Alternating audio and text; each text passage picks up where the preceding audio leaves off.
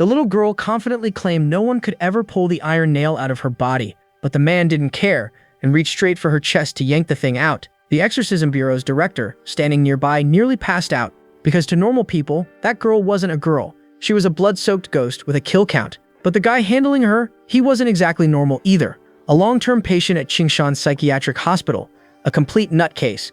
In his messed-up little world, he was the universe's top guardian, Special Agent Dong Dong Yao, using his yellow flip-flops as his top-tier communication device to contact the space station. It was just a normal day as always. He was outside practicing his flight technique, but like always, he slipped and face-planted on the hard ground and knocked himself out cold. He just laid there, spread out like a dead frog. When he finally woke up, he was back in his room, lying flat like a pancake. First thing out of his mouth, who dared mess with the fearless guardian of the planet? That's when a voice echoed in his head. Relax, nobody touched you. You just did a full-speed faceplant all by yourself. He blinked, looked around. The only other person in the room was some guy sitting nearby. Without missing a beat, he pointed at him. You, Optimus Prime, was that you talking in my head? But instead, saw some green goo appearing out of his chest, saying it was him. And just like that, he saw a glowing ball of slime hovering in air, claiming to be the world's strongest ghost system. Yeah, okay. Apparently this slime lost its original body in some tragic backstory no one asked for, and now it needed to latch onto a human with immense mental power to regain its strength. That's when it found our guy laid out cold after his Olympic-level faceplant. Back in the present, the slime was calling him the Chosen One. Something about his mind being off the charts. Said it was fate, destiny, a rare gift. But the nutjob wasn't even listening.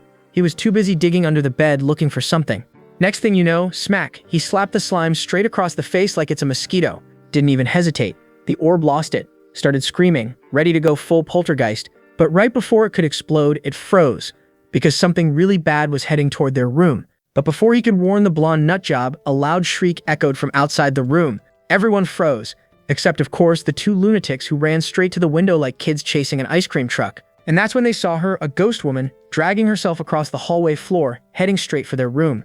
But right as she reached the door, she stopped, completely thrown off. Because instead of running away like normal people, both idiots were just standing there staring at her. One even tilted his head, wondering if she was a new patient that just got checked into the psych ward. Meanwhile, the ghost system popped out a scouter from God knows where, scanned the thing, and gave our boy the rundown. She was a malevolent spirit, second stage, and she was here for a snack. Human-flavored, but the guy just lashes out at her instead, telling her these were the quiet hours, but she was crawling around the hallway screaming at the top of her lungs. Pissed off by his nerve, the ghost girl let out an eerie screech and prepared to make a quick snack out of both of them. And before they knew it, the thing phased through the door like it was nothing and landed smack on his bed. Just like that, she prepared to quickly finish the job. Seeing the sight in front of him, our boy started screaming.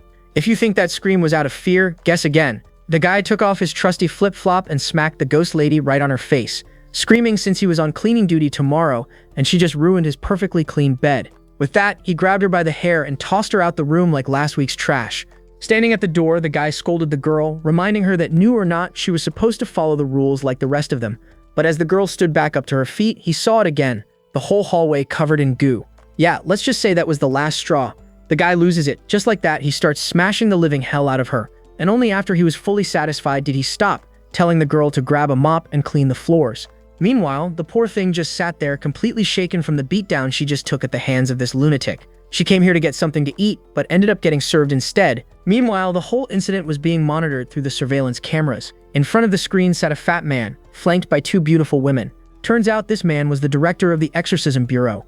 And watching everything unfold in front of his eyes, the man was left speechless. This lunatic not only defeated a powerful second-stage malevolent spirit using nothing but a slipper, he was also using her to wash his laundry. Such a splendid display of power, it actually brought tears to the man's eyes. Without a moment of hesitation, he made the call then and there.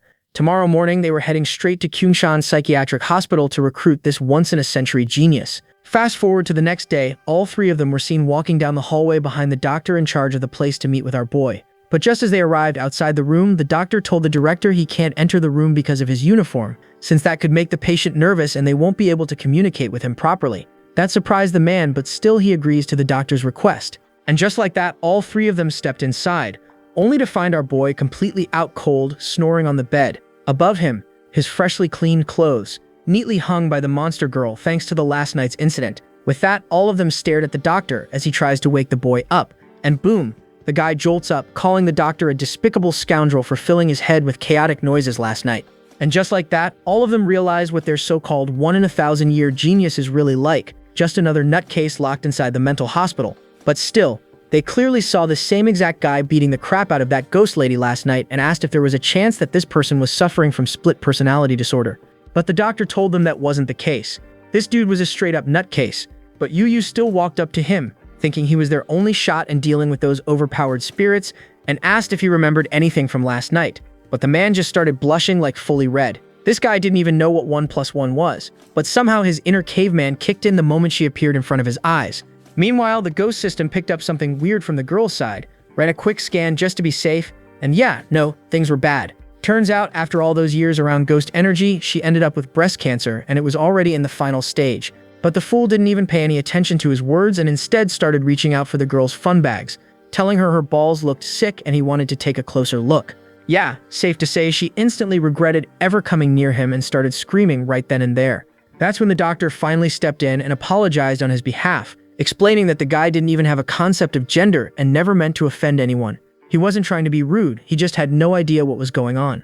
Meanwhile, the poor director in the back looked like he was about to pass out, realizing his so-called strongest cultivator was actually just a complete mess of a human being. Fast forward, all 4 of them were seen walking out of the building. The director, still desperate to find something useful, asked if the man had ever shown any kind of unusual behavior. The doctor just gave him a look and said there was no one normal in this place to begin with. But yeah, there was one thing. Lately, the guy had been going around claiming he was some kind of alien and kept trying to contact headquarters using his slippers, if that helps. After some time, all 3 of them were seen in the hospital cafeteria, still discussing about our boy.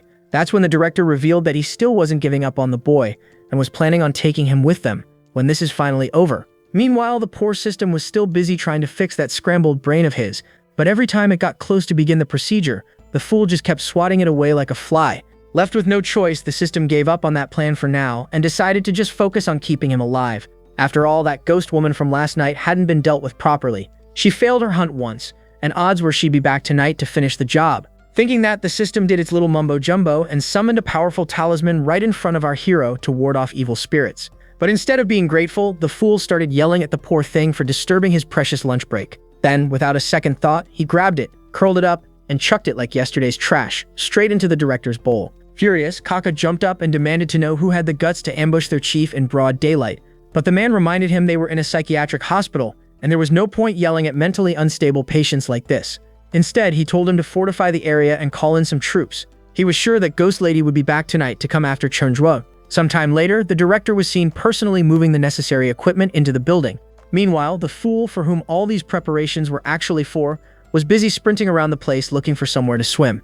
Right in front of the director, he suddenly threw himself onto the grass and started flailing like a madman, convinced he was drowning. Watching this scene play out, the director seriously started questioning if any of this was worth it. But still, for the sake of his promotion, he decided to take this long and hard path. With that, it was already nighttime and the place was now fully fortified with massive sunlight arrays pointing at the entrance to stop any spirits that might try and enter the building. And just on cue, the ghost lady finally arrived. But this time, she wasn't alone. She brought her boyfriend with her to take revenge on our boy. Watching the second ghost, the poor fat man almost had a heart attack since the creature with her was a male Nuba, something that has been on their city's top 10 ghost list for years, and the most powerful second-level resentful ghost. Seeing the thing, the man instantly instructed his soldiers to gather up everyone and get to the scene, since those sunlight arrays won't be enough to stop that thing. Meanwhile, outside the building, both creatures were seen slowly making their way towards the building. And as soon as the female newbie stepped into the light, a massive magic circle appeared under her feet and her body started burning up. Seeing this, the male ghost prepared to deal with the pesky things and let out a powerful screech straight towards the top of the building. And just like that, every single defense the director had set up shattered like glass. With nothing left to stop them, both ghosts casually entered the building without encountering any resistance. Meanwhile, inside the room, our boy was already seated on the bed, meditating like he'd been waiting for this moment all day, and boom! With a loud bang, the door to the room exploded into pieces, and within seconds, the ghost couple stormed in, ready to take their revenge. But the moment they locked eyes on the fool, something weird happened. The male Nuba just froze. Unlike a normal human, the guy wasn't panicking, wasn't even reacting. Before the ghost could figure out what was going on, the fool suddenly took off running straight toward them, then looked up at the ceiling and asked where the aliens were, who were supposed to take him back home tonight. Without waiting for a reply, he casually turned around and ran straight to his bed. Then, to both their horror, he picked up his flip-flop and started contacting headquarters, reporting that the pickup team was late. And just like that, his memories came rushing back and he slammed the slipper on the ground and started shouting at the girl, saying she was behind all this. Seeing his finger aimed right at her, the girl started shaking, quickly ducking behind the male Nuba, who by the way still had absolutely no idea what was happening. But by then the thing had enough of his stupidity and decided to just end him and get this over with, thinking that the creature attacked him using some kind of goose slime things. But luckily, the system stepped in just in time, blocking the things with a barrier before they could get to our hero. By then, the backup had also arrived and they had the things surrounded, ready to capture it. Just like that, all of them started rushing towards the monster. And seeing them coming, the monster also got ready to fight back and launched its corrosive slime things towards all of them. But the soldiers with the massive shields somehow managed to block the attack. Even so, the attack was too powerful, and with that one attack, the thing managed to crack their shields. Seeing this, Kaka realized they wouldn't be able to hold on for much longer. And just as he had thought, the shields shattered into pieces and all of them got thrown back. And just like that, Kaka was the only one left to fight the thing off. With no other choice, he shouted for our boy to use this chance to escape while he distracts the monster. But our hero was lost in his own thoughts. Turns out that last attack had completely destroyed his communication slippers, and now he had no way of contacting headquarters anymore. So yeah, he wasn't about to let that slide. Fueled by pure rage, he started powering up like he was going full Super Saiyan to avenge his poor broken slippers. Seeing him so fired up, the system decided to give him a little boost, just enough extra power to take the fight head-on. Before the monster could even process what was happening, boom! A bone-shattering Diamond 6-9 fist landed square on its face, launching the thing several meters into the air. But our boy wasn't done. Using the momentum, he followed up with the elephant stomp kick, and the creature, seeing that face charging straight at it, actually started screaming. But it was too late. Another thunderous hit landed and the thing was sent flying all over again, and just like that, the creature lost all strength to fight back. But our boy was far from done with him, and that is when the system manifested something called a Zhang Exorcism Talisman in his hand to help him finish the thing for good. Seeing the thing, the creature realized that if he got hit by that talisman, he was done for. So he raised his hands, signaling that he gives up. But it was no use. Harming his precious slippers was a crime punishable by death. And just like that, a powerful flash of light appeared from his hand aimed right at the monster. And within seconds, the thing was reduced to dust. But our boy hadn't forgotten about the real cause of all this mess, and turned towards the female Nuba, who was already on her knees watching her backup turn into ashes. But before she could beg for mercy, the fool went right back to being his usual crazy self, screaming, shouting, and throwing a full-blown tantrum over his destroyed slippers. Meanwhile, the poor ghost girl straight up dropped dead. Not from an attack, but from the sheer horror of all the nonsense she had just witnessed. Even the director was left speechless. Staring at the screen, that guy had single-handedly taken down a male Nuba without even breaking a sweat. Fast forward to the next day, and the director was seen storming back into the doctor's office, demanding that he let him take Chen Zhuo.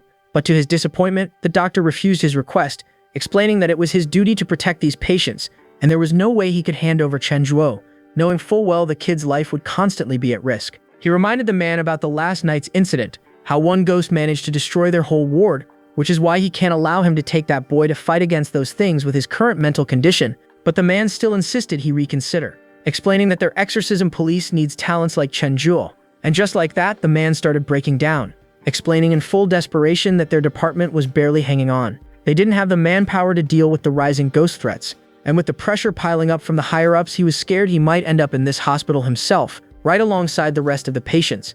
With that, the director started begging, practically on his knees, asking the doctor to let him take the boy with him. But just as he was in the middle of his meltdown, Kaka burst into the room with urgent news. However, the moment his eyes landed on the director, Kaka suddenly froze in place, seeing how he was acting.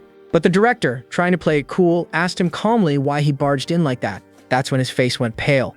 Kaka informed him they'd just received news that a family of 7 was currently being targeted by a ghost. And not just any ordinary ghost. They were being hunted by none other than the Deathbringer little girl, known for leaving no survivors. With that, the story shifted to the afternoon. The director was seen sitting outside the building, completely drained, wondering what to do next. They had no manpower left to deal with the vengeful spirit of that little girl. And the only person strong enough to stop her was currently running around in circles wearing a stupid cape while the guards tried to catch him. Watching it all unfold, the director finally lost hope. He slumped down and quietly decided to give up. But that's when Kaka finally snapped. He stormed over to our boy, ready to tell him to start taking things seriously. But instead, he saw him full serious mode like last night. Our boy raised his hand, pointed a finger like a gun, and told Kaka to stop right there. And Kaka, after witnessing what this guy did last night, froze on the spot. For all he knew, maybe the guy could shoot projectiles from his fingers. But 1 second later, the fool broke character. went straight back to being his goofy self, laughing and mocking Kaka for actually falling for it. By then, the director had enough, and he ordered his men to restrain him and drag him to that place with force. And just like that, all the guards started storming our boy, who tried to fight them off, and before he knew it, a full-on brawl broke out. Fast forward, he was seen tied to a pole, being carried to the apartment building where the ghost girl was supposed to arrive. After arriving inside the apartment, the men placed him inside the room where the director instructed everyone to leave since he wanted to converse with the man alone. After they were alone, our boy demanded that he untie him, asking if he even knows who he is messing with. And that is when he hears something completely unexpected, as the director calls him Dong Dong Yao.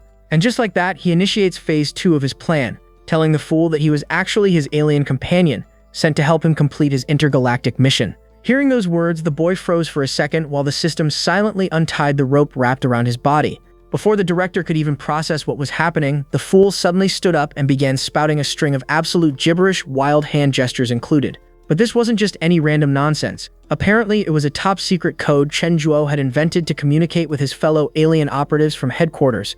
And unfortunately, the director had been warned about this exact scenario. Problem was, not a single person actually knew how to respond to it. With no better option, the director did the only thing he could. He took a deep breath, committed to the bit, and started blurting out his own matching level of nonsense, then threw in a salute for good measure. Just like that, he waited for the boy's response, wondering if it worked. And surprisingly enough, all that mumbo-jumbo actually worked, and he sees our boy reaching his fist out, calling him an honorable warrior. Seeing that, the man's eyes started welling up. He finally managed to pull it off, and all it took was every last shred of his dignity. But there was no time to lose, so the man got straight to the point. The lovely humans were under attack by a ghost, and he had been specially chosen with the task of dealing with the threat and saving everyone. Hearing that, the boy gave a sharp salute and accepted the mission without hesitation. Just as they were in the middle of their stupidity, Kaka burst in, shouting that they'd just detected a fluctuation in yin energy, and the Deathbringer was on her way. Hearing that, the director rushed out to check the situation. Our boy followed right behind him and saw all the men gathering around, reporting to the director. Watching all that, the fool came to the conclusion that the guy had been working undercover this whole time, infiltrating the foolish humans, and decided he too needed to step up and do his part for the great plan of the planet. But just then, he got distracted by a random toy lying around, and since the thing looked shiny enough, he picked it up and shoved it in his pocket. Meanwhile, the director was still busy with the men, but our hero couldn't care less. Even with something that dangerous headed their way, he was off goofing around the place, treating the crime scene like a playground. But just then, the system showed up, warning him that something dangerous was heading their way. Turning to the others, he saw the men already shaking in fear, watching their detector thingy go wild from all the yin energy spiking through the building. Seeing even his comrades getting spooked, our boy decided to step up and handle whatever it was himself. And before anyone could stop him, he had already flung the door open to see what was out there. But instead of danger, he found a cute little kid just standing there. But the glowing ball of slime quickly warned him not to fall for that face. Turns out, this little girl had been sacrificed by her own parents, and because of that, her resentment was off the charts. And even though it was tragic, they still had to take her down. But the kid wasn't even listening, and casually used the little girl's head as a support to look around in case there was anyone else out there. But turns out, it was just her. Seeing that, he got all serious and told her to listen to what he had to say. And the next second, he was back to using whatever brain cells were left in that messed up head of his, coming up with the dumbest logic ever. He told the girl that the voices in his head were the work of the guy in the white coat, meaning the doctor. And since the white coat guy was the enemy, that made the voices the enemy. And those same voices said she was the enemy. So by that logic, the enemy of his enemy was his friend, which meant she was his friend. Yeah, the system almost had a heart attack hearing that kind of logic. But just then, he saw the child holding up her teddy bear and heard her saying she wanted to play with him. But the moment he looked at the thing in her hand, the guy physically cringed, seeing how disgusting it was. So without a second thought, he smacked the thing right out of her hand, and the bear went flying into the distance, and the girl clearly wasn't happy about that, and started fuming with anger. But before she could explode, the fool casually grabbed her by the arm and started walking her inside the apartment, since it wasn't safe out there for a little girl like her. Little did he know the real danger was her. Meanwhile, the rest of the men were losing it, watching the lunatic strolling around with a bloodthirsty ghost. And just when they thought it couldn't get worse, the guy actually reached into his pants, telling the girl that her doll was disgusting and that he had a way better thing in here for her to play with. Oh, thank God. He was just talking about that same old toy he stashed earlier. Placing the thing on the table, he started showing it off, saying the thing made a sound when turned on, and was curious if it would glow in the dark, and decided to close the curtains to check. But the girl just snapped her finger, telling him there was no need for that. And just like that, everyone was terrified, except for our boy, of course, who was impressed that the kid possessed such an ability and started bragging that he also possessed an ability to turn invisible. But of course, the child refused to believe that. So to prove it, the fool grabbed a sheet, threw it over himself, climbed on the table, and proudly asked if she believed him now. The girl just stared, trying to figure out how she was supposed to react to this level of stupidity, while the idiot kept bouncing around the room thinking no one could see him. Frustrated, the girl gritted her teeth, telling the fool she can clearly see him. Confused, the guy turned to the rest of the people in the room, asking if that was true, but those idiots just stood there shaking their heads, saying they couldn't see anything at all. By then, they were all already shaking in their boots, asking the chief what they should do, and the man just told them to lay low for now. But just then, he turned around and saw the ghost girl right next to his face and froze for a moment. But then as the realization hit, everyone started panicking, screaming their lungs out, seeing the idiot holding the ghost kid in his arms like she was some regular lost child. Next panel, the director was seen on the ground completely unconscious, while the fool was seen running around the room with the ghost girl in his hands. But just then, he noticed something strange, specifically a nail sticking out of her chest, and asked what was up with that. The girl explained that the thing was actually a curse, and then showed him the rest of the nails, saying she had 5 more jabbed into her body. Man, this is just cruel. Even our boy was pissed off, demanding to know who could do something like that to such an innocent child. But the moment she said it was her own parents, he froze on the spot, though she reassured him there was no need to worry, since they were both already dead. Hearing that, our boy decided to pull the things out, since he was sure it was very painful for her to walk around with those things all around her body. But the girl told him these things cannot be pulled out. But of course, our mentally unstable smug bastard disagreed and told her to leave it to him. By then, the director had regained consciousness. But the moment he laid eyes on the scene, he froze again, completely misunderstanding what was happening, thinking that the lunatic was now trying to grope the ghost girl. And just like that, the poor man fainted for the second time, while our boy kept tugging at the nail with his full might, but the thing wasn't budging. So with no other choice, he pinned the girl to the ground, telling her to lie still and let him do his thing. And the next second, he was stepping on her face for leverage, trying to yank the nail out. Seeing him struggling, the system informed him it was pointless. No matter how hard he tried, those things were jabbed deep into her soul, and pulling them out might cause more harm than good. But he knew the fool was never going to listen to him, so he decided to just go along with it and started chanting some incantations to break the seal on the girl's chest so the nail could be pulled out. And just like that, the first nail was out. But the nail wasn't the only thing that came out, because the moment it popped free, some weird dark energy started leaking from the hole, and the girl suddenly began acting strange. And out of nowhere, a huge blast of energy exploded out of her body, and our boy went hurling through the air. Seeing the sight, the rest of the men took cover, while our fool, who had just smashed onto the wall, still had no idea how deep of a trouble he was in. And just like that, the child lunged at him, looking like she had completely lost it. And just as she was about to rip his face off, our boy managed to grab onto her hand and was still thinking of pulling out the rest of the nails. Just like that, it began. Our boy pulling with everything he had, while the system kept chanting those dumb incantations that sounded like complete gibberish. And the two of them somehow managed to sync up and started yanking out the nails one by one.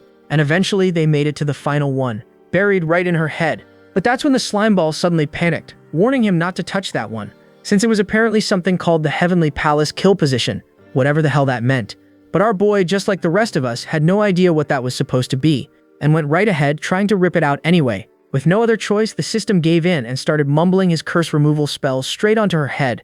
And just like that, the final nail came flying out and smacked directly into the head of the poor director, who was just trying to quietly hide behind something. But just then, the girl started going full berserk as some kind of dark energy began leaking out of her. And according to the slime ball, she was turning into a vengeful ghost, and the only way to stop her now was if our boy took responsibility for her. But how the hell was he supposed to do that, with the kid going nuts and blowing up everything in the room?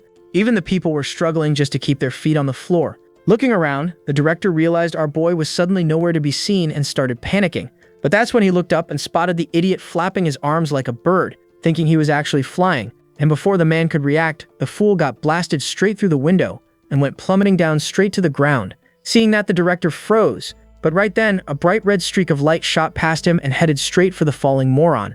And in the final second, a miracle happened. A hand reached out from the light and grabbed onto our boy's wrist, and when he looked up, he saw the same ghost child, who after finally getting rid of her curse had come to save him. With that, both of them floated back into the room, shocking everyone and of course the director, who watched this whole thing unfold. He instantly knew this kid was a goldmine and rushed over asking if he was alright. But before they could even celebrate, something zipped past and nailed our boy straight on. Both of them froze in shock. Even he had no idea what just happened. Whatever it was too fast to see. The next thing the director saw was our boy crying like a toddler over a tiny splinter on his finger. Turns out it was the ghost girl's doing, since she wanted to have a binding ghost contract with our boy and accompany him forever. But of course, our genius lost it.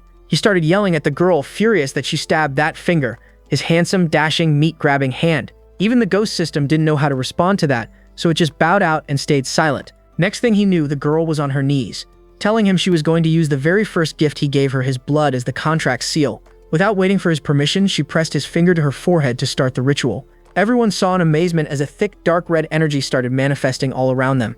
And before they knew it, the child was completely engulfed in that energy, and it started transforming her body into something new.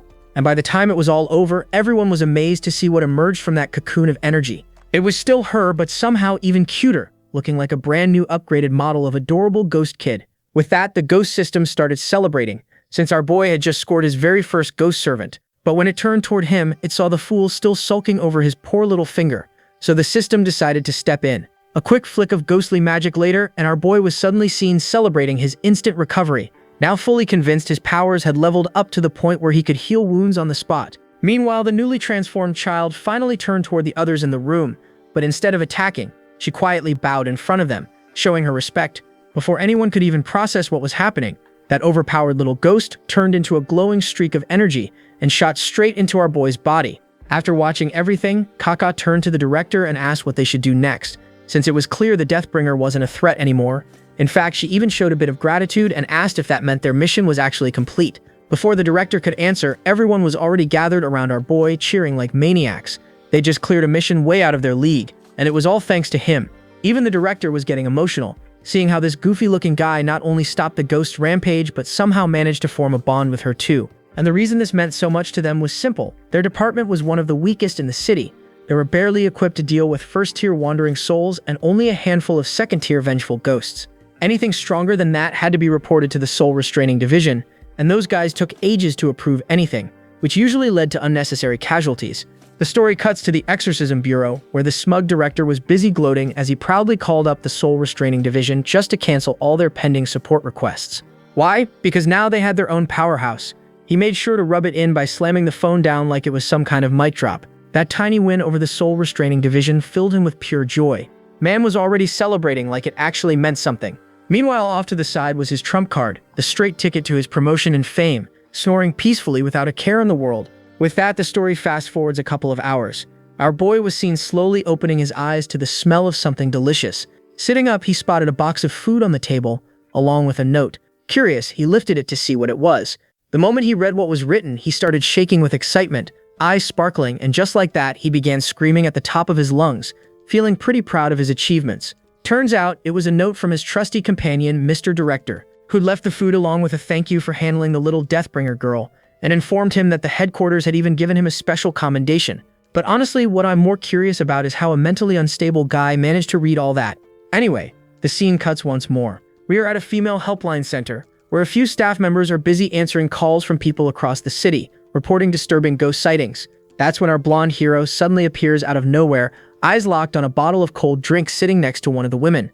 The girl was completely startled, seeing some lunatic show up out of thin air. And before she can even react, he points at the bottle and asks if he can have it, explaining with a straight face that he's severely ill, doesn't have much time left, and this thing was the only cure. Hearing that, the poor girl instinctively takes a few steps back, wondering where this weirdo came from. And not wanting to cause a scene, she tells him to knock himself out. But of course, our boy isn't a freeloader. He immediately straightens his back, pulls out some paper, and starts scribbling a powerful talisman as a thank you. Then without warning, he slaps it into her hand, proudly declaring that it's a masterpiece she needs to treasure for the rest of her life, since it'll protect her entire family from ghosts for 3 generations. And without saying a word, the guy started skipping away from the scene like nothing ever happened, leaving the girl sitting there completely baffled. A total stranger had just shown up, taken her drink, and handed her a poorly drawn fish blowing bubbles. She stared at the thing in her hand, still trying to figure out if this was real life. But the other officers nearby, those who had actually seen him in action, looked at her with genuine envy. In their eyes, she hadn't just received a doodle, she'd been handed a rare treasure. The story cut once more, this time to the hallway outside the director's office, where a crowd had gathered. A moment later, the director himself was seen walking back with their next mission in hand, only to spot the entire office staff lined up outside his room. He paused, confused, wondering what was going on. Meanwhile, inside the office, our boy was sitting at the director's desk, staring blankly at the mountain of treats piled in front of him. Turns out, word had gotten around the building about his so-called powerful talismans, and now everyone wanted one. And as a bribe, they'd brought him snacks. Lots of them. Watching it all from the hallway, the director had no idea how to react. These idiots were seriously putting in this much effort just to get their hands on some scribbles that looked like they were drawn by a toddler. Annoyed, he decided enough was enough and decided to put an end to the ridiculous scene. The moment he appeared, everyone panicked and started scrambling back to their desks. Everyone except for one unlucky bald guy who was still busy trying to get his very own talisman. By the time he noticed the director standing right behind him, it was already too late. Just like that, the director threw everyone out of his office, shouting at them to stop acting like kids and get back to work. Once the scolding was done, he slammed the door shut, ready to return to more important matters. Cut to a second later, and there he was, holding a piece of paper, asking our boy to draw a few talismans for him too. But since he hadn't brought any offerings like the others, our boy just stared at him in silence.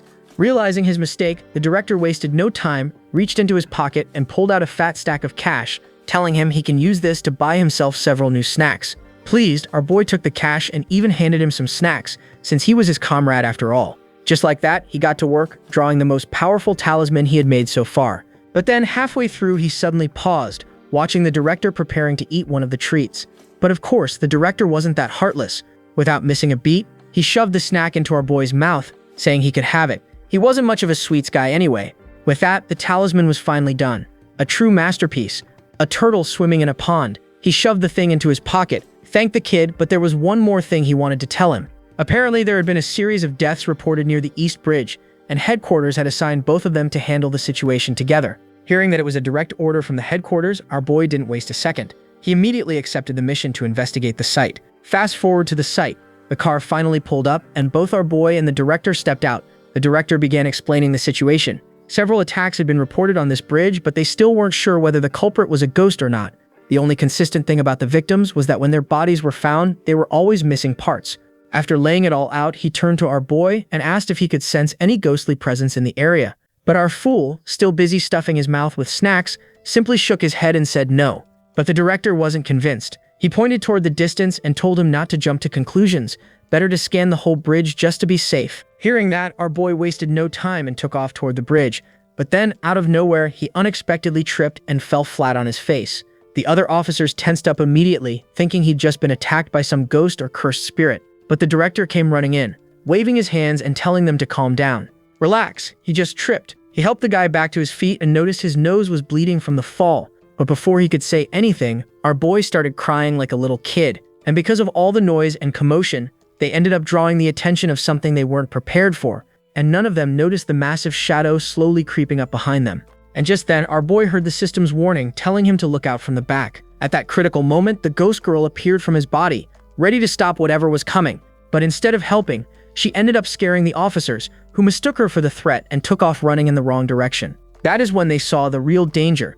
A massive, ancient spirit was now blocking their path. Turned out, the thing was the spirit of a white tiger, a mid-level fierce ghost, and was behind all the incidents in this place. With that, all the officers started running for their lives. Meanwhile, our boy still had no idea what was going on. So the ghost girl stood her ground, ready to protect the weeping fool. But the system knew she was no match for this thing, and told her to consider escaping. But of course, she wasn't about to abandon her master just to save her own skin.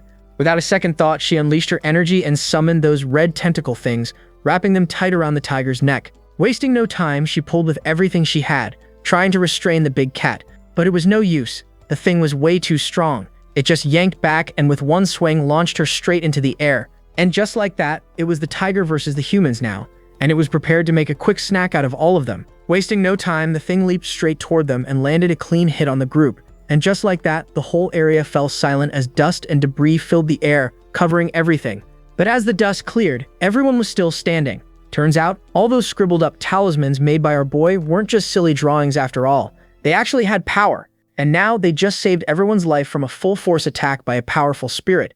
Meanwhile, the white tiger, completely confused, looked down at its paw, wondering if it had missed or something. So to double-check, the thing started delivering a relentless assault of attacks on all the people. But thankfully, the talismans kept the thing away, and it failed to reach any of them. Seeing that, the group's morale shot up.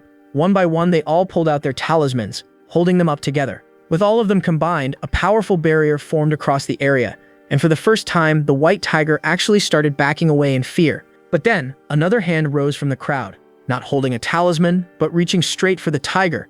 The tiger watched as the hand stopped right in front of its face, and before it could process what was happening, the hand flicked its forehead, surprising the big cat. Of course, it was our boy. Who else would be dumb enough to try a stunt like that?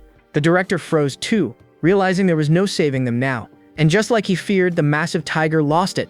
It went completely berserk and shattered the barrier with a single devastating blow. Turns out the thing had entered a raging state, and thanks to that, its power had just tripled. Just like that, everyone started running for their lives while the second barrier was still holding up. But then, the director spotted our hero falling flat on his back, right in front of the tiger. Before he could even process what was happening, the tiger had already lunged at him. The director froze in horror, watching it all unfold. But then something unexpected happened. A shadow appeared from behind, stopping the tiger just in time. Yep, you guessed it. It was our beautiful Deathbringer, finally back in the game. And judging by that face, she definitely wasn't playing around anymore. With her powers now amplified after going berserk, the girl pulled the tiger once again. And this time, she actually managed to lift the massive thing into the air. But she wasn't done. She flung the beast away from our hero, sending it straight toward the rest of the group. And the officers watched in horror as the tiger's massive body came plummeting down. And just like that, boom, the thing crash-landed on its back, shaking the ground. By then, our boy was back on his feet. He casually dusted himself off and started walking toward the monster. And before anyone could process what was going through that empty skull of his, the guy actually smacked the kitty's rear, telling it he was going to turn him into his personal mount. Even the system froze, seeing him pull off that stunt. And just as the system had feared, the monster wasn't looking very happy getting his butt slapped by the guy, and it turned to finish him off for good. But thankfully, the system managed to pull him out of the way before he got turned into a pancake. And that's when the fool finally realized the thing was actually trying to eat him. And boy oh boy, he was not happy about that. I mean, here he was trying to give the creature a home to live in, and instead of thanking him, it tried to bite his head off. Seeing him back in action, the system also kicked in and activated his strength boost. And with all his might, our hero delivered a bone-crushing meteor punch straight to the creature's face. The impact was so brutal, the thing got hurled several meters away, crashing through everything in its path. And just like that, with one clean hit, our boy managed to defeat the tiger, who now lay there with a swollen face. But before the beast could even recover from the shock, our boy had already leapt toward him again. And without giving it a second to breathe, he started raining down a barrage of punches right on the tiger's massive body. Meanwhile, in the distance, everyone just stood there watching in horror as he pummeled the poor thing into the ground. And that got them wondering whether they should step in or just let it happen. But just as quickly, it was all over. And they saw our boy standing victorious over the beaten-down tiger, who, by the way, was now officially his shiny new mount. And everyone heard him asking the ferocious thing if it surrendered. And of course, the thing surrendered immediately, begging him to stop. Next panel, boom, our boy was seen celebrating after unlocking a brand new skill, taming beasts. With that, he told the tiger to get up and start walking, since he wanted to take his new ride for a test run. Meanwhile, the rest of them just stood there, completely out of words. A mid-level fierce ghost, reduced to nothing more than a glorified taxi, while the idiot on its back shouted commands like he was leading a parade. Before anyone could make sense of what was happening, the tiger was already airborne, carrying both of them through the sky, while it glanced back at the two fools with tears in its eyes. 1 minute it was a terrifying spirit of legend, now it was basically a theme park ride. And just like that, all three of them took off, leaving the rest of the officers behind in stunned silence. Snapping out of it, the director yelled at everyone to go after them, but no one had a clue where the three were flying to. Where were they even supposed to go? Realizing he had a point, the director went quiet for a second, then shouted back and ordered the entire team to spread out across the city and start searching. Meanwhile, the three of them had already covered a good chunk of the city while the system tracked the progress of the beast's taming process. And low-key, this progress bar reminds me of Ark. As they cruised through the sky, our boy gave the tiger a pat on the head and casually asked if it could go any faster, and regretted that question immediately, as the tiger shot off like a fighter jet, tearing across the sky at Mach 4. Fast forward a few minutes, they finally landed on top of a building. Turned out it was the same psychiatric hospital where our boy had been staying before his life got interesting. After a long day of eating and goofing around, he was feeling quite tired and decided to call it a night. But just before leaving, he remembered something and stopped. Walking back over to the tiger, he made some overly dramatic hand gestures in the air and pretended to put an imaginary leash around its neck, just in case it tried to run off while he was asleep. The tiger had no clue what this fool was doing, but still chose to play along, trailing behind him like a confused bodyguard. Eventually, they made it down to the ground, where our boys started tying the massive tiger to a pole using that same imaginary leash, and even added a little bell for it to play with. Then he gave the tiger a pat, telling it this was home now. And with sparkling eyes, he declared that as long as the great planetary warrior Dong Dong Yao was here, no one would ever bully him again. And with that, both of them turned to leave, while the tiger just sat there in silence, staring at the two weirdos walking off into the night. And this was his chance to finally escape the two idiots. At least that's what he thought. The moment they weren't looking, he took off into the sky, thinking he'd quietly fly away and disappear. But just then, something unexpected yanked him right back to reality. Literally, that imaginary leash? Yeah, turns out it wasn't all that imaginary. It worked like a real one. And just like that, he got slammed back into the ground, totally confused and maybe questioning the laws of physics. Fast forward to the next morning. A loud scream echoed from one of the rooms inside the hospital. It was a nurse. She just walked in and found our boy peacefully sleeping in bed. And the reason she just screamed was because this fool was supposed to be with the exorcism bureau. Panicking, she rushed over and started bombarding him with questions. How did he get back here? When did he sneak in? How did no one see him? That is when she noticed a bruise on his hand and went quiet. She asked if it was the bureau people who did this to him, but our boy, trying not to tear up, just muttered that he fell while playing. But the girl wasn't buying it. In her head, it was already a full-blown abuse case. She figured he was too scared to speak up and decided the bureau must have bullied him. Fast forward a couple of hours. Over at the doctor's office, the director and Kaka were getting chewed out. The man wasn't pleased, seeing how irresponsible their department was since they let a psychiatric patient disappear from right under their noses. So the director tried explaining what happened, but it only made things worse since these fools spent the whole night searching all around the city while the person they were searching for was back at the hospital on his own. Meanwhile, the fool himself was outside the hospital, enjoying a snack like he hadn't just caused an international headache. That's when the green blob, aka the system, came floating over and started nagging him again. Apparently, he was still refusing treatment for his very treatable mental illness, and there was still time to fix him. But like always, he just shooed the goo ball away like an annoying fly. Right then, he spotted a familiar face walking into the building, Miss Beautiful Officer. Wasting no time, he waved her over, calling her little ball, and casually mentioned he went to her workplace but didn't see her there. The girl explained she was on a break since she had to visit the hospital. Curious, he asked why. That's when she finally admitted something serious. After what happened the last time they met, she'd gotten herself checked since he pointed out something was wrong with her chest, and found out she didn't have much time left to live. But a moment that could have been emotional got derailed in seconds. The guy, completely unfazed, smiled and told her none of that mattered to him. Then, with all the sincerity of a goldfish, he held out his hand and asked if they could be good friends from now on. Hearing his words, the girl started tearing up, telling him there was no point. She didn't have much time left anyway. But even so, she didn't want to go just yet. She explained there was still so much she hadn't done, like her job at the police station. She still wanted to protect people from ghosts. But when she looked up at him again, she realized he hadn't heard a single word. He was just staring at her with that same clueless, blank expression. But out of nowhere, he casually sat down next to her, saying this was nothing compared to the mighty planetary warrior Dong Dong Yao. For a second, the girl actually saw a flicker of hope in her eyes. And in the next second, that hope faded just as fast as she saw the guy picking up the water bottle and started shaking it like a maniac, and chanted some nonsense gibberish. Watching this mess unfold, the system was clearly fed up, reminding him he was a serious spirit, not a scam artist. But since the guy wasn't listening, the green goo gave up and actually blessed the water bottle with his magic to cure the girl's illness. Just like that, the clueless fool handed her the bottle, proudly announcing that it was a healing potion capable of curing her illness. The girl just stared at the thing with confusion while the fool told her to drink it all in one go, otherwise the magic wouldn't work. With no other choice and way too much pity, she twisted off the cap and chugged it down in one breath, only to nearly cough up blood right after. The taste was something out of a nightmare. Meanwhile, the sparkling idiot just stood there beaming at her, waiting for her reaction. Catching her breath, she turned to him with a dead stare, saying there was sand in the water and she didn't feel any special effects other than that. But our hero, completely unfazed, nodded seriously and told her that based on his expert analysis of her fun bags, her illness had already been cured. But of course, she had no way of knowing he was actually telling the truth, so she got up to leave. But just before walking away, she gently patted his head and thanked him for at least trying. After some time, she was seen walking around the place when she came across the director. The man, noticing tears in her eyes, informed her he received her resignation letter and wasn't going to approve it. So the girl tried to explain the situation to him, but the man refused to even listen to a single word. He told the girl he was aware of what she was going through and knew full well this happened to her because of the kind of work they do. Still, he reminded the girl this was their duty, that they needed to keep the citizens of their city safe from evil spirits, which is why he couldn't let her go.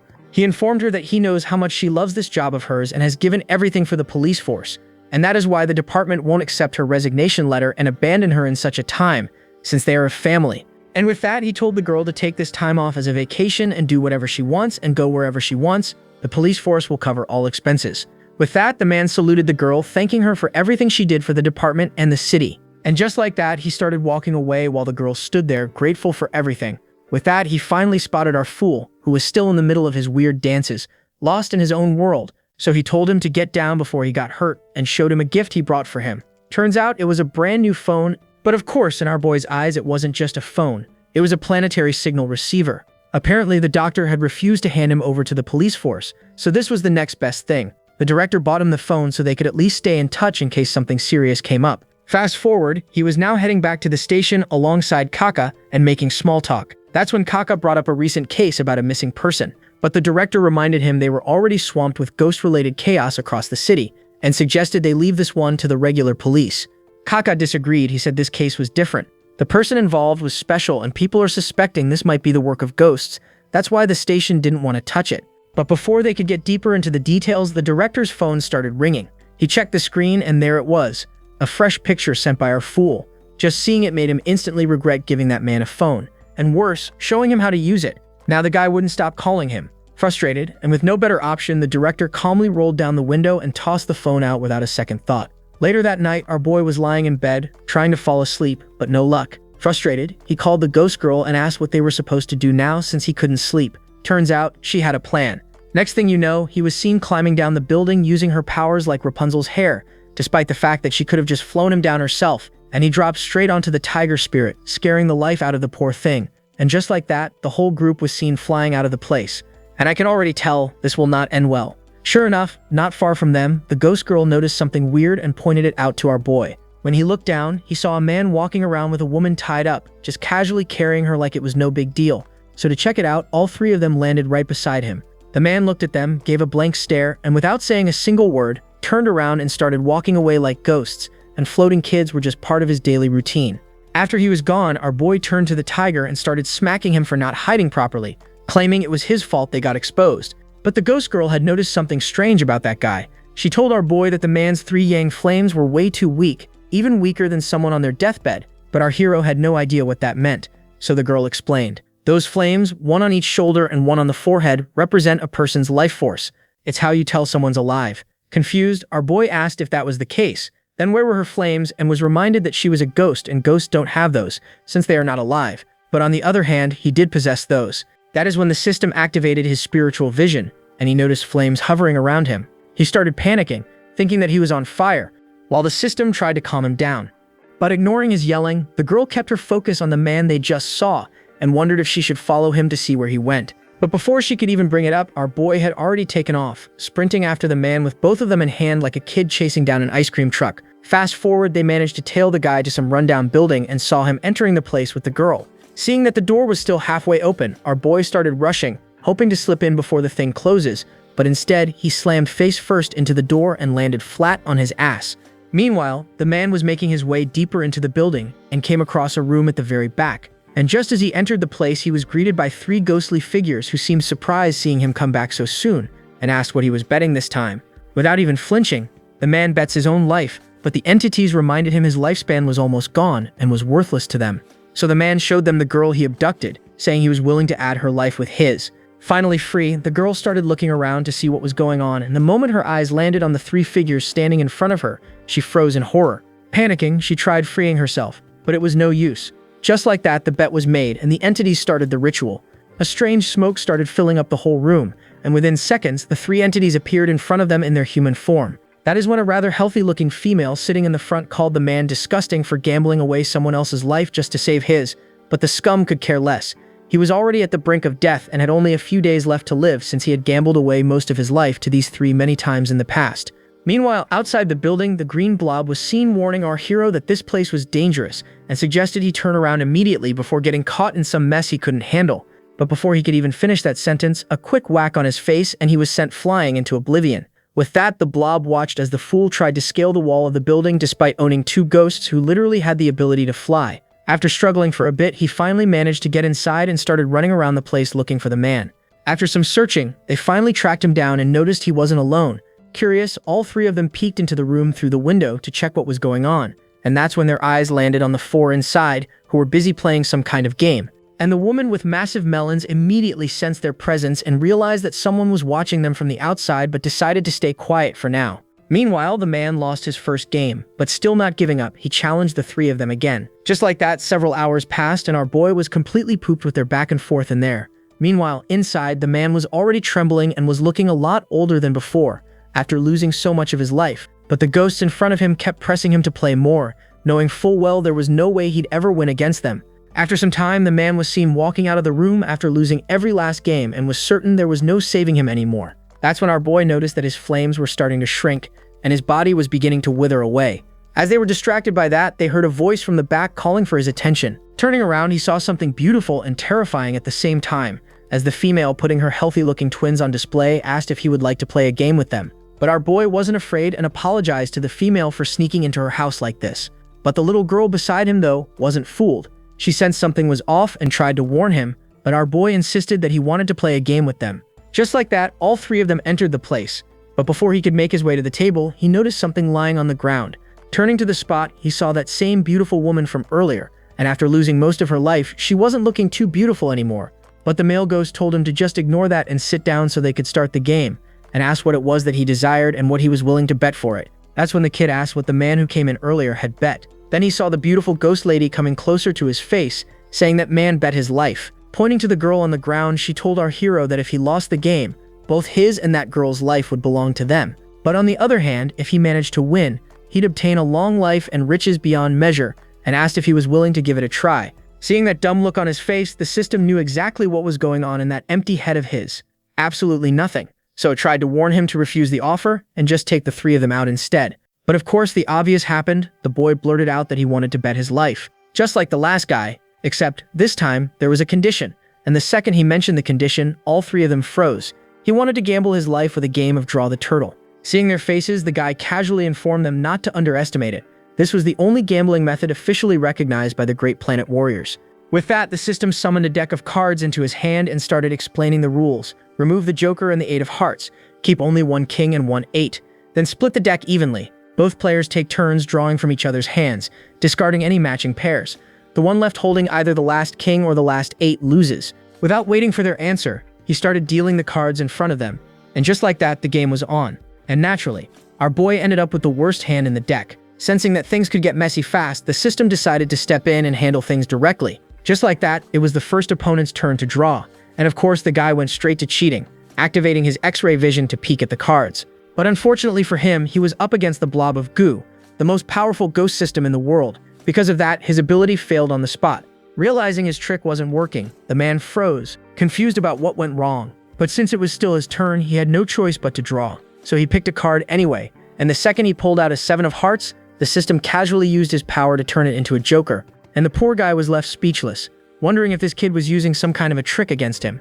Concerned, he turned towards the bald guy, telepathically warning him he couldn't see through the kid's cards, and heard him suggesting not to act too rashly and keep playing for now. Fast forward, our boy was seen happily humming while the two men looked visibly terrified, seeing how they kept getting terrible cards every time. Just like that, our hero was left with only 1 card in hand and was confident he was going to win. So, wasting no time, he started reaching for the beauty sitting in front of him to draw the final card and end the game. But for some reason, the girl didn't look worried in the slightest and was confident there was no way she would lose to this guy.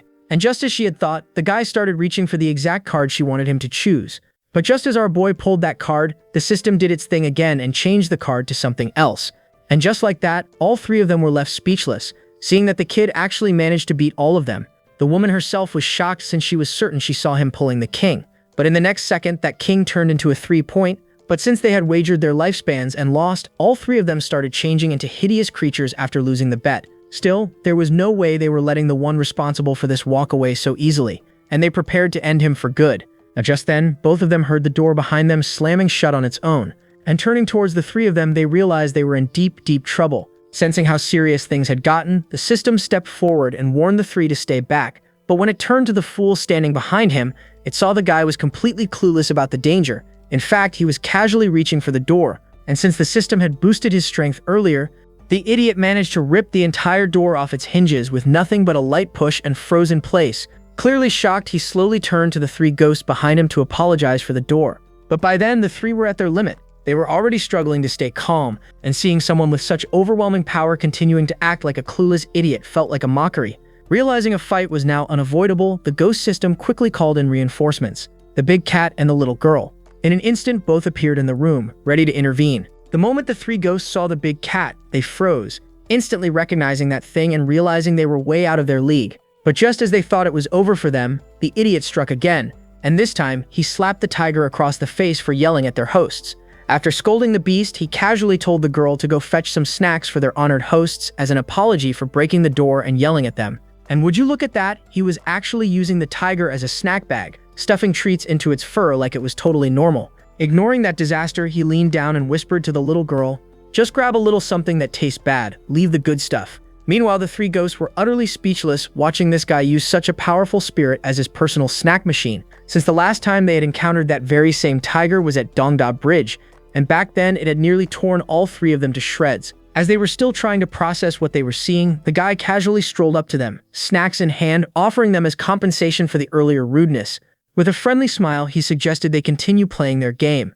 But before that, there was something far more important to take care of. Since they were friends now and all, he suggested they should definitely take a group photo to commemorate this moment. Meanwhile, the three ghosts huddled together, whispering among themselves, still unsure whether this was all some elaborate act or if the guy truly was this insane, and came to a reluctant conclusion: just endure him for now and play along. Just like that, a group selfie was taken and uploaded on the internet. With that, the story shifts to our fat director of the department who had been working all day, buried under a pile of paperwork, completely exhausted. With the desk still covered in files to be processed, he did what any responsible boss would do in his position. He transferred all his work to his subordinate, specifically Kaka, and started browsing through his phone to see what was going on in the outside world. That is when he stumbled upon our boy's selfie from earlier and paused to see what he was up to. But as he looked closer, he spotted three unfamiliar figures in the back and started wondering who they were. That's when it finally clicked and he froze in shock. He almost destroyed his family jewels as his phone landed right in the middle of his legs. But there was no time to waste. He got on his computer to check if his suspicions were correct, and just as he had thought, these three were number 3 on the most wanted list in their district. Realizing that the retarded fool might actually be in danger, he pressed the big red button on his table, warning the whole department, and announced to everyone to prepare to head out. Meanwhile, the fool was still in the middle of a game with the three ghosts and was winning every single round thanks to the ghost system. Even the captured girl beside him was back to her healthy self, with all her fat returned to all the right places on her body. But the three ghosts still had no clue what was going on, since this guy had almost drained all their lifespan and was even about to drain their cultivation. So with no other choice, they decided they couldn't let this go on any longer and prepared to do something about him. The system noticed that something was up and tried to warn the fool, but it was no use. The guy was already reaching for the cards in the woman's hand. As soon as he touched the cards, a bright green light covered the whole place, and the next second he found himself teleported to some entirely other place in time. Scanning their surroundings, the system came to the conclusion that this place was the domain of the three ghosts, and judging by the location, he deduced it was a scene from their past memories. Realizing how screwed they were, he warned the kid to take this seriously and find a way to escape. Otherwise, he was going to end up losing his life. But in the very next second, the fool was seen sprinting off somewhere else while the ghost system desperately tried to stop him. Eventually, he came across a crowd of people gathered around, claiming that the person in front of them had stolen something and was refusing to admit it. On the ground was a man completely beaten and bruised, insisting that he hadn't done anything wrong. Turns out, it was one of the three ghosts, the short one, and the poor guy was actually crying from how they were treating him just because of his appearance. That's when our overconfidently clueless fool finally jumped into action to save the day, landing right in the middle of the crowd. He turned to face the accusers with an ominous smile that somehow managed to scare them, at least for a second. Then, completely ruining the moment, he started doing some weird dance ritual around the small man, chanting utter nonsense. The crowd began backing away, thinking this idiot might be suffering from some contagious disease. And using the distraction, our boy grabbed the tiny man by the wrist and bolted, shouting that they still needed to finish their card game. Meanwhile, the system, who had been watching everything from a distance, finally understood why this ghost harbored such deep resentment toward humans. It was because he had been bullied his entire life for his looks, and if our boy had joined in on the bullying here, he would have been consumed by the ghost's hatred like everyone else. Meanwhile, the tiny ghost was still lost in thought, unsure of what to do since this was the first time anyone had ever stood up for him. Out of nowhere, he pulled his arm away, surprising our hero. Just then, a portal appeared, and the tiny man told him to go through it, saying that someone was waiting for him on the other side. With that, the story shifts outside a massive mansion. Inside, a woman was seen watching someone perform on stage, and from the clothes, we already know who it is. It was the same female ghost from earlier, who is now offering tea to the man and praising his spectacular performance. And under all that powder and makeup, it is that same third male ghost from the gang, who humbly thanked the woman for her kindness. Meanwhile, outside the same villa, someone was seen kicking open the door in anger. It was the commander and also the husband of the female ghost who had heard rumors of her affair with the dancer beside her. Enraged beyond words, he stormed in and slapped the woman in front of everyone for cheating on him. But he wasn't done. He then kicked the man straight in the groin, smashing it so badly he'd never be able to use it again. After he was done taking out his anger on both of them, he ordered his men to arrest both of them for public execution. And of course, in the very back was our clueless fool watching everything in confusion, wondering what was going on. Just like that, the beatdown began. All the guards started mercilessly smashing the poor man on the ground. Meanwhile, the girl, still acting clueless, mocked the bald man, asking why he was suddenly behaving like a barbarian out of nowhere. And just then, boom, a powerful kick landed right in her ribs the next second, shocking everyone. And the woman went flying across the floor, crashing into the distance. Seeing that, the man finally snapped. He shielded the girl and admitted everything. He called the bald man a monster for forcing the girl to marry him and then beating her senseless every single day just for fun. After exposing the man for who he truly was, he pulled the trembling girl into his arms, knowing full well they were both about to be executed. And just as he had thought, the man was just waiting for their confession and pulled up a gun right then and there to send both lovers to the afterlife together. With the gun aimed and death inevitable, the couple froze. There was no escaping now, but then our hero burst onto the scene just in time. Without missing a beat, he lunged forward and headbutted the bald man right in the ribs, shocking both lovers. The impact was so brutal that a few of the bald man's ribs shattered on the spot, sending him flying through the floor like a rag doll. Standing on top of the man, he demanded that he let his card buddies go and warned him he will only count to 3. But the bald bastard just scoffed and shouted back, asking if he had a death wish or something. But our boy ignored him completely and began counting. Seeing this, the baldy snapped and ordered his men to catch that scoundrel. And just like that, both lovers watched in shock as this complete stranger started taking on an entire squad, all for the sake of 2 people he barely even knew. Seeing this, the woman gave out a small chuckle, amused with the whole situation. And to the man's surprise, she burst out laughing at the absurdity. Turning to him, she said this was the first time in over 20 years she had felt this free, watching someone stand up to the commander. With hope in her eyes, she told the man she didn't want to live in fear anymore, trapped in this prison of a home, and begged him to take her away. Hearing her words, the man wasted no time and picked up his spear from the ground, and vowed to fight off all the guards, take her away, and make her his bride. Just like that, he charged toward the enemy, and with one swift motion, took out several men in a single blow. Even our boy was impressed by how skilled he was, but the system, not so enthusiastic, because it knew the truth. This place was meant to recreate the ghost's past, and if anything upset the memory, anyone trapped inside would die instantly. Still, somehow, the presence of our boy gave the ghost a new perspective, but even that didn't mean a happy ending, since the outcome of this memory was inevitable no matter what they did. With that, the man lunged at the bald commander, ready to end it once and for all. But just then, a guard appeared out of nowhere, wielding a massive sword. And with one swift, merciless swing, everything went silent. The man froze, motionless, as the blade sliced clean through him. The next thing our boy saw was blood splattering all around him, and he froze in horror. Turns out, no matter what route he had taken, this fate was sealed. And the last thing he saw before everything went black was the poor girl screaming in agony. Fast forward. He finally regained consciousness and found himself tied to a pole, ready to be executed. That's when he heard the girl apologizing, blaming herself for dragging him into this mess.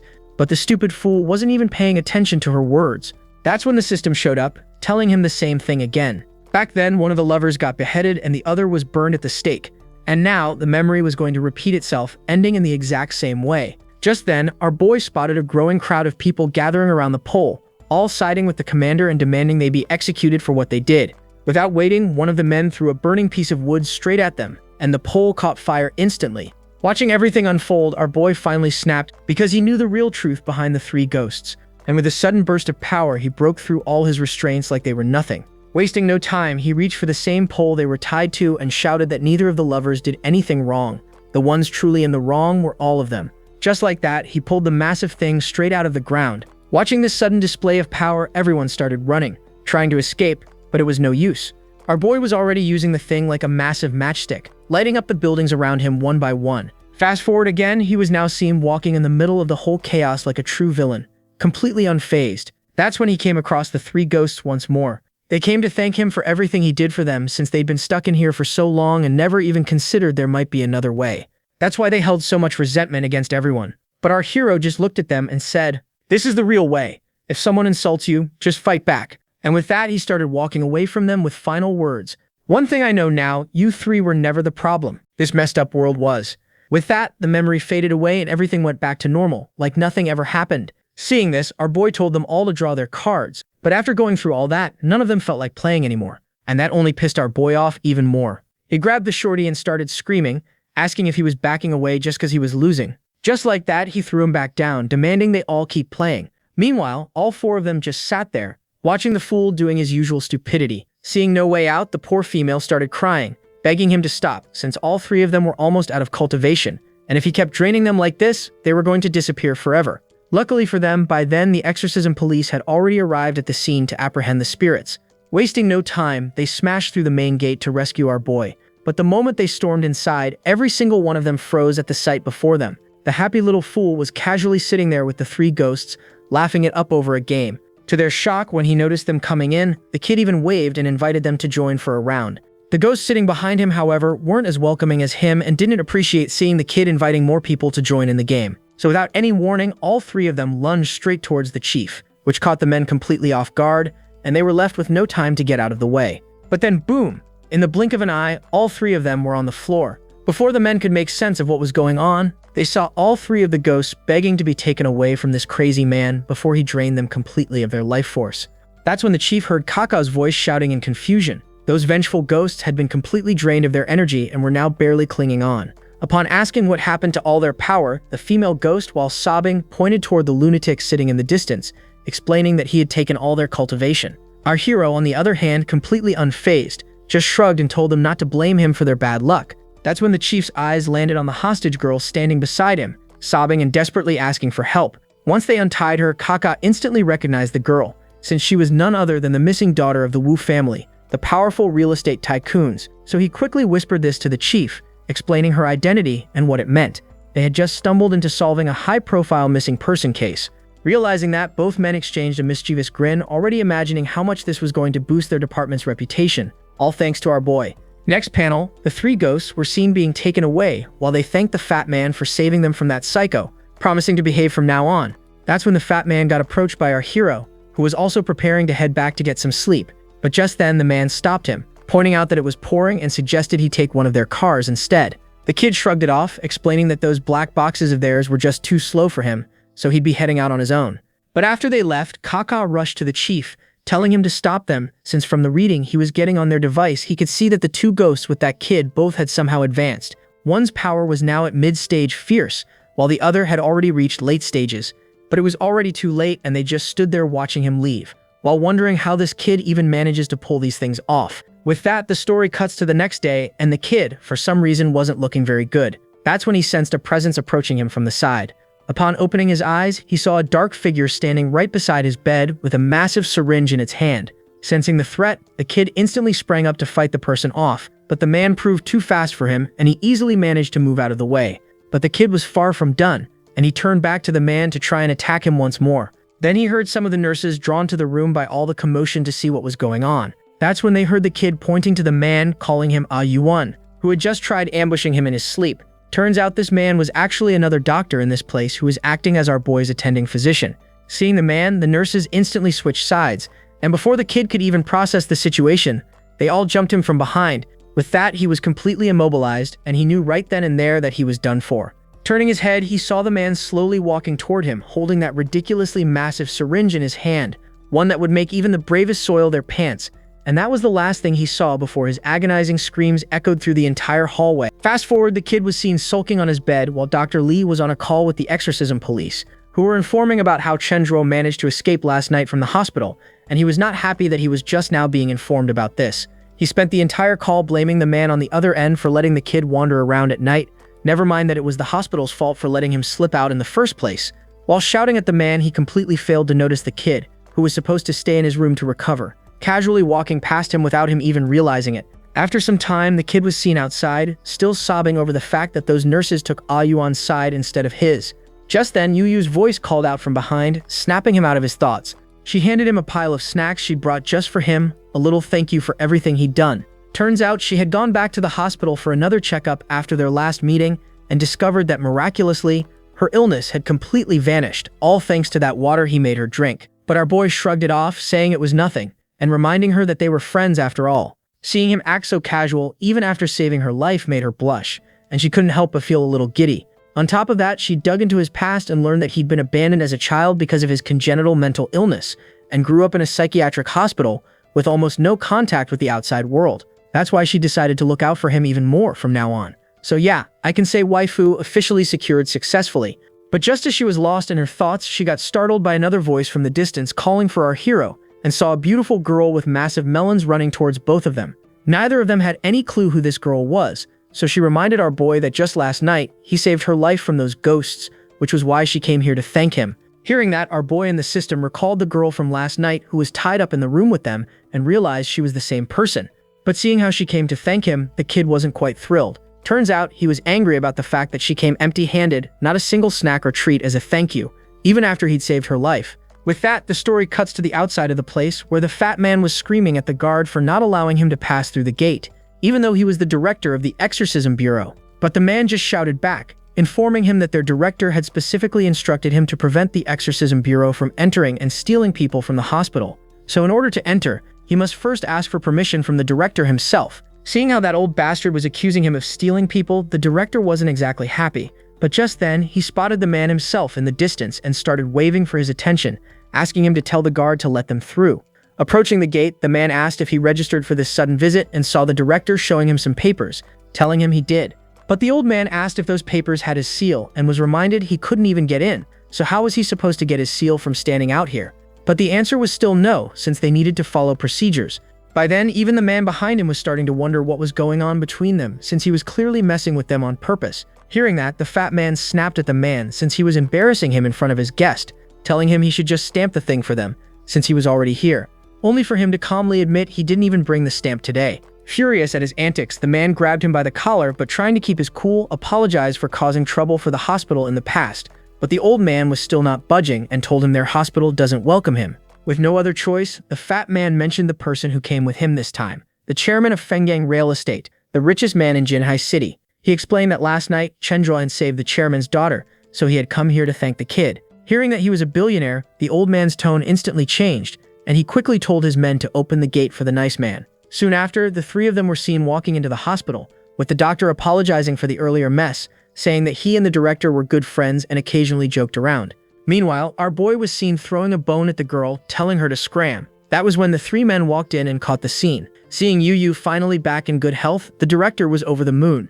As for the blonde girl, she ran crying to her father, saying she tried to thank the kid, but instead he threw a bone at her. The doctor quickly assured her he would teach the boy a lesson, but there was no way our boy was going down without a fight, so he instantly got up, ready to take on the man. Seeing him so angry, the old man instantly changed his tone and slouched back, making an excuse that the boy was sick and had been injected with some medicine just that morning, which was why he was hard to control right now. So the director suggested he try to talk to the kid instead. Approaching our boy, he asked if something was bothering him since the girl was clearly trying to thank him. The kid replied that the little balls over there brought a lot of food she prepared with her own hands as a thank you, while these two came empty-handed. Hearing that, the fat man apologized to the kid for being so careless, explaining they had rushed over here and didn't prepare a proper gift for him. Then, reaching into his pocket, he pulled out a blank check and told the kid to write whatever amount he wanted as a token of his gratitude. The poor kid had no idea what the man was talking about and started recalling a scene from a movie he had seen, where a man was talking about a check. Recalling the scene fully, the kid suddenly sprang up in excitement. The doctor, however, seeing him acting this way, immediately blamed the poor director again, muttering that he was a bad influence since around him, the kid had already become materialistic in such a short time. Taking the thing, the kid started muttering some random absurd amount of gibberish numbers, and after making up his mind, he started scribbling something on the whole thing.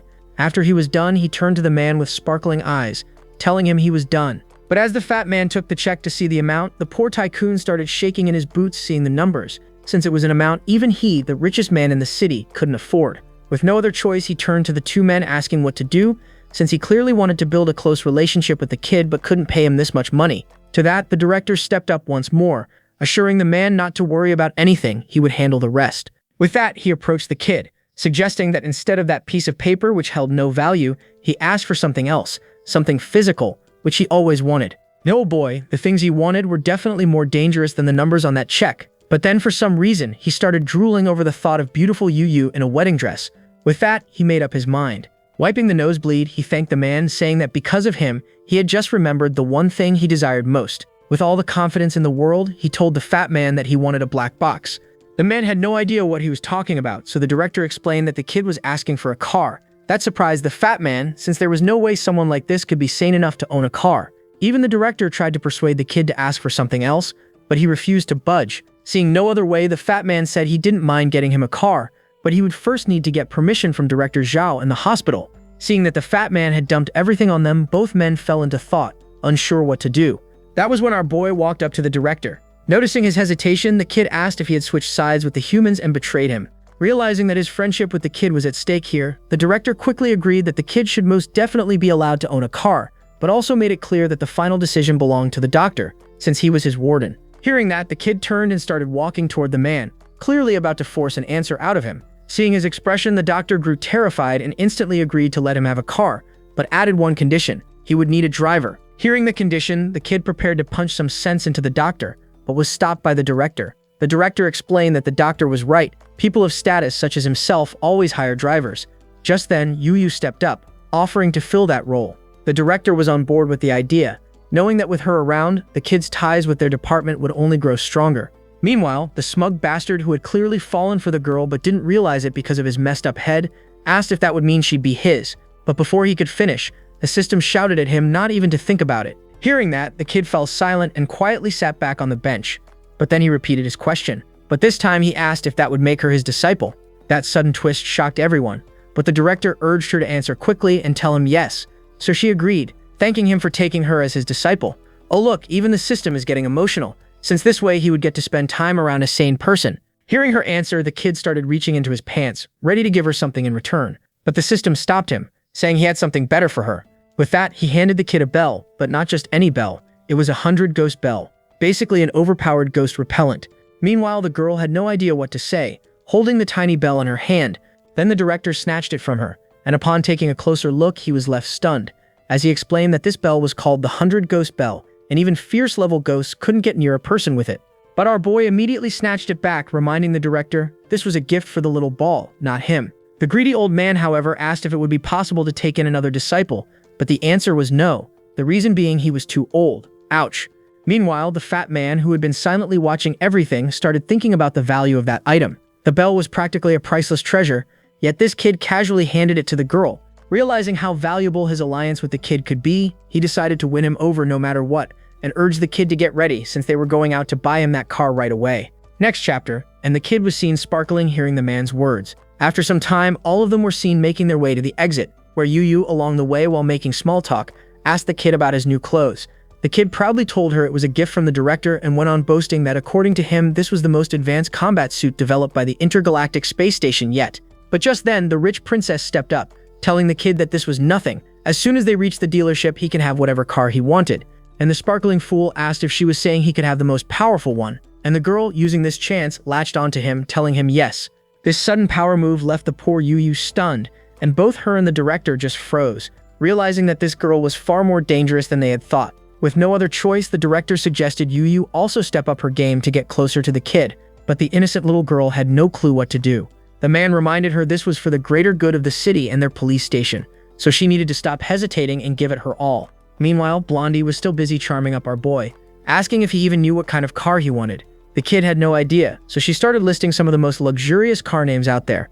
Every single one of them was such a mouthful that the kid couldn't understand what she was talking about. With no other option, he just blurted out a made-up name, saying he was going to buy a UFC. My man, isn't UFC the fighting thing?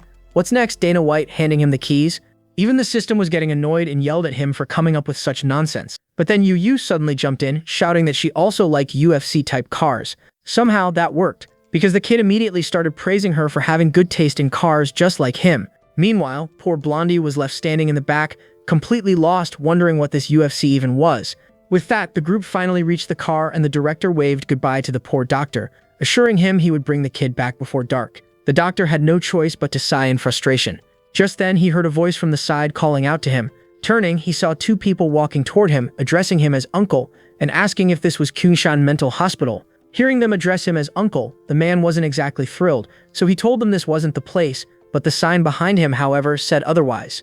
That's when one of them explained they were here to see someone named Chen Zhuo, who was said to be very skilled at drawing talismans. That annoyed the doctor even more, since thanks to that fat director, the kid was drawing way too much attention to himself. Still trying to keep his composure, he told them they had just missed him, that he had left 5 minutes ago. Shocked, both of them blurted out, "Grandpa," and asked when Chen Zhuo would be back. That was the final straw. The man lost it, and in his anger, he started forcing the kids away, telling them this is a hospital, not a place to ask for talismans. With that, the story cut to the dealership, where all the employees had gathered to greet the rich fat man and his guests. Getting out of the car, the man pointed at our boy and instructed the staff to show his friend back there all of their most expensive cars. And the staff, wasting no time, started running into the dealership with the kid, while the rich man casually suggested to the director that after this they should head to a hotel for a proper meal and to discuss their next move. Meanwhile, inside the dealership, the woman was showing our boy the line of luxurious cars, but he kept ignoring most of them and kept walking toward the pricier options, which only made the staff even happier.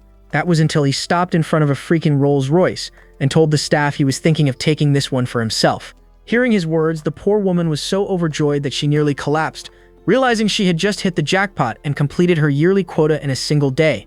But then, suddenly something else caught our boy's eye, and without a second thought, he leapt onto a damn tiny mini car on display next to the Rolls Royce. Even the rich fat man froze at the sight, quickly suggesting he pick something else instead of that. But the kid had already made up his mind, and he started throwing a fit, screaming like a child that he wanted this one. With no other choice, the fat man ordered the staff to prepare the mini car immediately. And just like that, a card was swiped and they all walked out of the dealership with their brand new ride. The poor saleswoman, however, was left cursing the kid on the inside for choosing that piece of junk when he had the chance to buy the best car in the showroom. Fast forward, and both he and Yu were seen driving the car. But for some reason, she noticed that the kid didn't seem happy. And upon asking, she heard him pointing out that this car was slower than the fat man's. So the girl informed him that this was as fast as this car goes. But the kid wasn't taking no for an answer and shouted at her to hit the gas and leave the rest to him. Hearing that, the girl did as told and the system did its thing, and boom, the mini car turned into a fighter jet. Meanwhile, the fat man was quietly asking the director to put in a good word with the kid for him, since after the incident with his daughter, he couldn't trust anyone else anymore. On top of that, one of his construction sites had people dying out of nowhere for no apparent reason, so he needed the kid's help to figure out the cause. Seeing his gloomy face, the director assured him not to worry too much, since the kid was fairly reasonable, so convincing him to help shouldn't be too hard. But just then, the girl called out for both of them to look outside the window. Turning to the side, they saw our boy in his mini car, staring back at them. Seeing the speed of that tiny little thing, all of them froze. Even the director called Yu, asking what she was trying to do, fly that thing into space? But the girl herself had no idea what was going on and why the car was going so fast. The director smacked his head, realizing that this was probably the kid's doing, so he instructed her to just head to the Jinjiang Hotel, since Mr. Wu was treating them to a meal. A couple of minutes later, and all of them were done with their meal, and after that, they headed straight toward the construction site where all those instances were occurring. Getting out, the man informed our boy that this place had been abandoned for quite some time now because of the paranormal activity inside, and asked if he could take a look. Even the director chimed in, telling the boy that since Mr. Wu had been so generous with them, they should help him in return as well. With that, the man started unlocking the door with shaky hands, and seeing him trembling like that, our boy decided to take matters into his own hands and slam the lock with the back of his lobster. And to everyone's shock, the whole lock broke because of that. With that, all of them started walking into the place, but after reaching some distance, Yu suddenly heard some sounds coming from not far from them. The director frowned and asked what that was about, since the fat man had told them earlier that this place was abandoned. So why did it sound like people were working with the machinery? But the fat man told both of them that there shouldn't be anyone in here, especially not his workers, since every last one of them had fled the site after the incident started. But then the voices started getting louder, and listening closer, they noticed that the sounds were coming from a building nearby. Just then, our boy noticed something glowing faintly beneath his feet. Seeing this, the system suggested finding a higher spot to scan the whole area, but as usual, the kid ignored him. Still, after spending so much time with this stubborn idiot, the system knew exactly how to bait him, so he casually mentioned that from up there, he might be able to pick up some planetary signals. That did the trick, and the kid started flying straight towards the massive structure. Meanwhile, the rest of them on the ground, seeing him just leave out of nowhere, clung to the director, asking if it was a good idea to leave this matter to the kid and just turn around while they still could. Meanwhile, the kid, after getting atop the massive structure, saw something strange, specifically a massive eyeball in the middle of the whole place, which the system recognized as the Eye of Sacrifice, which fed on blood and flesh of living beings to sustain its power. And that was the strangest thing, since something like this shouldn't even be in a place like this unless it was brought here by someone. As he was trying to piece everything together, a loud scream for help from the rich fat man startled him, but looking at the kid, he saw no reaction at all, so he urged him to head down and check it out. That was when another voice rang out. This time the kid actually reacted, since it was his precious disciple Yu calling for him. So wasting no time, he leaped straight off the building. Meanwhile, the three of them were shaking in horror at the sight in front of them. Turns out they had spotted the ghost of one of the construction workers who lost his life here while working. According to the rich man, he was the first one who died in these incidents while swinging a hammer. The thing had snapped and landed right on his head, which took his life. Just as he said those words, that same scene played out again on the ghost, and they saw his head get smashed in by the hammer. Seeing that, the fat man started screaming, but Yu, on the other hand, was freaking out over something else coming at them from the side, and when they turned, they saw another ghost, apparently the second victim who had slipped and fallen from the building, and before they knew it, they were surrounded from all sides. Terrified, they asked the director what to do, since at this rate, none of them were getting out alive. With no other choice, the director told Yu to take Mr. Wu and retreat, while he tried to buy them some time. But just then, boom, a massive explosion rocked the whole area, catching the attention of all the ghosts. From the smoke appeared our boy, still dazed from that stupid stunt he just pulled. But gathering his thoughts, he struck a cool pose and told Yu that her master was here, so she didn't need to worry anymore. But when he looked up, he saw all the ghosts already airborne coming straight at him. That's when the system shouted for him not to move, and just like that, he noticed the ghosts phasing right through his body. The system explained these weren't real ghosts, but only projections created by the fear of the fat rich man, and his fear was fueling their power, which meant that the one behind all this was someone else entirely. Hearing that, the kid decided it was time to unleash one of the most powerful attacks created in the history of anime, a move so legendary even the strongest opponents would flinch, an attack known as Senin Garoshi, also known as 1000 Years of Death. Just like that, he charged straight at the fat man to end this charade, and kaboom, the fat man was seen flying through the air, and just like that, it was over. All the ghosts vanished almost instantly the moment he was knocked unconscious, but the clueless director still had no idea what the kid was trying to do and demanded an answer. But Yu stopped him, pointing out that all the ghosts in the area had just vanished. Recalling her training, she told him about something she once read at the bureau, that some ghosts have the power to amplify the fears of their victims and use that fear to manifest whatever was in their minds, which meant the real threat was hiding somewhere close by. While they were busy talking, they failed to realize that they were being watched by someone from the distance, but our boy, however, instantly sensed the presence, and without hesitation summoned the little girl to capture whoever it was behind all this. Before the enemy even had the chance to think, the little girl was already in front of her, and using her powers, she attacked the evil spirit and easily managed to restrain the thing. Turns out it was actually a beautiful ghost girl, who according to the system had lost her life in a car accident and ended up trapped in this place somehow, and was only at the first level, which meant she was super weak when it came to combat power. But just as they all dropped their guard thinking the girl was weak, something took over her, and she snapped free of the little girl's bindings and started charging towards our boy. Before they knew it, she had him by the throat and started squeezing his neck, but the kid, refusing to give up so easily, tried fighting back and managed to tickle her arm. Guess what? It worked, since the girl snapped back to her usual self and, unable to control herself, started laughing uncontrollably, surprising everyone else. But getting a hold of her emotions, she turned back to the kid, embarrassed that he managed to free himself from her grasp in such a way. So to cover it up, she tried acting scary, telling all of them to leave this place immediately. Yeah, no, they were less scared and more confused, wondering what this girl was even trying to do. Seeing their faces, the poor thing started screaming in frustration, since none of them were taking her seriously anymore. So she warned them about something else in this place and said if they didn't leave right now, that thing was going to wake up. Yeah, still not working. Nobody was buying that stupid story. But just then, something actually started happening, as dark energy began gathering around the girl, getting sucked into her body, and she started losing control over herself. Next chapter, and the girl was seen on her knees and was fading away, but as a final warning, she told everyone that something dangerous was coming for them, and if they wanted to survive, they needed to sacrifice one person. This time, they actually took her seriously, and the director instantly turned to the rich fat man, saying this might be something they couldn't handle after all.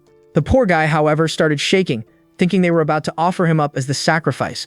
But then to his relief, he heard the director shouting for everyone to retreat and leave this mess for the soul restraining division to handle. But just then, Yu spotted our boy and froze.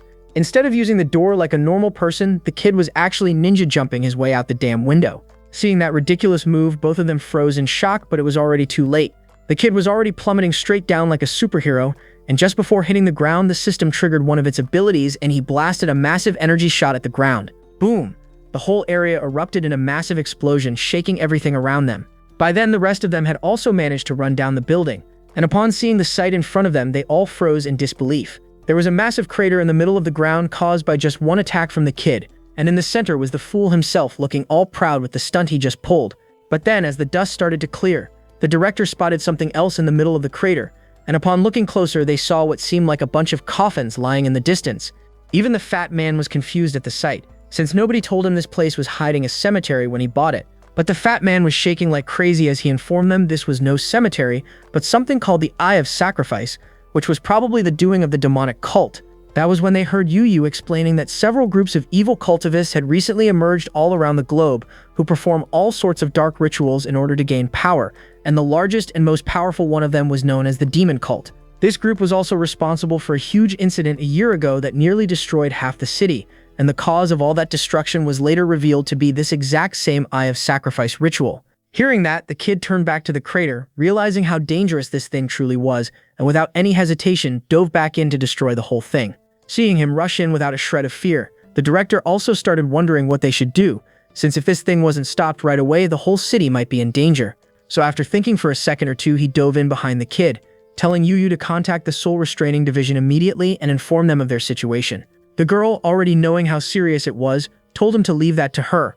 Meanwhile, the ghost girl from earlier, who I thought had died or disappeared or whatever, was still alive, watching everything from a distance, shivering because she knew none of them were going to survive from what was about to come.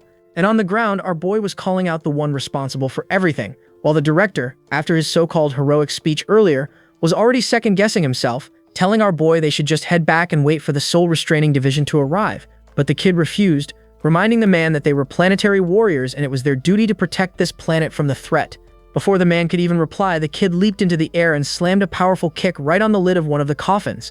Seeing him pull that stunt, the man started panicking, but it was already too late. A strange dark mist started pouring out of the coffin, and the fool, instead of backing away, leaned in and took a big whiff. The system, however, instantly warned him not to, since that mist was corpse chi, and sure enough, the kid regretted it right away. The smell was so bad he started hurling, but that was just the start. Gradually, all the coffins around them began shaking violently, and with a loud bang, all their lids flew off, launching the kid in the process. With that, the whole place started filling up with the strange mist. Meanwhile, Yu was still on the call with the Soul Restraining Division when she suddenly heard the fat man behind her warning her of something. Listening to his voice, the girl turned to see what was going on, only to be stunned at the sight in front of her as she saw a massive cloud of dark energy flowing out of the crater, and she realized they were too late to stop it. Meanwhile, in the crater, the director was stumbling around trying to find our boy so they could escape, but the mist was too thick and he wasn't able to see a thing. But just then, his hand suddenly landed on something strange, and when he turned to look at what it was, his soul nearly left his body the moment he saw what he was holding. On the other hand, our boy was still searching for the one responsible for all this, but with the fog so thick he wasn't able to see a thing.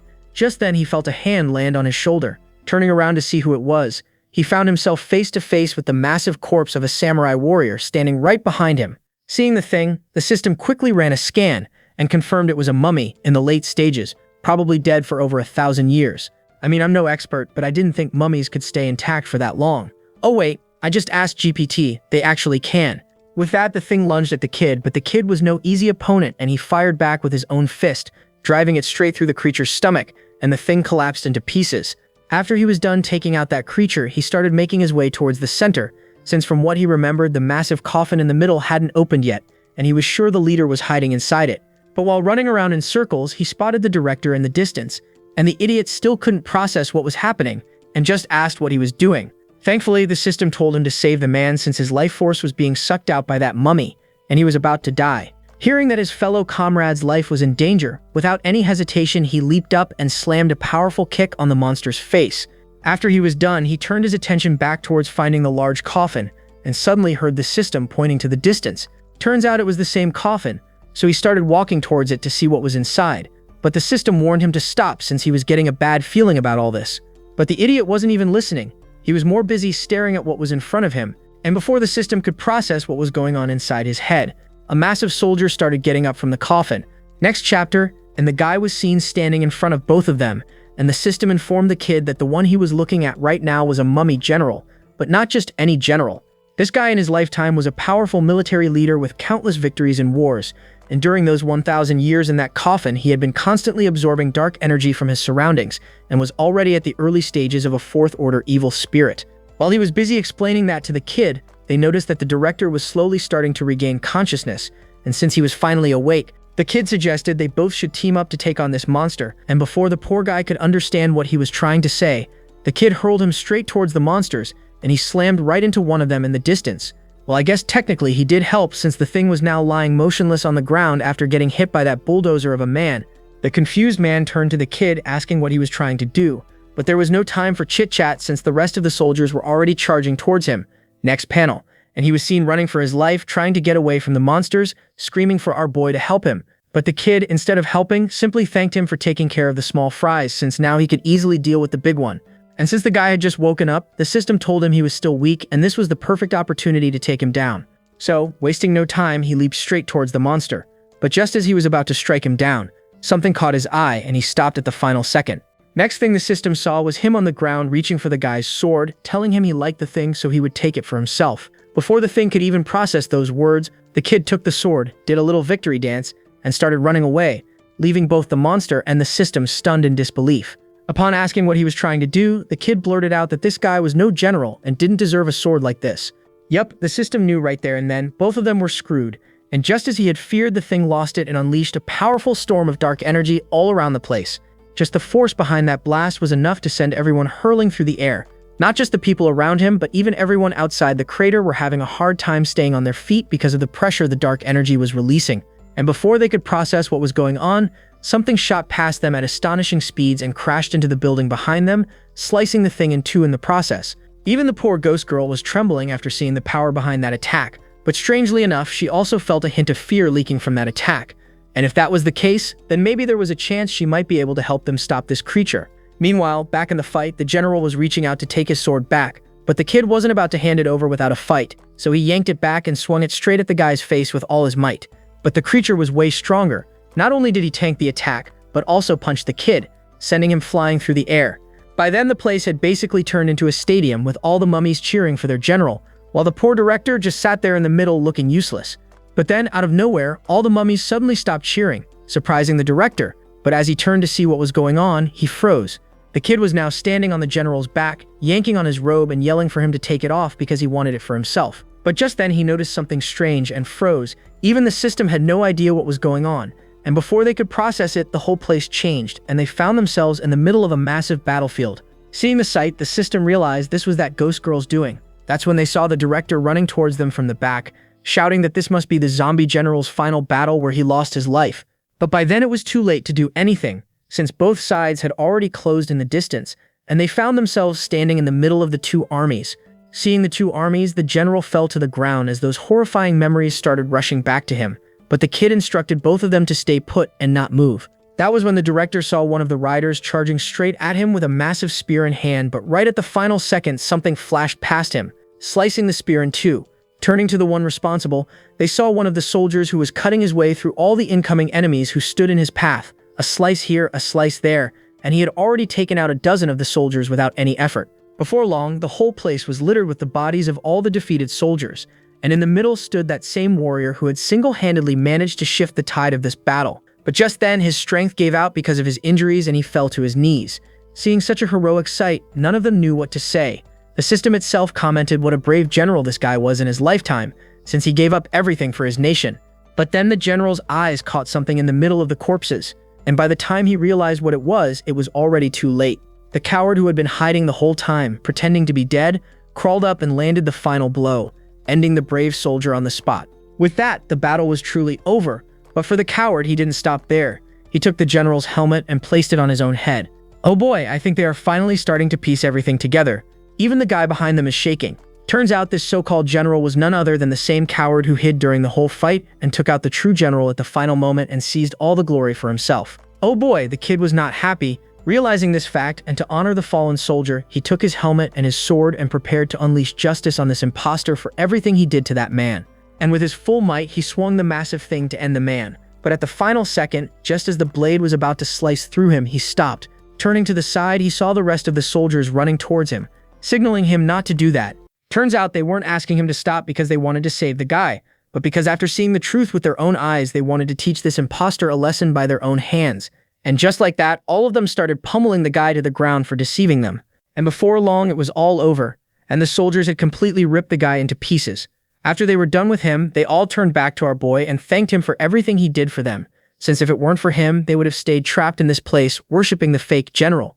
And now that the truth was finally revealed, one by one, they all began passing on to the afterlife. After everything had quieted down, the protagonist saw Yu and the fat man running towards them, and both of them started praising him, asking if he was alright, telling him he was so brave back there. Meanwhile, the director was tearing up since he had also been in the middle of everything, but nobody even asked if he was fine. That's when he overheard the kid instructing Yu to haul that massive coffin back to his hospital room, and when she asked the reason, he just told her it was a secret. But during all that, they failed to notice the director acting a little off, and before anyone knew it, the man collapsed to the ground completely unconscious. The story cuts a couple of minutes, and the director was seen being rushed to the emergency room by the doctors for immediate treatment. Meanwhile, Yu and the kid just stood there watching as the man gets taken away, and Yu, clearly worried, asked the kid if he knows why the director suddenly collapsed like that. Hearing the girl's concern, the system quickly informed him that during the battle, too much of the director's yang energy got drained by one of the zombies, and on top of that, prolonged exposure to the dark mist had taken its toll. But the kid, however, shrugged it off and told Yu he was just fat and needed more exercise. That's all.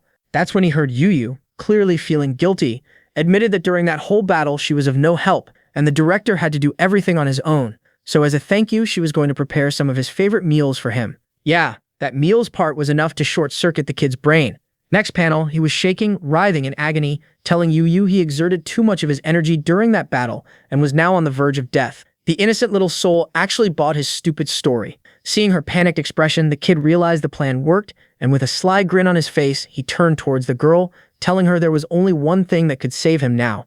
Upon asking what it was, the kid blurted out he needed to be hospitalized with the fat man and needed her delicious cooking to replenish his lost energy.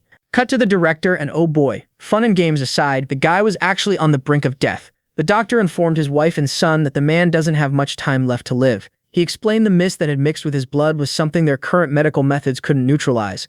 Devastated, the woman asked the man how long he had left, to which the man explained he probably has 2 or 3 days before his body gives out to the poison spreading inside of him. Cut a couple of minutes, and the man was slowly starting to regain consciousness and found both of them next to his bed. Seeing he was finally up, the woman showed him all the dishes Yu made for him and asked if he would like to eat some of them. But the man, for some reason, turned his head away and asked what did the doctor say. Both of them paused for a moment, unsure of how to answer that question, but then, trying to hold back their tears, they told him the doctor said he just needed rest to recover his strength. She explained he fainted due to low blood sugar and didn't have to worry about anything, but the man wasn't fooled, and seeing how his wife, instead of shouting at him, was being so gentle with him, realized he probably doesn't have much time left to live. Still, he didn't care about that. With what little strength he had left, he asked about our hero. Next panel, and he was being wheeled to meet up with the kid. But the moment he entered the room, the man's jaw dropped. The kid was lying there completely wrapped in bandages with what looked like bloodstains covering his body. Yeah, little did the man know that blood wasn't actually blood, it was ketchup from the junk food he had been devouring while the director was on his hospital bed fighting for his life. But since he didn't know that, the director blamed himself for everything. With trembling hands, he apologized for dragging the kid into such a dangerous place. Then he started getting all emotional, telling the kid from the looks of it, both of them were going to be meeting in the afterlife soon and he hoped they could be friends over there too. He also brought up that he was content with his life since he had a wife and a son, but he, on the other hand, was dying a virgin, and that fact made him even more miserable about himself. After he was done with his dramatic monologue, he shouted for the kid to open his eyes, apologizing for ever dragging him outside of that mental hospital. Oh boy, the kid opened his eyes all right, and the first thing he did was smack him on the face with a chicken leg for being so annoying in the middle of the night. Next panel, and the poor director was staring at the fool in disbelief, while the kid reminded him he was the #1 planetary warrior and won't die so easily. Bullshit. Yes, the man knew he was just spewing nonsense again, but on the same hand, he also knew he was probably going to survive now, since this kid cured Yu's illness with just a water bottle, so he should be able to remove the poison from his body as well. But the problem was convincing him, since he knew how stubborn he can be at times. So he started to butter him up, saying stuff like he was right and apologizing for ever doubting the power of the great planetary warrior since he was the pride of their planet. Yup, it was working. And seeing that smug little face of his, the director continued rambling he was sent to this planet because he was the strongest, unlike a loser like him who can't even withstand a single blow from the enemy. And seeing that the time was right, he moved to phase 2 of his plan. Putting on his most emotional face, he told the kid it was such a shame he wouldn't be around to witness the day he completed his great mission for the planet, when he'd earned fame and glory across the universe. Surprised, the kid asked the reason, and the man with a pitiful voice told him the doctor said he only had 2 days left to live. The system confirmed it, telling the kid his yang energy was sucked away and yen energy entered his whole body, which was acting like a poison, corroding all his internal organs. Realizing the seriousness of the situation, the kid wasted no time and sprang into action. Taking a roll of bandage, he screamed for the man to get ready. He was going to fix him up good as new, but the look on his face was starting to concern the man, since he was hoping of getting a water bottle treatment like Yu got, but the kid looked like he was going to cut him open and extract the poison manually. And before he knew it, Hawk Tui, the kid, spat right on his face, and with that, he started his mumbo-jumbo, which irritated the system so much since there were so many more ways of fixing the man, but he chose the most tiring one for him. But since he had no other choice, the poor system got to work on overdrive, scribbling talismans at lightning speed while cursing the kid's name in pure frustration. And before they knew it, it was all over. But the poor director was still skeptical. But the kid told him to stop questioning his power and instructed him to keep his face that way for a whole 49 days. That was how long it would take for the poison to fully leave his body. But the man was still worried and asked what would happen if some of them fell off his face. And the kid, annoyed by so many questions, told him nothing would happen and asked him to leave since he wanted to sleep now. But just then, the fat man felt his whole body start to burn up, and a wave of pain shot through him. Cut to the outside, and two individuals were seen walking in the hospital hallway, who clearly seemed like trouble. Just then, they spotted the director being wheeled back to his room while shouting for the doctor to hit him with the strongest painkillers he's got, while warning him not to touch the talismans on his face, and that caught the eye of the four-eyed man in the back. For some reason, he gave the director that look as if he had noticed something strange about him. Turning towards his partner, he asked if that was the man who was involved in the recent ghost incident in the abandoned construction site, and the man confirmed, but also told him not to waste his time on him since, from their reports, that man was on the brink of death after being poisoned by that weird yin energy. He reminded him why they were here, so the sooner they get this over with, the sooner they can head back and get something to eat. Cut back to our hero's room, who was completely ignoring the poor system behind him, complaining how hard it was to scribble so many talismans, telling him to at least ask before deciding for a method of fixing someone. That's when they saw the same two men entering the room, and the system instantly realized both of them were 7th-level exorcists. As for the man with the stupid face, he walked up to the kid asking if he was Chen Zhuo. But then, for some reason, his partner suddenly stopped him, apologizing to the kid since they clearly came to the wrong room. Before the kid could even process that, both of them exited the room while whispering that kid couldn't be the one, so they should double-check before things got complicated. Sure enough, a few seconds later, they looked at the photo again, and there it was, the same dumb face staring back at them. Now fully convinced, they barged into the room with full confidence. Yeah, no, the kid just gave them a long, unamused stare since they were clearly starting to get on his nerves. As for the men, they introduced themselves as agents from the Soul Restraining Division, who were here to ask some questions about the incident in the abandoned construction site. But the kid, clearly not interested, just waved them off, saying he didn't want to buy anything. That hit a nerve, so they told the kid they weren't here to play games. And getting to the point, explained that the ghost reported at that site wasn't just some wandering spirit, it was a 4th-level demonic entity, far beyond what the local exorcist police could handle, and asked if he was an unregistered exorcist. But then he saw the second man reaching into his pocket and bringing out a glowing piece of diamond, asking if he belonged to the demonic cult. Before the kid could even process what the man was yapping about, he grabbed his wrist, explaining this stone would detect if he was from a demonic cult by scanning his body for demonic energy, and asked him to place his hand on it. Yeah, our stupid little fool wasn't even taking it seriously, and he flicked the thing into the air without even giving it a second thought. Annoyed by his antics, the first man lost it, reminding him they were from the Soul Suppression Division, so he needed to cooperate or they would be forced to use force against him. Yeah, right. Good luck, buddy. The kid, without even thinking twice, just slammed an apple right on his face to shut him up. Then, with the straightest, most serious expression in the world, he asked, "Are you two mentally ill or something?" The four-eyed man, seeing him assault an officer, got ready to restrain him. But if only he knew who he was dealing with. The kid, wasting no time, took to the sky, ready to teach both of them a lesson. Just then, Yu entered the room, all cheerful with his favorite meal in hand. But the moment she opened her eyes, the poor girl froze at the sight in front of her. There they were, two guys being beaten to a pulp by the kid. On top of that, those two were wearing Soul Restraining Division uniforms, and she asked what was going on. Next panel, the poor girl was apologizing on the stupid kid's behalf. Luckily, the men didn't seem too upset, or at least that's what they wanted her to believe since their faces said otherwise. The kid mopped the floor with them. Trying to stay professional, they asked Yu to please help them convince the kid to cooperate, explaining that they came with a serious matter and genuinely needed his help. Then one of them made the biggest mistake of the day as he added, "But we understand if that could prove to be a problem for her, since he's mentally unstable." And oh boy, that did not sit well with Yu.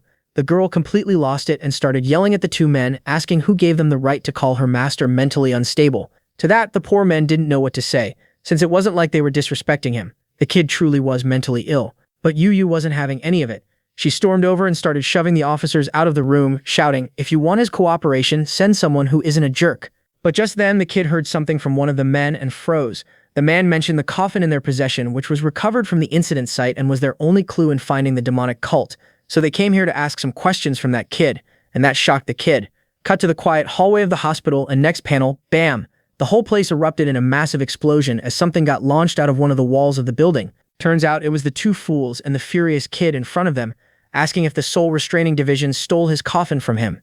As for the men, they could hardly believe this kid managed to overpower them so easily. But then the four-eyed fool pointed at something, telling him to take a look. Turning to the location, he saw the kid holding that same crystal thing in his hand, and the thing wasn't reacting for some reason. That's when the system chimed in to explain what was going on. The glowing crystal in his hand was called a detection stone. It could detect every cultivation level below the Holy Realm, and each level would shine in a different color. As for those beyond that, Royal and Emperor Realm cultivators, they were said to be so strong that even the detection stone couldn't read their power. Meanwhile, the kid was telling Yu he was going out to retrieve his coffin from those people. Before the girl could even get a chance to say anything, he summoned the tiger and the little brat, ready to destroy anyone who dared stand in his path. Cut a couple of seconds and all three of them were seen flying full speed through the sky, determined to find the coffin. That's when the poor system, clinging to the tiger's tail for dear life, asked the kid if he even knew where he was going. Yeah, the kid instantly hit the brakes. Turning to the little brat, he asked if she knew where the building was, but even the girl had no idea. That's when he heard the system pointing to the correct direction. But our genius fool, completely ignoring him, pointed in the exact opposite direction. Just as they were about to fly away, they suddenly heard a voice telling them to stop. Turns out it was the same ghost lady from earlier, and seeing her in this place, the kid asked what she was doing here. The girl, taking advantage of the situation, pointed to the opposite direction, telling him the soul restraining division building was that way, and of course the kid instantly bought it, making the poor system even angrier. But before they could take off again, the ghost girl asked him to stop once more. Upon asking the reason, the girl pretty much asked if she could also join his harem of idiots since she had no place else to go and was hoping he might take her in. Yeah, little brat was already glaring daggers at her. As for the system, he was telling the kid it might be a good idea to take her in.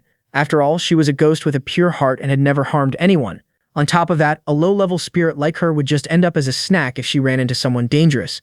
But to their shock, the kid instantly refused without even thinking. Upon asking the reason, the jerk told her he remembers she has a ticklish spot on her body, which was a weakness, and Dong Dong Yao doesn't tolerate weakness around him. Oh, come on, man, look at that face. Why does he have to be such a jerk? Still, the girl, not giving up, made up her mind to convince him to take her in, no matter what. With that thought, she took to the sky to catch up to him, but before she could, something appeared latching onto her arm. Turns out it was little brat who knew this might happen, so she stayed behind to stop her, and with rage in her eyes reminded the girl she already hurt him once and warned her to stay away from him. Before the girl even knew it, she was slammed violently back into the ground. With that, the girl lost all her strength, but still, trembling, she tried to push herself up, but when she turned to see, the kid was already gone. The stubborn girl made it clear right there by shouting that she wasn't going to give up that easily. Cut to our boy who had finally arrived at the place, but looking at it, he froze for a second since the place was absolutely massive. But of course the fool didn't care about any of that, and prepared to enter with the system. Just then, he got stopped. Turning around, he saw that it was the little brat who was telling him if either of them entered that building, they would instantly vanish.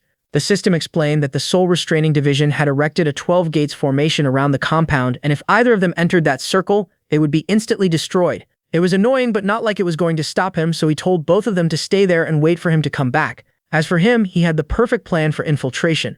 Yeah, that failed instantly since the guards weren't buying it and told him to scram. As for the kid, he figured these two were probably powerful enemies that even his invisibility wasn't working on them. While the frustrated system tried to inject some logic into him, yeah, the kid completely ignored him and prepared to take on the two soldiers with his bare hands. Stupid plan indeed, but it worked for the system, so he decided to bestow a new ability on him. An ability called the Eye of Bewitching or whatever. Anyway, whatever it was, it made the two guards feel dizzy, and before they knew it, they were on the ground completely knocked out. But the kid mistook that and figured they were so afraid of him that they fainted on their own, and the system, clearly done with the nonsense, told him to just enter the place already. Walking through the gate, the system told him he would be fine with the skill he had just given him and started heading his own way, since he had some old friends living in this place he wanted to visit. Cut a couple of seconds and the kid was seen ninja jumping his way into the building. That's when he spotted two idiotic-looking monks discussing something, and of course he decided to follow them to see what they were talking about. Turns out they were talking about him and the recent case he solved at the old construction site, and because of that, their department was trying to recruit him for themselves, which was why they sent two of their agents to contact him. Yeah, the kid didn't even bother with all the stuff he just uncovered and shouted at the two, asking about his coffin. And since they weren't answering, he tried warning them, but unknowingly activated his new ability. And bam, both idiots were on the ground completely unconscious. That frustrated the kid since, in his head, they were ignoring him and went to sleep instead of answering. So with no other choice, he approached some other people. But it was the same story, his ability wouldn't turn off, and everyone he came in contact with fainted on the spot. And before he knew it, half the building was lying unconscious on the floor. As for the kid, he was fuming. In his mind, that fat director had lied. He said this was supposed to be the most awesome organization on Earth, yet here they were, all sleeping on the job. In his anger, he opened the last door and found the place stacked with the most budget cosplay convention he had ever seen. Even Naruto was there, staring at Gojo and Vegeta chilling off. As for the kid, he called out to them, asking which one of them stole his coffin. And the moment their eyes landed on him, bam, everyone was on the ground. The poor kid just stood there in pure anger. That is when he heard the system's voice telling him he found his coffin. Next panel, and they were standing before a massive safe, with the system explaining that this was where the department stored all the items it confiscates from ghosts, and his coffin was probably in there as well. The system tried opening it for him, but the kid had other plans, so he had no other choice but to go with his stupid idea instead. With that, the kid blasted a powerful punch on the door, and the entire vault door flew off its hinges. But because of that, the alarm across the whole building started blaring like crazy, warning every available guard about their location. As for the outside, seeing the alarms going off, the little brat started panicking, realizing that the kid's life was in danger. As for the kid, still not knowing what big trouble he was in, he started walking around the room looking for his coffin, and managed to find it without any problem. And the first thing he did was embrace the thing, like it was his long-lost love, asking if those bad guys did anything to her. Yeah, the poor system almost puked at the sight, telling him to hurry up before the guards arrive. But guess what? He jinxed it, since at the very next second, every goofy-looking character from the building came barging into the room to stop them. And that annoyed the kid since he was having a touching reunion with his coffin. So he gave them that angry protagonist glare, and bam, next panel, the whole room was on the ground while he took the thing on his shoulder and prepared to head out. But just then, the system sensed a powerful aura coming from behind them, and turning around, he saw someone walking in on one leg, telling both of them to stop. But the fool still wasn't taking it seriously. As for the system, it was a whole other story, since his bewitching eyes ability was not working on this old man, and he tried warning the kid this guy was a powerful exorcist, but too late for that since the man prepared to stop both of them. With that, he channeled all his spiritual energy in his one hand and leaped straight towards the kid to take him out in one strike. Next panel, the kid blasted out all his final boss confidence with one punch to his face, and the old man went flying into a wall as the kid casually walked out of there, complaining that the old man was making his ears hurt. Cut to the outside, and both fools had finally arrived at the headquarters. But the moment they reached the gate, they froze, seeing both guards snoring like babies on the floor. Cut back to the hospital, and the director was finally starting to regain consciousness. Opening his eyes, he saw a blurry figure standing over him, and wondered if it was an angel here to take him to heaven, until the blur cleared, revealing the bald doctor staring straight into his soul. The poor guy almost had a heart attack seeing his face. As for the doctor, he told the man he had some good news for him. Turns out his latest reports were out, and according to the man, all his internal organs had miraculously healed on their own. The poor director took a sigh of relief, finally hearing one good piece of news, but strangely enough, the doctor suddenly asked him about the kid he went to visit, and if they were related. And the fat man, clearly not fearing for his life, called the kid his disciple. But then the door to the room suddenly slammed open, and they saw Yu Yu's panicked expression telling the director her master was in danger. And the moment the words "he went to the soul restraining division for his coffin" hit his ears, the poor man nearly went into a coma all over again. His soul practically left his body as he mumbled, "That little idiot's gonna get me killed one day." But knowing what kind of walking disaster the kid was, the director had no choice. He jumped out of bed, yelling for Yu Yu to get ready, because they had to leave right now before that brat did something the entire nation would regret for the rest of their lives. As for the doctor, he clearly had some other intentions about the kid, and from the look in his eyes, none of them were good. But then he suddenly got startled as a man suddenly appeared in front of his face, telling him a strange person carrying a coffin just broke into their hospital. Cut to the outside, and both of them were seen riding to the soul restraining division, completely missing the kid who was right behind them. The kid spotted them, but by then they were already gone, and both of them wondered where they could be heading to in such a hurry. But since both of them were idiots, they completely ignored that and started walking into the hospital, screaming that they just defeated the soul restraining division. But suddenly they spotted something completely unexpected and froze. Turns out it was an army of doctors blocking their path for some reason. Seeing that they were clearly looking for trouble, the kid prepared to teach all of them a lesson. But good thing the system was there to stop him, since it turns out they weren't there to attack him but to welcome them back to the hospital as heroes who saved the life of their patient. But just then, another doctor approached the bald dean, asking if it really was a good idea to trust this guy since he was clearly a few marbles short. But the dean told him not to worry, since from what he had seen so far, he was sure he could make this kid cooperate with them. With that, he approached the kid, introducing himself as Dr. Sun Tong, and thanked him for saving the director's life. But the system clearly warned him not to fall for this man's cheesy compliments, since he was sure he was up to no good. And the kid wasn't planning to trust him either. After all, every person in a white coat reminded him of that mental hospital, Seeing this, the man had no other choice, so he signaled to his subordinate to initiate Plan B. Just then, the kid saw a disabled girl being wheeled outside the hospital who was calling him brother, asking if he was the hero she heard about. And with a smile so bright it could melt steel, she held out a candy and asked if he wanted to be her friend. As for the system, he was scanning her body and realized that the girl's body was affected by yin energy, which damaged the nerves in her legs, and warned the kid that these white coat con artists were clearly trying to butter him up so he'd heal their patients for free. But of course, the fool behind the system got it completely wrong. He thought they were using these poor patients as bait to capture him. But then the kid asked him once more if he wanted to be friends with her, and seeing her face, the kid was having a hard time keeping his emotions under control. Before he knew it, his iron will gave out and he snatched the candy from her hand and started chanting some random nonsense on it. And that annoyed the system, since he wouldn't let him treat his own mental illness while he was going around curing everyone he saw. As for the kid, he didn't care and threw the thing right into the air like it was some kind of holy artifact. And the poor system had to take over so he wouldn't end up looking like a fool in front of all these people. And the thing, now pumped with his miracle medicine, landed right in the kid's hands, and as he showed it to everyone, the thing actually was shining like some powerful artifact. But the doctors were still skeptical if it was some kind of trick, but the kid didn't care about their doubts and proceeded to unwrap the miracle candy, and to the system's horror, instead of feeding it to the girl, he gulped the thing down his own throat. Even the poor girl nearly fainted, since she was hoping that thing was meant for her illness.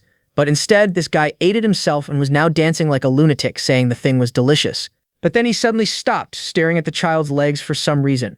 But guess what? He wasn't looking at the legs after all, but at the wheelchair she was sitting in, and told the girl to stand up and hand the thing to him. And that annoyed the system even more, since it meant now he had to work overtime to cure the girl and cover for his stupidity again. While his hand was on her head, the system tirelessly started activating all his healing techniques in order to cure her legs, and to finish it off, he screamed for all the negative energy from her body to leave immediately. By the time he was done, the poor guy looked like a deflated balloon that had lost the will to live. As for the fool standing beside him, he told the girl to try and stand up. The girl was skeptical, but she decided to do as he was saying, and bam, she face-planted onto the ground the very next second. But the confident fool, now sitting on his new throne, told the doctor not to touch her and let her stand on her own. And sure enough, all their jaws were on the floor, seeing the girl miraculously regaining strength in her legs. As for the bald man, he was practically vibrating with excitement, seeing that he just hit a jackpot. Turning towards his subordinates who had no idea what even happened, he asked if they had been taking notes of what he was doing, but clearly they didn't, so they just nodded. As for the baldy, he told everyone to stop wasting time and bring in more patients.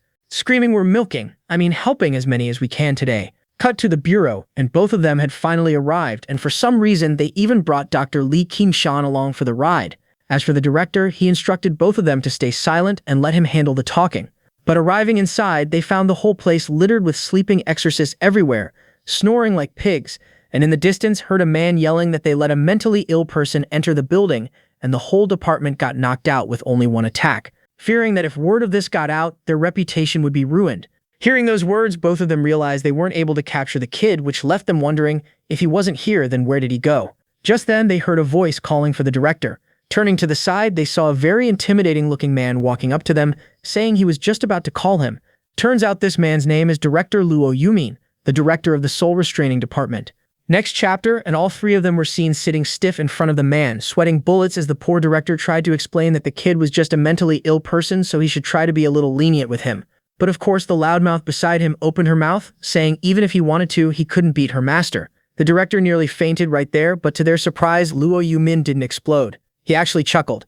He explained to them he was aware that the kid was a rare talent, which was why he sent 2 of his agents to test his level. But according to their report, the kid was just an ordinary person.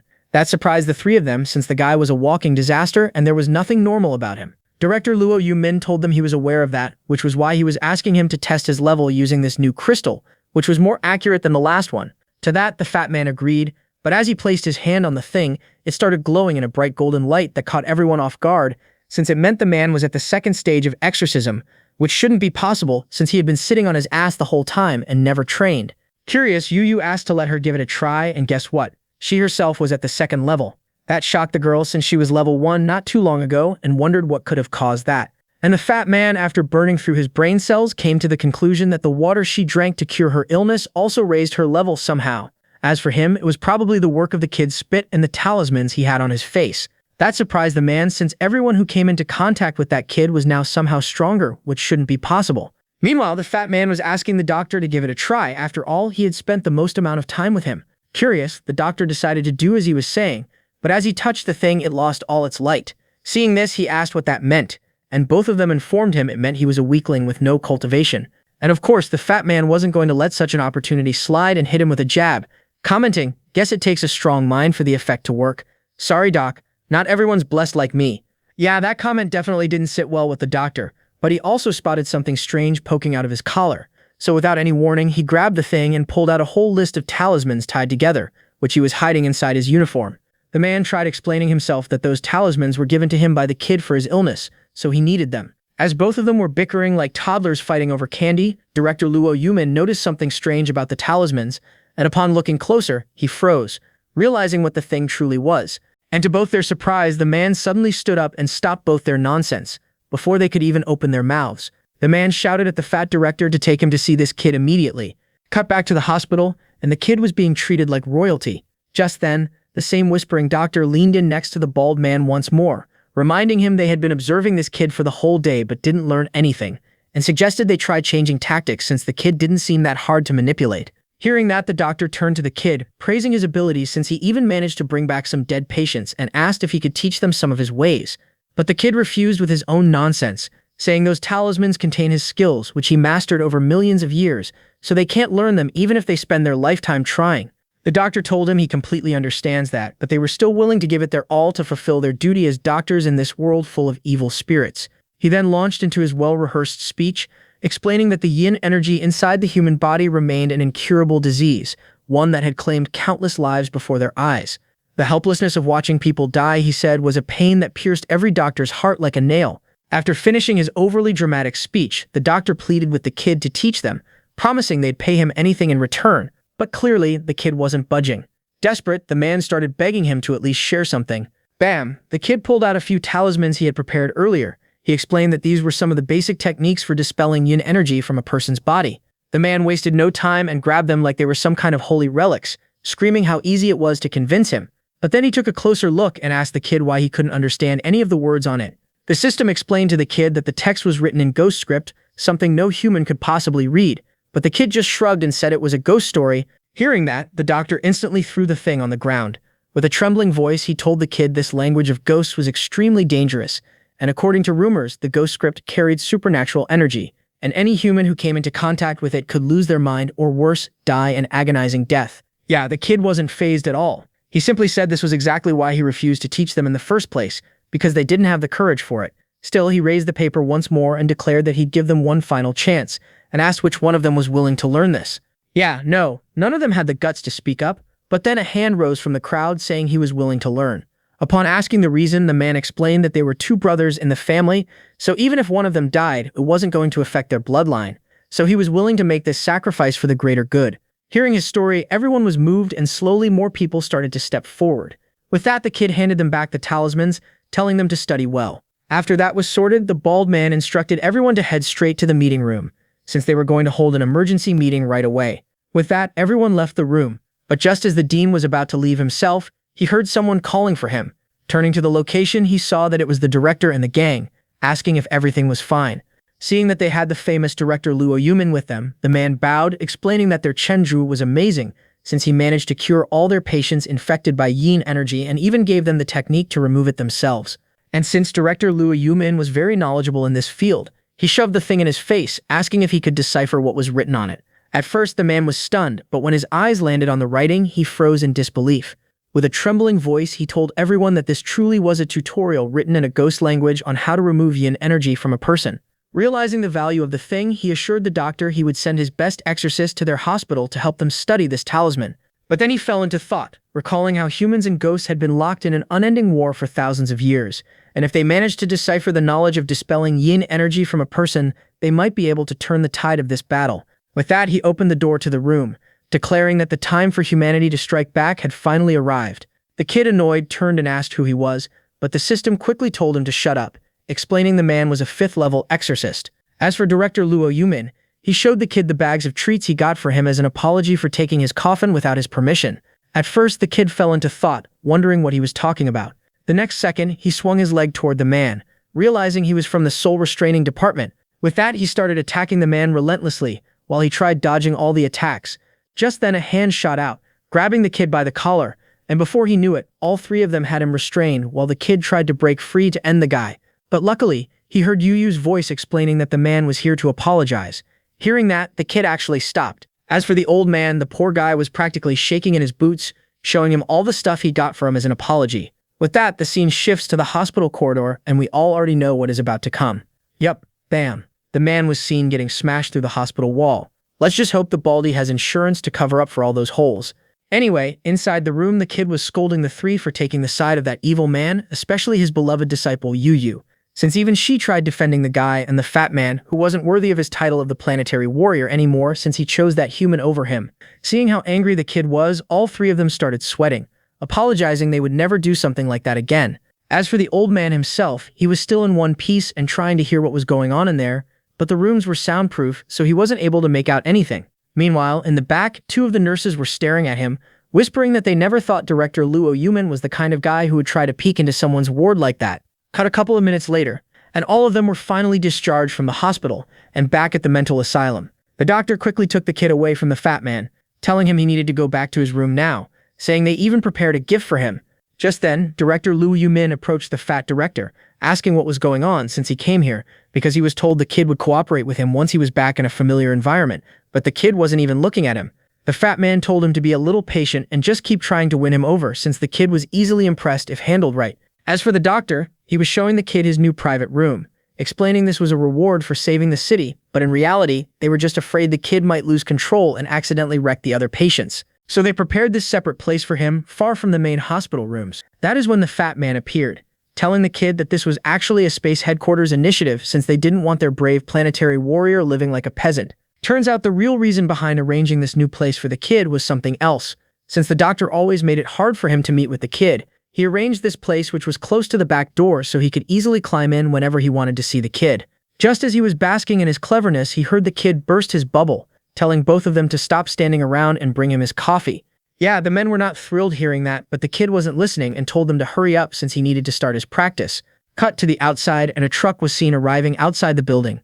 Turns out it had the coffin the kid caused all that chaos in the soul restraining department for. And since these two idiots saw the kid carry this thing with one hand earlier, they figured it wasn't so heavy and decided to do it themselves.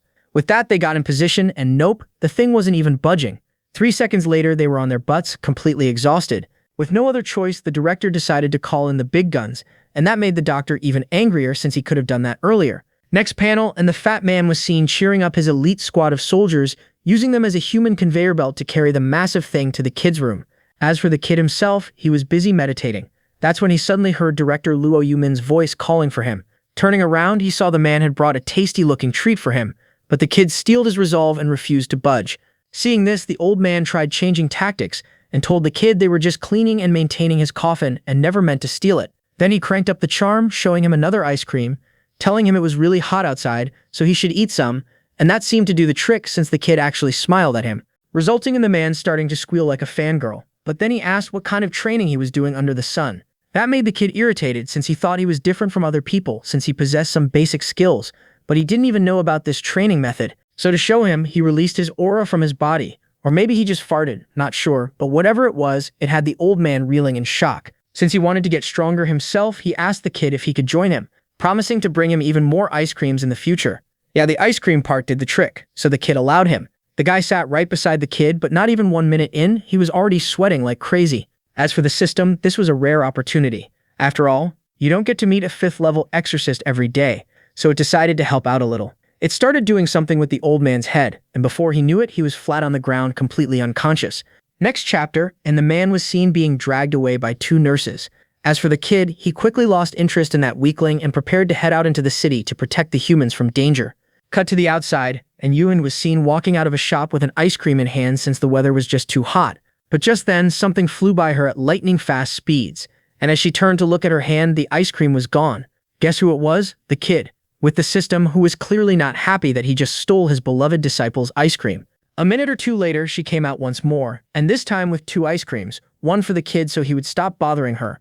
But same story like last time, the things vanished before she even got the chance to taste them. Yeah, the poor girl was almost at her limit, seconds away from crying. In her frustration, she shouted at the kid to give her back her share of the ice cream.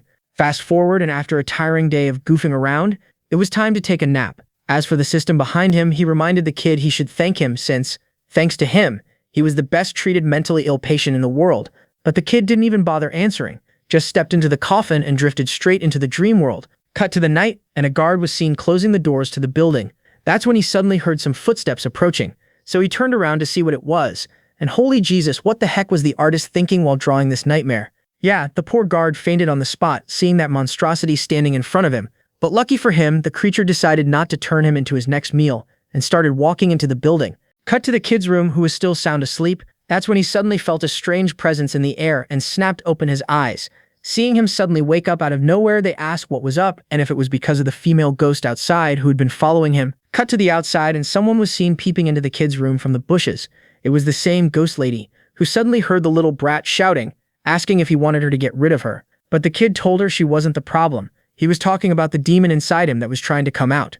Hearing that, the brat started panicking, but the system knew what was up. He spent his whole day stealing ice cream from his beloved disciple, and now karma was getting to him. Yup, the kid needed to use the toilet since his stomach was starting to act up after eating so much junk food. Next panel, and the brat was seen flying out of the place at full speed with the kid swaying behind her and was heading to the nearest restroom before things got messy. Just then, the purple ghost spotted them and prepared to give chase, but then she suddenly felt a presence behind her. Yeah, it was the same monstrosity, the walking nightmare straight out of the artist's deepest trauma, which he unleashed in this story. Seeing the terrifying sight, the poor girl's eyeballs almost popped out of her skull, but then she noticed the thing completely ignoring her and walking away. And guess where? Straight to the kid's room. As for the poor purple ghost, she was trying her best to act invisible so the thing wouldn't change its mind and come after her. But then she remembered those words from the kid telling her she wasn't strong enough and would only drag him down. That was all the motivation she needed, and without even thinking, she lunged straight at the creature to stop him. Sensing her coming, the creature turned his gaze toward her, and that stare was all it took for the girl to slam on the brakes as her spidey senses began tingling, warning her that this was a very bad idea. Cut to the kid, who was in absolute bliss, sitting on his toilet seat, releasing his inner demons. That's when they suddenly heard a scream coming from the outside and got startled. Before they could even process what was going on, the purple ghost girl, scared out of her mind with her massive plots, phased right in front of the kid, startling him. Annoyed, he tried pushing her out, but the girl refused to budge, and that annoyed the kid, and he lost it, screaming at her for disturbing his private time. But then the girl informed him about that monstrosity that went into his room moments ago and showed concern that it was after his coffin. Next panel, the kid was seen slamming the door open, and without even wiping his butt, he bolted to the place to stop the monster before it was too late. Cut to the place, and the kid finally arrived, and sure enough, there it was, the abomination itself rummaging through the coffin trying to find something. Just as it heard the kid's furious voice, it did that creepy, slow, full-body twist thing, and seeing the creature up close, the kid actually froze for a second. Then he slowly started to back away. Even the system chimed in, warning him about that thing. It was something called a puppet corpse, a monster being controlled from the shadows, and this one was supercharged with ridiculous power, meaning it wouldn't be easy to deal with. But guess what? The reason the kid was backing away wasn't because the thing looked scary, but because it smelled like really, really bad. Just then, he heard the purple ghost girl's voice saying she'd come to help. Yeah, help. The poor girl was shaking like crazy, clutching that broomstick, scared out of her mind, fully realizing they were definitely doomed. And our hero, instead of consoling the poor trembling girl, smacked her on the head for even thinking the planetary warrior would be afraid of something like that. All that stupidity made the creature furious, and it began slowly walking up to both of them, and strangely, this thing was actually calling out our hero's name, saying he must die. As for the system, it noticed something odd about the monster, but before it could warn our hero about it, the thing was already standing face to face with them. And if you think the stupid kid was shivering because he was scared, then think again. The reason he was acting like this was because the thing smelled like dog poop. Just then, the creature swung his arm to bash his face in, but our hero's stomach saved the day, because at that very instant, he turned around and started hurling. Turning around, he heard the ghost girl showing surprise that the kid had such good reflexes that he managed to dodge its attack. But our hero, on the other hand, didn't even know when the thing attacked. But they didn't have time to waste, because the thing immediately prepared to attack once more. And our boy, knowing that the thing was trouble, came up with the perfect plan to save himself, and that was to run like hell before that stinky thing managed to rub its stench all over him. And with that started their cat and mouse chase, while the system tried to explain to the kid how to stop this thing, and as far as he could tell, there was no way of taking it out directly. Rather, they needed to find and defeat the one controlling this thing, who, according to the system, shouldn't be far from this place, because in order for him to control the corpse, he needed to be in a certain proximity of the thing itself. But our hero, as usual, was not listening at all, and just kept running around the place. But after a while, he finally snapped and decided it was time to teach that smelly walking corpse a lesson for trying to bully him like that, And with that, he took a cool stance and leaped towards the thing with his broomstick in hand, and the system, thinking quickly, used its mumbo-jumbo on the thing to enhance its power and whack one powerful bump on its forehead, and the thing went flying into the distance and crashed into a wall. But our boy wasn't done. He jumped right after the thing and whack slammed the broom right on the creature's head, and the force of the impact was so strong that it set off a small explosion in the area. With that, everything fell silent as both of them waited for the dust to clear. And as it did, they saw the thing lying on top of rubble. But the system warned the kid not to drop his guard just yet, because it turns out the thing was still alive, and it slowly started to drag itself back to its feet. But then something unexpected happened, as the creature's face, out of nowhere, started to split in two. That startled our hero, because the sight was pretty disgusting. And then before he could even react, bam, a loud explosion erupted from the monster's body. But our hero somehow managed to remain unscathed, unlike the poor broom in his hand. The thing was on fire, and seeing the flames, something in the kid just snapped. Next panel, whack. He landed the thing right on the creature's noggin and kept bombarding him with the thing while yelling that hospitals do not allow people to play with fire. But he wasn't done with the thing and started running all around it in circles while chanting some gibberish, which immediately annoyed the system, since it meant he would be the one doing all of the work. And with no other choice, it got to work. And using that circle, he conjured a binding spell on the creature, and a bright yellow light erupted all around the thing, trapping it inside the barrier. But of course, all of the credit went to the fool instead of the system, who had been working his butt off just to cover up for this idiot's stupidities. As for the creature, they noticed something strange after it was trapped inside the barrier. Turns out that barrier severed the thing from the control of whoever sent it here, and now, finally free from the control, the creature fell to his knees, trying to force out a few words. This surprised our hero, and before he could process what was going on, something bound by chains shot out of the corpse, screaming and begging for our hero to end him. Turns out this thing was actually the soul of the monster before them, and according to the system, this person was burned alive by whoever was controlling him and refined into a puppet by trapping his soul inside that body. And seeing the state he was in, the system concluded he had been suffering for quite some time now, but he also told our hero if they kill him right now, his soul will scatter, and if that happened, this person won't be able to reincarnate. Even the ghost lady was feeling bad for the guy and begged our hero to do something. After what might have been the hardest effort his brain cells had made all day, the kid finally came up with something and started walking toward the thing. And sitting in front of the creature, he told the thing he just has one question and asked if he was crying because he was bullied by someone. The guy didn't know what to answer to that, but he did not need to, because his expression told the whole story. And just like that, our hero went right back to his usual stupidity and started tugging at the chains, trying to tear them off and break the ghost free from the curse. And the poor system was once more forced to cover up for his stupidity, so it started to chop off all the magical chains using its power. And bam, just like that, the thing shattered into pieces. Even the ghost itself was left stunned, seeing how easily this person managed to break him out of the bindings using nothing but his brute strength. But our hero was not done. On top of giving the guy his freedom, he also told him that his strength would greatly increase from now on as well.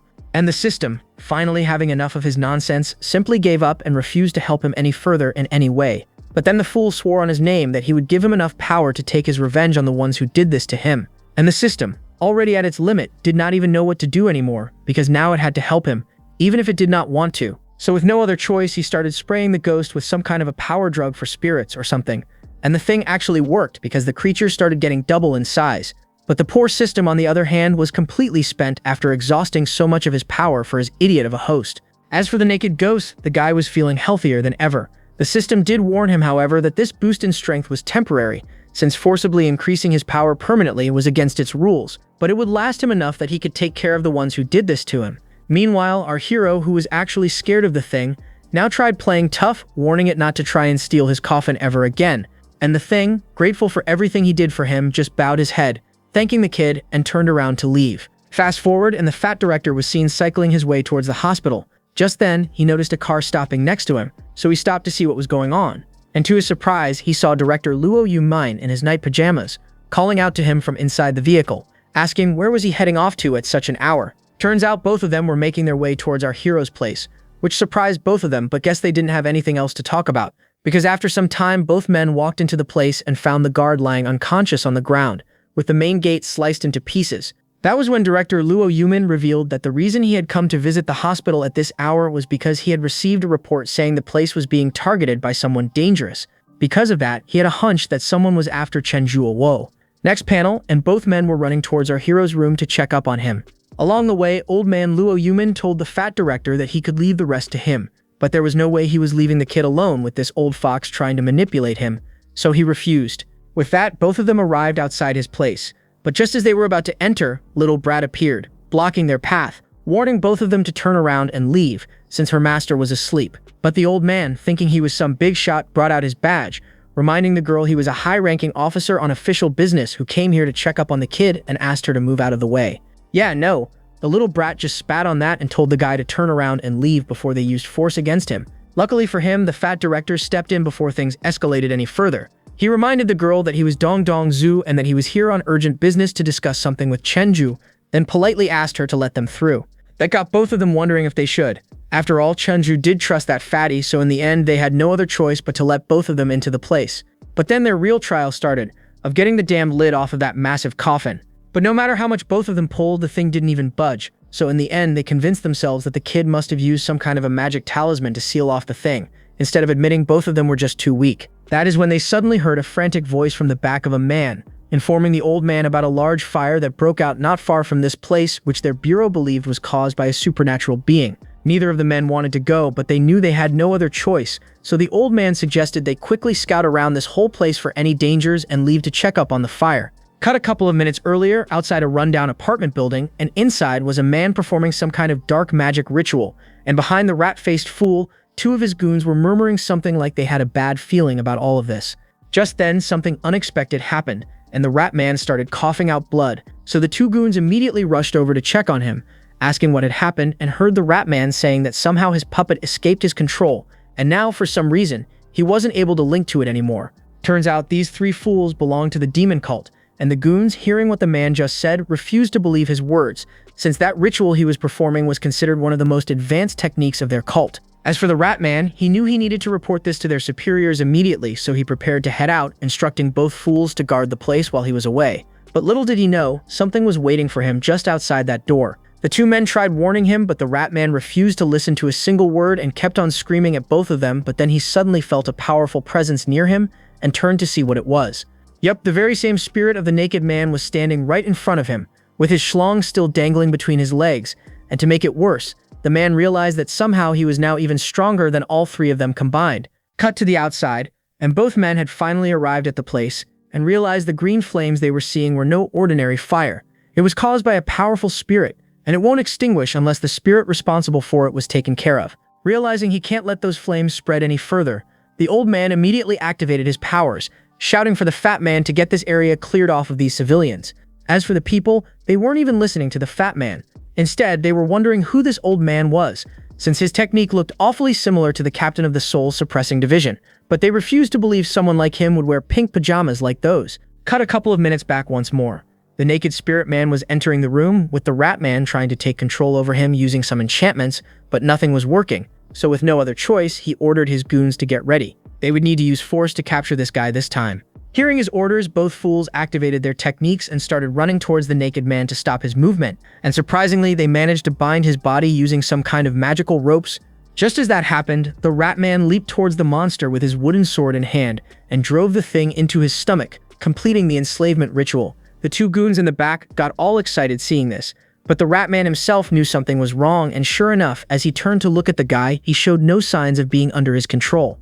Instead, the thing was preparing to use this chance to counterattack. Next panel, the whole place was filled with the man's screams as a bright green flame erupted from the creature's body, engulfing both of them inside. Seeing their master being burned alive like that, one of the goons lost it and tried saving him, but the one with the ponytail warned him it was dangerous getting close to those flames. But the man refused to listen, broke himself free, and started running towards the guy. Hearing him coming, the naked ghost just gave him a look and threw his fist towards the fool, but someone pushed him out of the way at the final second. Turns out it was that same ponytail guy who sacrificed himself to save this idiot and was sent flying through the air and hurled off into the distance. Using what little strength was left in his body, he warned the fool he wasn't strong enough to take on that thing and told him to run. As for the ghost, he turned his attention back towards the rat man, who was somehow still alive, and the sight terrified the kid to his core. So in the end, he turned around and started running out of the place while the thing finished off both of them.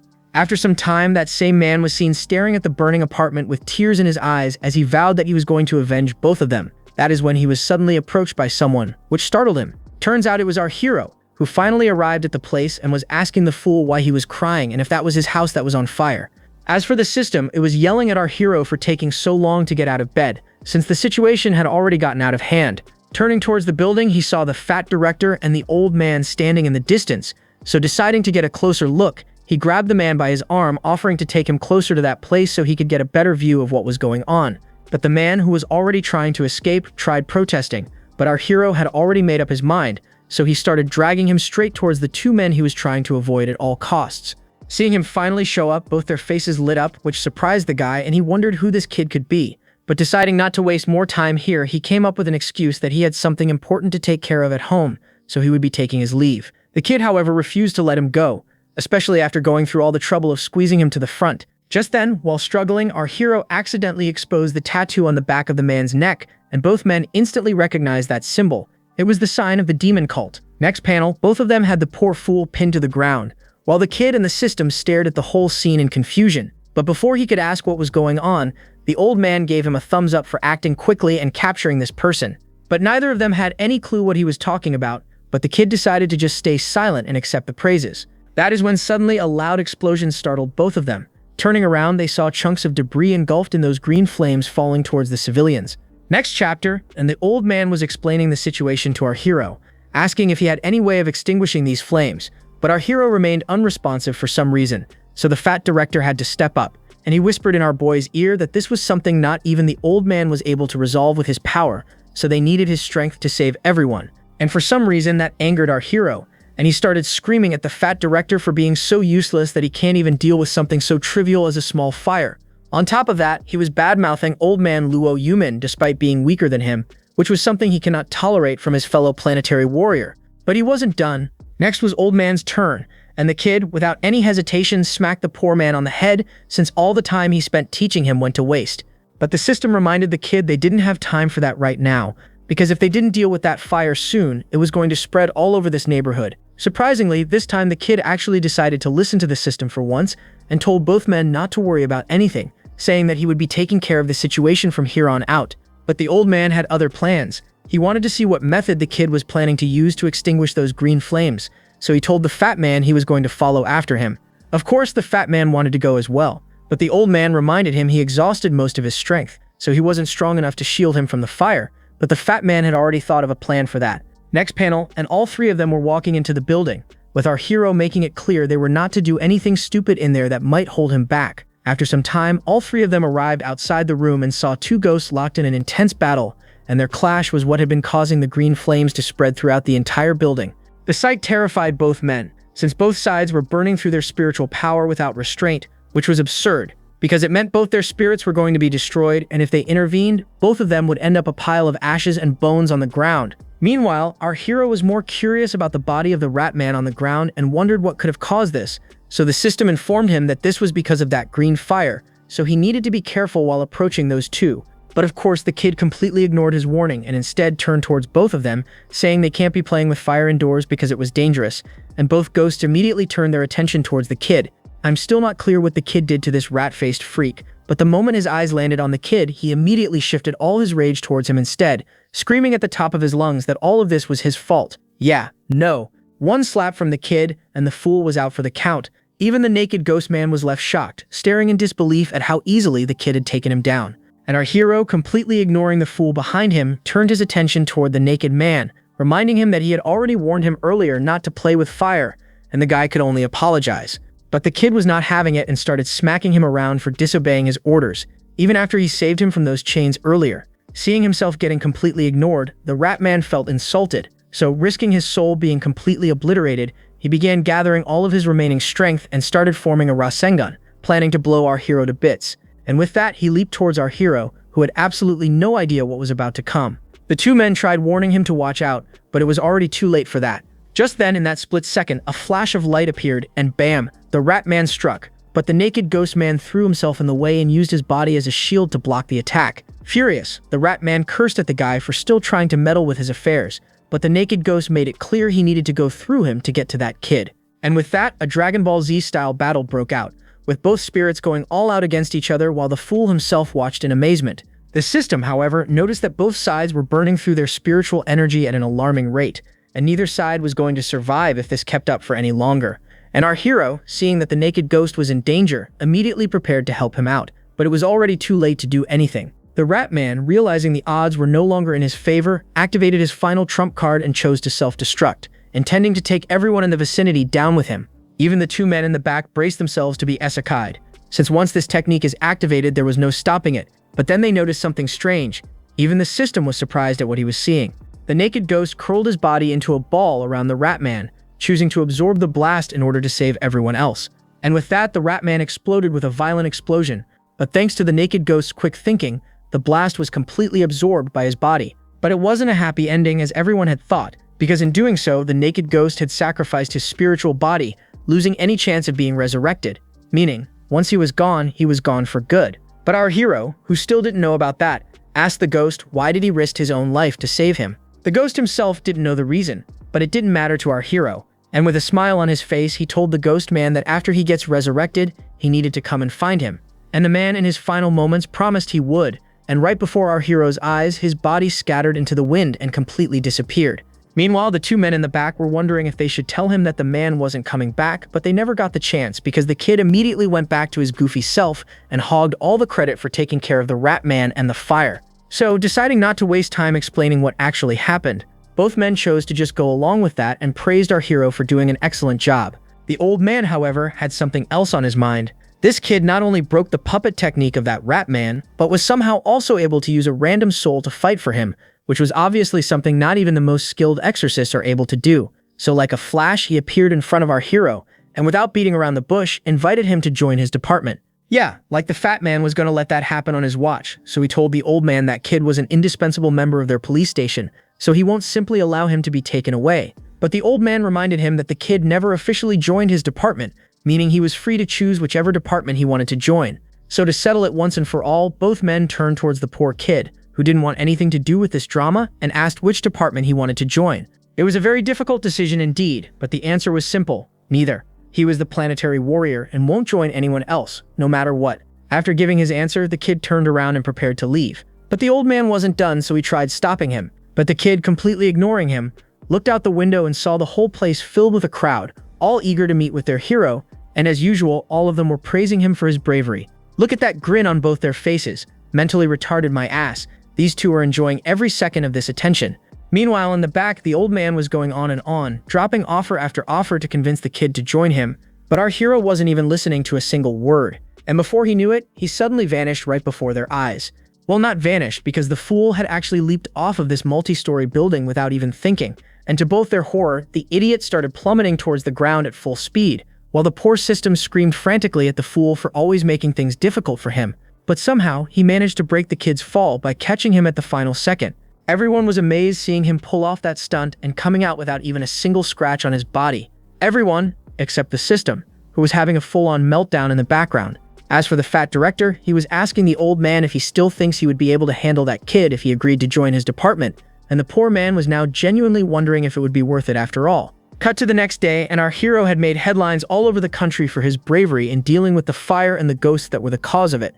And right now, he, along with the gang, was sitting atop a rooftop reading through the article, and that got our hero thinking, and he asked the three if they know what a hero is, but neither of them knew the answer to that question. So the system explained to the kid, a hero is someone who protects the weak and always does the right thing. So the kid asked if that was the case, then how does one distinguish what is right and wrong? And the little brat, after thinking for a bit, turned towards the kid with a smile on her face, saying she wasn't sure either, but she knows everything he does is always the right thing to do. Cut to some other part of the city, and inside the same hospital where our hero was admitted, a nurse was seen complaining that she was left behind to close everything up, even though her shift was over. Furious, she turned to leave the place while cursing the one who left her here with this task and happened to pass by the hospital's morgue. Just then, one of the doors to the storage compartments suddenly swung open on its own, and the woman, who was just outside that room, got startled, hearing the voice coming from inside. But she convinced herself she was just hearing things and prepared to leave. But just then, the door to the room suddenly opened up on its own. So she instantly turned around to see what it was. But the thing slammed shut almost instantly as she looked back, and this time she was sure she wasn't imagining things and asked whoever it was to show themselves. And that turned out to be the worst thing she could have said, because that someone decided to do as the pretty lady was saying. By the time she noticed its presence, it was already too late, and the poor woman, while screaming, fell to her butt, seeing the horrific sight in front of her. As for the creature, it slowly started creeping closer to her face for some reason, which terrified the girl even more, because that thing had some kind of insect-looking thing inside its mouth that was staring right at her. In another part of the hospital, the bald doctor was seen thanking an old man for helping him decipher the contents of the papers given to him by our hero. That is when, suddenly, the old man sensed a strange presence around them and got on his guard. Meanwhile, outside, a bunch of doctors and hospital staff were seen frantically running, and right behind them, that same corpse that was trying to infect them with the bug monster inside its throat. Suddenly, the bald man tripped and fell to the ground. He tried calling for help, but the two people with him were already long gone, and the man, realizing this was his end, just lay there waiting for the thing to finish him off. But just as the thing was about to end him, a bright yellow light appeared, wrapping all over its body. Looking back, the creature saw that same old man who finally managed to catch up to the thing and was responsible for the binding spell. But then upon looking closer at the creature, the old man realized that the thing wasn't a ghost, nor was it possessed by one. Rather, it was just a walking corpse, which shouldn't be possible. But that brief realization gave the creature its opening, and it managed to break itself free from the restraints. And without wasting any more time, it leaped into the air, coming straight for the old man. But the old fool was ready. He immediately summoned his magic brush and began scribbling symbols onto a talisman. Just as the creature came within range, he slammed it onto the creature's body, causing it to stop dead in its tracks. Seeing that things had quieted down, the bald doctor came running to assess the situation, and upon looking at the thing, he informed the old man this was one of the corpses they had stored in their morgue, and asked how did he come back to life. But the old man didn't have the answer to that question either, so he told the guy to immediately contact the soul restraining department and report everything that happened here. Cut a couple of hours later, an old man Luo Yumin was seen luring our hero into the hospital using the smell of a juicy chicken in his hand. Something that surprised everyone in his way, since this was the last thing they expected to see from the hero of their city and the most powerful cultivator, arriving inside the room where the creature was being kept. The old man informed the kid of the whole situation, how a corpse suddenly came back to life and attacked many of the doctors last night, but they managed to restrain the thing for now. Not sure why, but the doctor was looking a bit nervous seeing him entering the room and informed the kid that this man used to be a patient in their hospital, but due to some severe illness, he couldn't make it and was declared deceased. After giving him the gist of it, the old man asked our hero to examine the man and see if he could figure out what might have caused this to happen to him. The kid had absolutely no clue, but the system, on the other hand, had a hunch about what might be responsible for this. Meanwhile, in the back, the doctor showed concern and asked the old man if this case could be similar to the one that appeared 100 years ago. The old man himself was worried that might be the case, and if so, then things were a lot more complicated than they thought, because according to that case file, a parasitic insect from the ghost realm enters the body of a person and slowly devours their soul from the inside, until nothing is left, after which it takes over their body. And to make things worse, the insect also has the ability to transfer its offspring to other hosts, which meant there was a very high chance that more people in the hospital could already be infected as well. And sure enough, that was the case.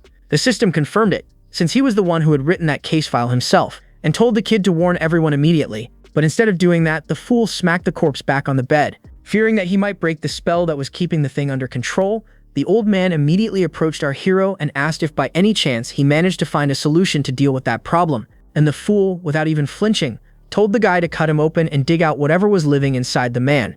Yeah, no.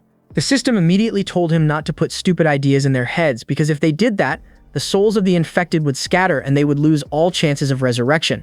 Luckily, the old man was well informed and he told the kid the same thing, because that way they would be the ones taking out these people, which was something they can't do. For some reason, that made our hero recall the words of the little brat and the system about heroes doing the right thing to protect the weak, and he went straight back to his goofy self, telling the old man to leave everything to him because he knows exactly what to do. But the poor system, who already knew he would be the one stuck doing all the work to cover up for his stupidity, shouted for him to stop whatever he was planning on doing. Yep, just as he had feared, the fool jumped right on the bed and started doing some weird ritual dance or something while singing some stupid things, telling the insect to come out, and then he did the most stupid thing imaginable. He ripped off the talisman from the creature's head and the thing immediately regained control over the corpse.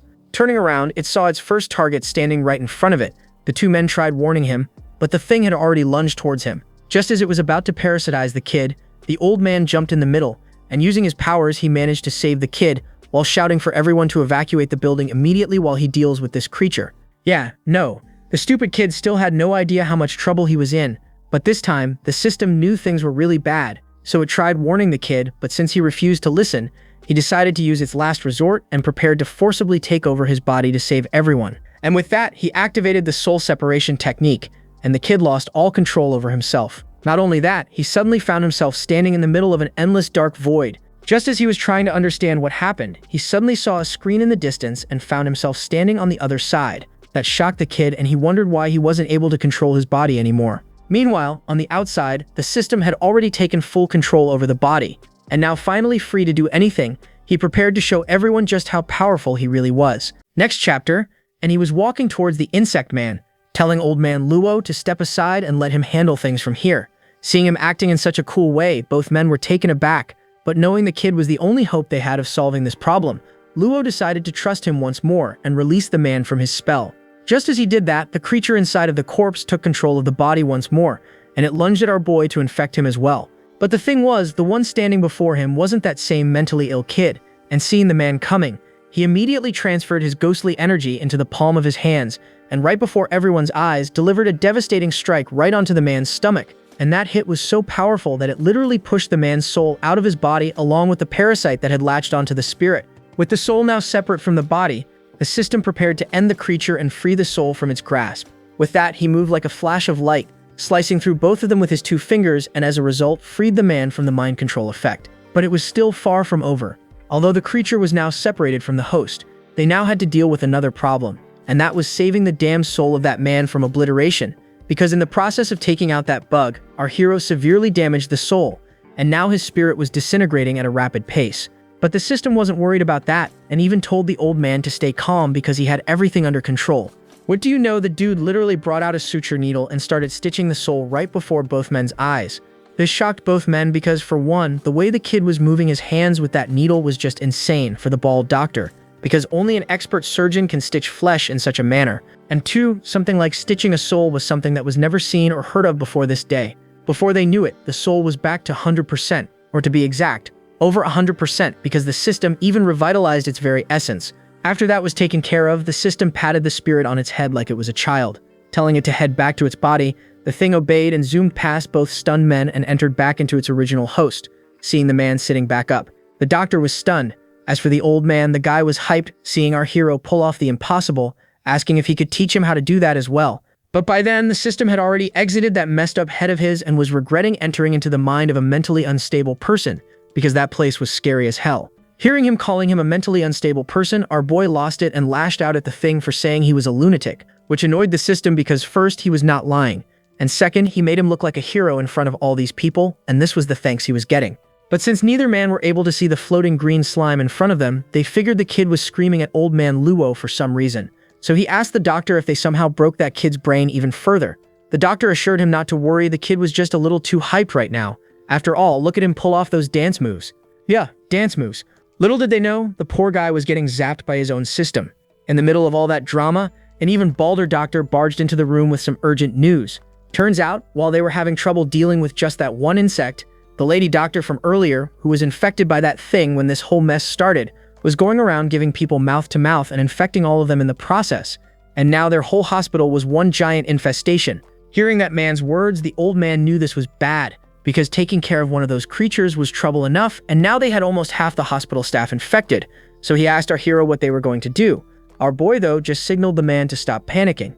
After all, this was the reason headquarters sent their #1 agent to this planet in the first place, to save the foolish humans. Whoa, what's up with that new hairstyle? Anyway, old man, seeing the kid so serious, asked one very important question, which he had been meaning to ask for a while now. What damned headquarters was he talking about? Cut to some other part of the city, where inside one of the apartments a very important meeting was taking place. Turns out these 3 people were the ones behind releasing that insect into the wild. But here is the thing, that wasn't the only insect that was released by these people. These guys sent out hundreds of those creatures out there in the city, knowing full well the consequences of their actions. And right now, they were congratulating someone by the name of Minister Lu because thanks to them, this plan played out so smoothly. As for the person sitting in front of them, they calmly thanked both men for an excellent job. Turns out the reason they did all this was because they were planning something big, and for that they needed the soul suppression department occupied. So all these soul-sucking insects were just a distraction for something bigger. And the one behind it all, what do you know? A very, and I repeat, a very healthy and dangerous-looking woman, who for some reason one day woke up and decided it was a good idea to open the gate to the ghost world and release those evil entities all over the city and cause mayhem for no damned reason. Yeah, they were planning on releasing an army of ghosts into this world. Cut to the city, and the insects had already taken over the bodies of countless civilians who were running around giving mouth-to-mouth to anyone in sight, And in that same place was our favorite fat director trying his hardest to contain the situation as much as possible until the backup arrived. Just then, he saw a car pulling up behind him with Yu stepping out, informing him she wasn't able to find our boy anywhere and his phone was also switched off so she couldn't contact him either. Cut back to the hospital, and not sure why, but the infected doctors were sticking their heads through walls now for some reason. Oh wait, no, my bad. The old man was the one driving all their heads into the wall to incapacitate them. As for our hero, the guy had a beauty in hand and was stepping on a knocked out guy. The system itself was pretty hyped about this whole situation, and was pointing out the remaining infected who were trying to get away. And our boy, being the meathead he was, started running after a poor doctor who wasn't even infected, and his plan was to beat the ever-living daylight out of him as well. That is when they finally stepped out of the hospital, and all of them froze, seeing the sight that awaited them. The whole damn place looked like a war zone, with countless zombies running around the whole area looking for their next victims. Next chapter, and it was already the next day, with the news reporters warning the remaining people to stay in their homes and lock themselves in because things were only getting worse for now. Turns out, both the Exorcist Police and the Soul Suppression Department failed to contain the situation last night and were forced to retreat for now to rethink their strategy, leaving the citizens to fend for themselves. In the middle of her broadcast, she spotted some zombies walking up to her, and that startled the poor woman. And instead of trying to run like any normal person would, she started screaming for someone to save her, and of course that did not work. The zombie pinned her to the ground on live television and started transferring the parasite inside her body to make her one of their own.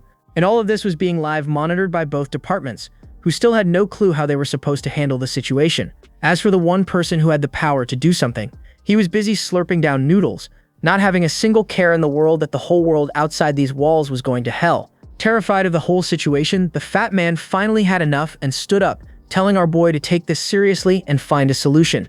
Otherwise, their whole city was going to turn into the land of the undead within 24 hours. Old Luo, knowing that there was no use pressuring that kid while he was eating, told the fat man to stay calm for now and asked him to turn towards the screen because there was something he wanted to show him. Turns out their whole force was deployed to the city and were doing everything in their power to contain this situation. But despite all that, the virus was spreading at an alarming rate and had already covered a considerable amount of the city within these past few hours. And he was sure something like this didn't just happen by chance. Someone was behind all of this, and this person was likely trying to keep all their forces occupied, and his suspicions went to the demon cult. But of course, the fool sitting beside him had to ruin such a serious moment with his stupidity, but ignoring him, the old man started brainstorming, wondering what those people could be planning, and remembered the incoming ghost festival that was just around the corner. That shocked the fat man, because if that was the case and what he was thinking was true, then the consequences would be catastrophic if those people managed to open the gate to the other world. Finally realizing the danger, old man Luo decided to establish 2 safe zones in the city, one in the east and the other in the south district, and do whatever it takes to contain the rapid spread of the virus. The fat man agreed to the plan and decided to take his men to the northern front, but the old man knew how useless his department was, so he assured the fat man that as soon as they were finished with their side, they would immediately come to lend them a hand. Our hero, hearing that the men were planning on heading out, asked if he could tag along as well. Yeah, that was a problem because they didn't want to deal with babysitting him the whole time, so they started wondering what to do. The fat man suggested they leave him here for now because I'm not sure if this is true or not, but according to him, his ghost friends can only appear during nighttime, so with the sun still up, he was only going to cause them trouble. With that thought in mind, he approached our hero, telling him he needed to rest up because he had been working very hard since last night. On top of that, he pointed out that the dinner at this place was even better than what he was eating, so he should also give that a try. And just so he won't run off while they were away, he put little Yu in charge of keeping him safe. After he was done, he simply turned around and started walking out of the place with the old man, and our hero, watching them both leave in such a cool way, was starting to get really annoyed. Trembling with jealousy, he screamed after both of them, reminding them he was supposed to be the hero here and not them. And since both men just left the place ignoring him, he fell to the floor, throwing a tantrum like a toddler, screaming for them to take him with them too. Seeing him acting like that, poor Yu didn't know how she was supposed to calm a grown-ass man down, so she just told the kid they were just worried about him because he didn't get any sleep last night, but the kid was convinced they both just got rid of him because they thought he was useless now. I mean, he wasn't wrong to think that, because that really is the case. Yu herself knew that was the reason, but since she knew what would happen if she said that out loud, she just told the kid he was just overthinking it. The system, on the other hand, wasn't so thoughtful, so it straight up told him he was right. They considered him useless.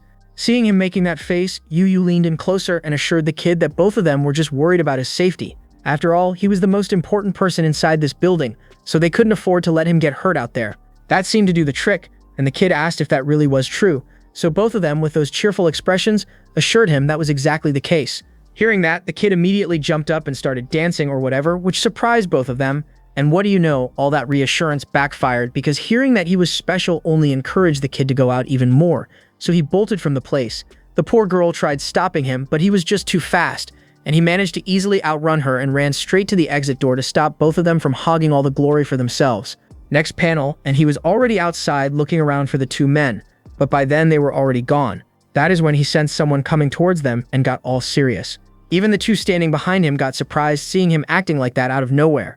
Turns out he was staring at a homeless-looking guy who was gliding through the streets on his sword. Seeing him coming, the system showed surprise because all the cultivators were supposed to be out in the city, stopping the zombies. On top of that, according to his scouter, this guy was just a third-rank cultivator. Our boy, though, didn't care about any of that, and for some reason reached down to take off his trusty flip-flops. But to their surprise, the man completely ignored all of them and flew past them as if they weren't even there. Seeing him do that, our hero called out to the man, asking where he was going. Surprised, the man turned around to see what was going on, only for a flip-flop to land squarely on his face, and bam, he face-planted right onto the ground. This shocked both Yu and the system, who even lost his green color, seeing the kid pull off that stunt for no reason. On top of that, he wasn't finished because he was already cracking his knuckles to beat the hell out of him. Seeing him acting in such a way, the system reminded the kid that man wasn't infected, but just a normal person. The man himself was pissed after what happened to him and started cursing at our hero, demanding an answer. With blood dripping down his nose, he started getting back up, telling the three he was from the Soul Suppression Bureau, meaning they just assaulted an officer. Yeah, no, to hell with his authority, because our boy channeled his inner Asian mom and without any hesitation landed another slipper on the man's face, sending him flying back. By then, Yu herself was pretty annoyed, reminding the kid that man was supposed to be on their side. As for the system, he finally understood why those two didn't take this lunatic with them, because the reason he beat the daylight out of that man was that he wanted his swords for himself, because he also wanted to look cool while flying on that thing, but for some reason the thing wasn't listening to him. Annoyed, the system informed him he can't just steal another person's weapon and expect it to listen to him. But our boy, completely ignoring him, put the swords back into their sheaths and started marching out of the place with his new weapons, telling Yu to follow him. Seeing him so confidently walking towards the street, the system asked if he even knew which way the safe zone even was. Cut to some other part of the city, and two elderly people were seen slowly making their way towards the safe zone. Just then, a lunatic appeared behind both of them out of nowhere, accusing them of being infected, and guess how he came to that conclusion. The way they were walking was too weird. Terrified, both of them bolted from the place, while the annoyed system smacked him on the head for doing something so stupid. Even Yu was pissed seeing him act in such a way towards the elderly. Cut to another part of the city, and a person was seen watching the news while taking a bath. That's when she suddenly felt a presence nearby and turned around, only to find a creep ogling her from head to toe, asking if she happened to see those little shrimps floating anywhere. You know, the woman immediately took what she could get her hands on and bolted out of the place. But here's my question, what is up with the design of that bath? I mean, what was going through that person's mind when putting that thing there? And not to mention, with a massive window right next to the sidewalk for anyone to take a peek inside while the person is doing their thing.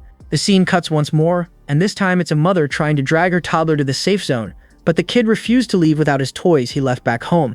And of course, the lunatic appears with that evil grin plastered on his face, asking about the toy and if he would be willing to trade it for his sword. Oh boy, the kid turned into Usain Bolt and sprinted from the place while screaming his lungs out, with his mother dangling in air behind him. Before they knew it, it was already nighttime, but they weren't able to find even a single bad person around the city.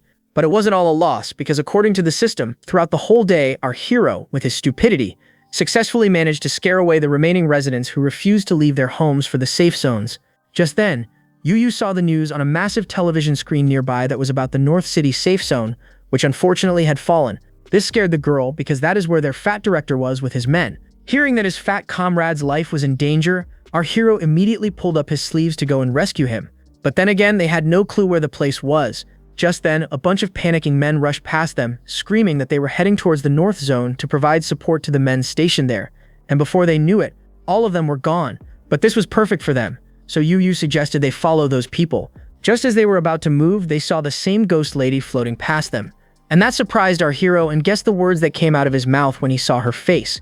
Big booby coward lady. Yeah, he said that, but luckily the girl didn't mind and landed to greet our boy. But he was more curious about the clothes she was wearing. Turns out, while he was running around like an idiot doing absolutely nothing, she got approached by the Suppression Bureau, and they hired her as their officer. This shocked both Yu and the system, because this was the first time they heard a ghost getting scouted in a department whose sole purpose is to eradicate ghosts. Turns out she was a special case because, according to the department, she was a rare ghost who possessed some kind of 9-yin constitution or something, and since no one knew what she was talking about, Little Blob came to clutch and explained that it means she possessed immense potential to grow strong. So the Bureau decided to take advantage of that and scouted her as their own officer. And since our hero already rejected to take her in, she had nowhere else to go, and this world is too dangerous for ghosts like her. So in the end, she ended up taking them on that offer. Well, what do you know? Hearing all that, the fool standing before her started getting emotional, and his reason was that she chose those people over him, even after saying she was going to follow him forever, completely forgetting he was the one who drove the poor thing away in the first place when she needed help. On top of that, he was calling her a lying traitor, and to make it worse, he dropped to the ground and started rolling like a child, throwing a tantrum. I do not even know what is going on now, because the girl herself started doing the same thing, rolling in frustration because guess what? She never wanted to take this crummy job either. The only reason she did was because she had no other choice. And now those people were forcing her to study every day and making her clock in and out whenever they felt like it. Screaming, she told our hero she still wants to be by his side. Seeing her in this state, the system loses it and starts scolding the kid because all of this was his fault. First, he called her useless and left her to fend for herself, knowing she was nowhere near strong enough to fight off the evil ghosts lurking around the whole city. And then he started calling her a traitor when she finally found a place that took her in. And in his anger, he started slapping the fool, telling him to go there and apologize to the girl immediately. Yeah, the kid knew the system was right, so he crouched in front of her asking if she knew where those people were heading. The ghost girl answered yes. Hearing her answer, he extended his hand and instead of apologizing himself, told the girl he forgives her for choosing someone else over him and asked if she would like to become his disciple. Hearing that, the girl's face immediately lit up. Even the system was hyped, so he decided to activate the binding ritual to officially make her our hero's lackey. With that, our hero took her hand and as soon as they touched, bam! The contract activated, and a powerful energy wave shot out from the area, with some kind of symbol appearing on the ghost girl's forehead. And just like that, she was officially a part of the Team Retards and was extremely happy about it too. So first things first, she took off that annoying uniform and literally tossed it towards poor Yu, which left the poor girl wondering if ghosts really hate them so much. The girl, though, completely ignoring her, flew straight towards our boy and started using her womanly charm on him, asking what were his next plans for her since now they were companions. Yeah, no, little brat immediately showed up to put this horny little ghost in her place, telling her to keep her hands off of him. Seeing that they were finally up, our boy got all happy, but the little brat was still pissed about the fact that he took in that woman without even consulting them. But ignoring her, our boy patted the girl on the back, telling her to lead the way because they still need to save his fat partner. Oh, and he did call her a big booby coward again. Next chapter, and all of them were seen running through the city to get to the location. Just then, Purple Head noticed something and told everyone to stop. Apparently, she heard some strange, scary voices coming from ahead and warned our hero about it. Why does she even act like this? I mean, she's already a dead ghost, so what could even frighten her? Well, anyway, whatever it was under the rubble in front of them. And the closer they got, the scarier the voices became, because it sounded as if some demon child was crying for help, you know, like those scary horror movie setups where every survival instinct says do not go closer, but the characters still do it anyway and then act surprised when things go wrong. And since he wasn't an idiot like those characters and didn't want anything to do with any of that, he shouted for the Purple Head to stop shivering. As for little brat, she was put in charge to go and find out what was making that sound.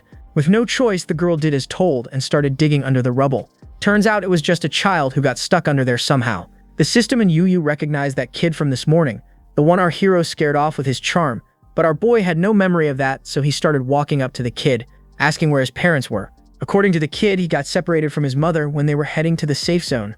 Hearing his story, all the girls got all emotional. Of course, except for our hero and the two behind him, who just kept staring at the kid with those weird expressions because they didn't know how to handle this situation. So Yu comforted the kid, asking our hero what should they do now because they can't leave him out here on his own because it was too dangerous. Knowing she was right, our hero let out a sigh of frustration and told her to put that kid on his tiger because they were taking him with them to the safe zone. But the kid refused to go anywhere without his mother and started fighting back. Just then, little brat in the system noticed something and turned around. Well, what do you know, all that noise the kid was making attracted some nearby zombies to their location, and now their path forward was blocked off by the monsters. Our boy didn't care, though. He had been looking for these things since this whole morning, so he got ready to beat those insects out of them. But to his surprise, the kid out of nowhere ran past him while shouting for his mother. Whoa, one of those zombies was his mother, and judging by all that blood dripping down her eyes and her clothes covered with red liquid, this is not a good sign for anyone. But the kid, though, didn't care about any of that and happily started calling out to her. Even the woman took the kid in her arms to comfort him. It was a really wholesome scene, right? Right? No, wrong. Because guess what happened after that? the woman straight up bit the kid on his neck, and not just bit, she really dug her fangs in there. This story just took a really dark turn here. Even the rest of the gang was stunned seeing the sight before them. Not little Brat though. If you guys remember, she went through something even more horrifying at her parents' hands, so she wasn't surprised seeing that kid meeting that fate by his own mother's hands, or to be more precise, her mouth. Just then, seeing the kid in that state, our hero finally remembered who he was. But that wasn't the only thing he remembered. After actually using that brain of his for the first time in his life, he also recalled a very distant memory of a child lying on the ground who was crying for some reason, and in front of that child was a woman standing between him and an army of demonic monsters. And at that time, he heard some words come out of that woman's mouth, and that was she was going to protect him no matter what. Back in the present, seeing the kid in that state, the kid was actually shedding tears, and he had absolutely no clue why. On top of that, he didn't even know what this feeling was, because his chest hurt and his eyes were getting all watery, which even surprised the system because this kid didn't even know what sadness was. Anyway, he knew he didn't have time because there was still a chance to save that kid, so this time he actually asked the system to help him deal with these monsters. Next panel, and both of them were already behind the woman. By the time the woman saw him coming, it was already too late for her. Bam! A powerful strike right in the middle of the woman's stomach, and both her and the kid's souls exited from their bodies. But our boy wasn't planning on stopping there.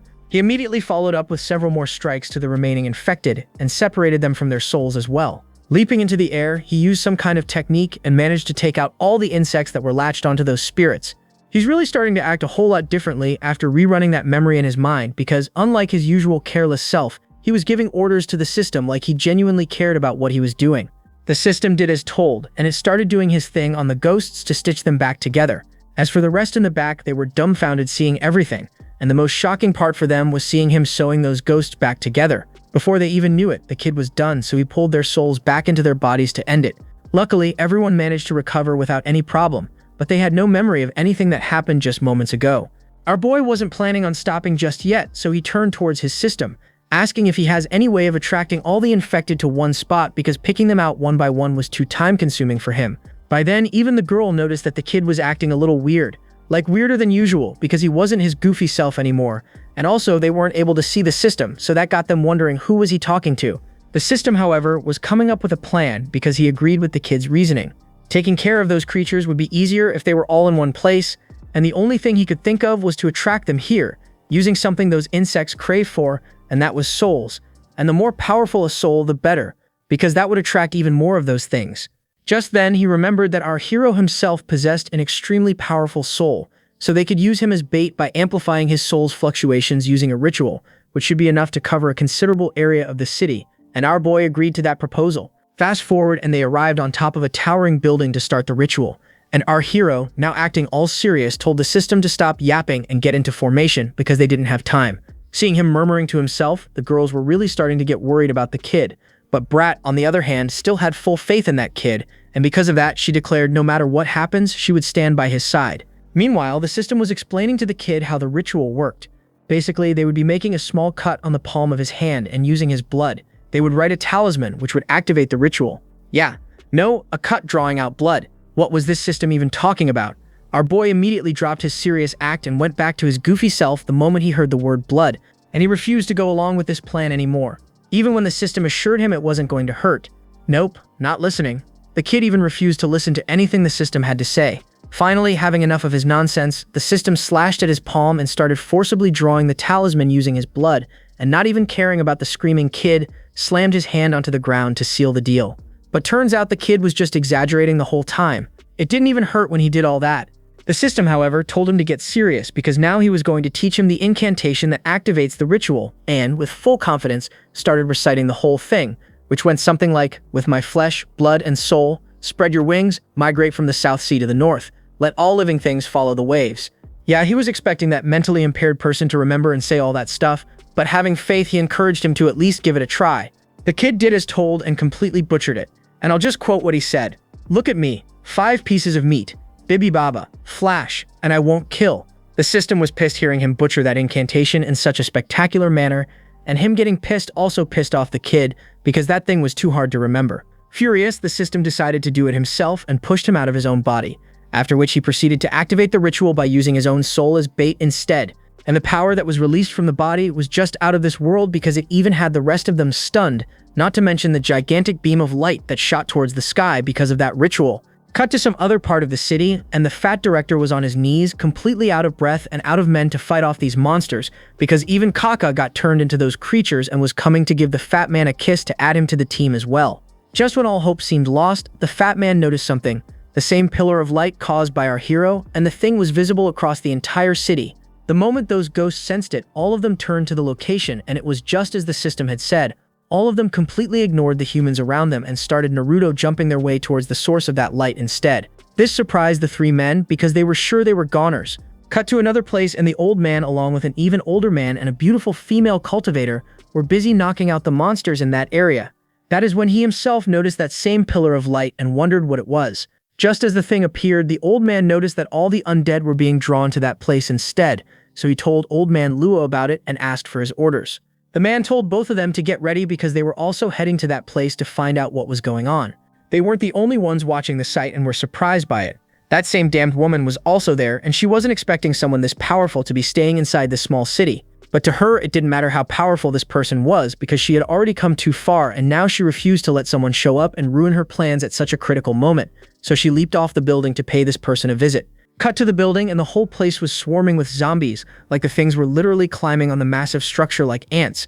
By then, old man also arrived at the location and was shocked seeing the sight that awaited him, because on top of that building was a massive hologram of our hero. Meanwhile, little Brat was warning our hero that those things had almost reached the top. Sensing them coming closer, the system asked our hero if he was sure he wanted to save all of those people.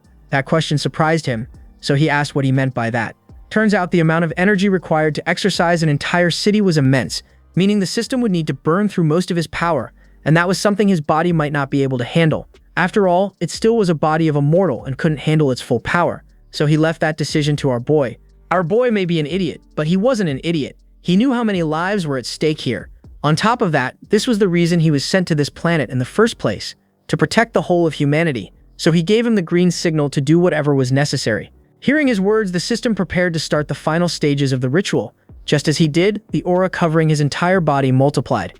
And apparently the smell of his soul was so heavenly that the insects were driven into a frenzy state, and because of that, they left the bodies of their hosts to get to our hero instead. But there was something different about them this time. After devouring so many ghosts, they had evolved, with new wings sprouting from their backs. Our boy didn't care though. Evolved or not, in front of his power, these things were nothing but small fries. So he got up to his feet, and damn, it was a cool sight if I say so myself. This reminded me of that anime I used to watch back in the day called Blue Dragon. Well anyway, our boy, planning on ending it quickly, swung his fist towards all the incoming bugs, and the energy released from just that one attack was enough to disintegrate all the insects in the vicinity. And just like that, in 5 seconds, it was all over. The whole sky was cleared of the creepy crawlies. As for the system, that attack took a whole lot out of him. Plus, the kid's body was already on the verge of collapse, since that last attack was more than it could handle. Meanwhile, outside, it was literally raining people. But luckily, old man Luo was there to save the day.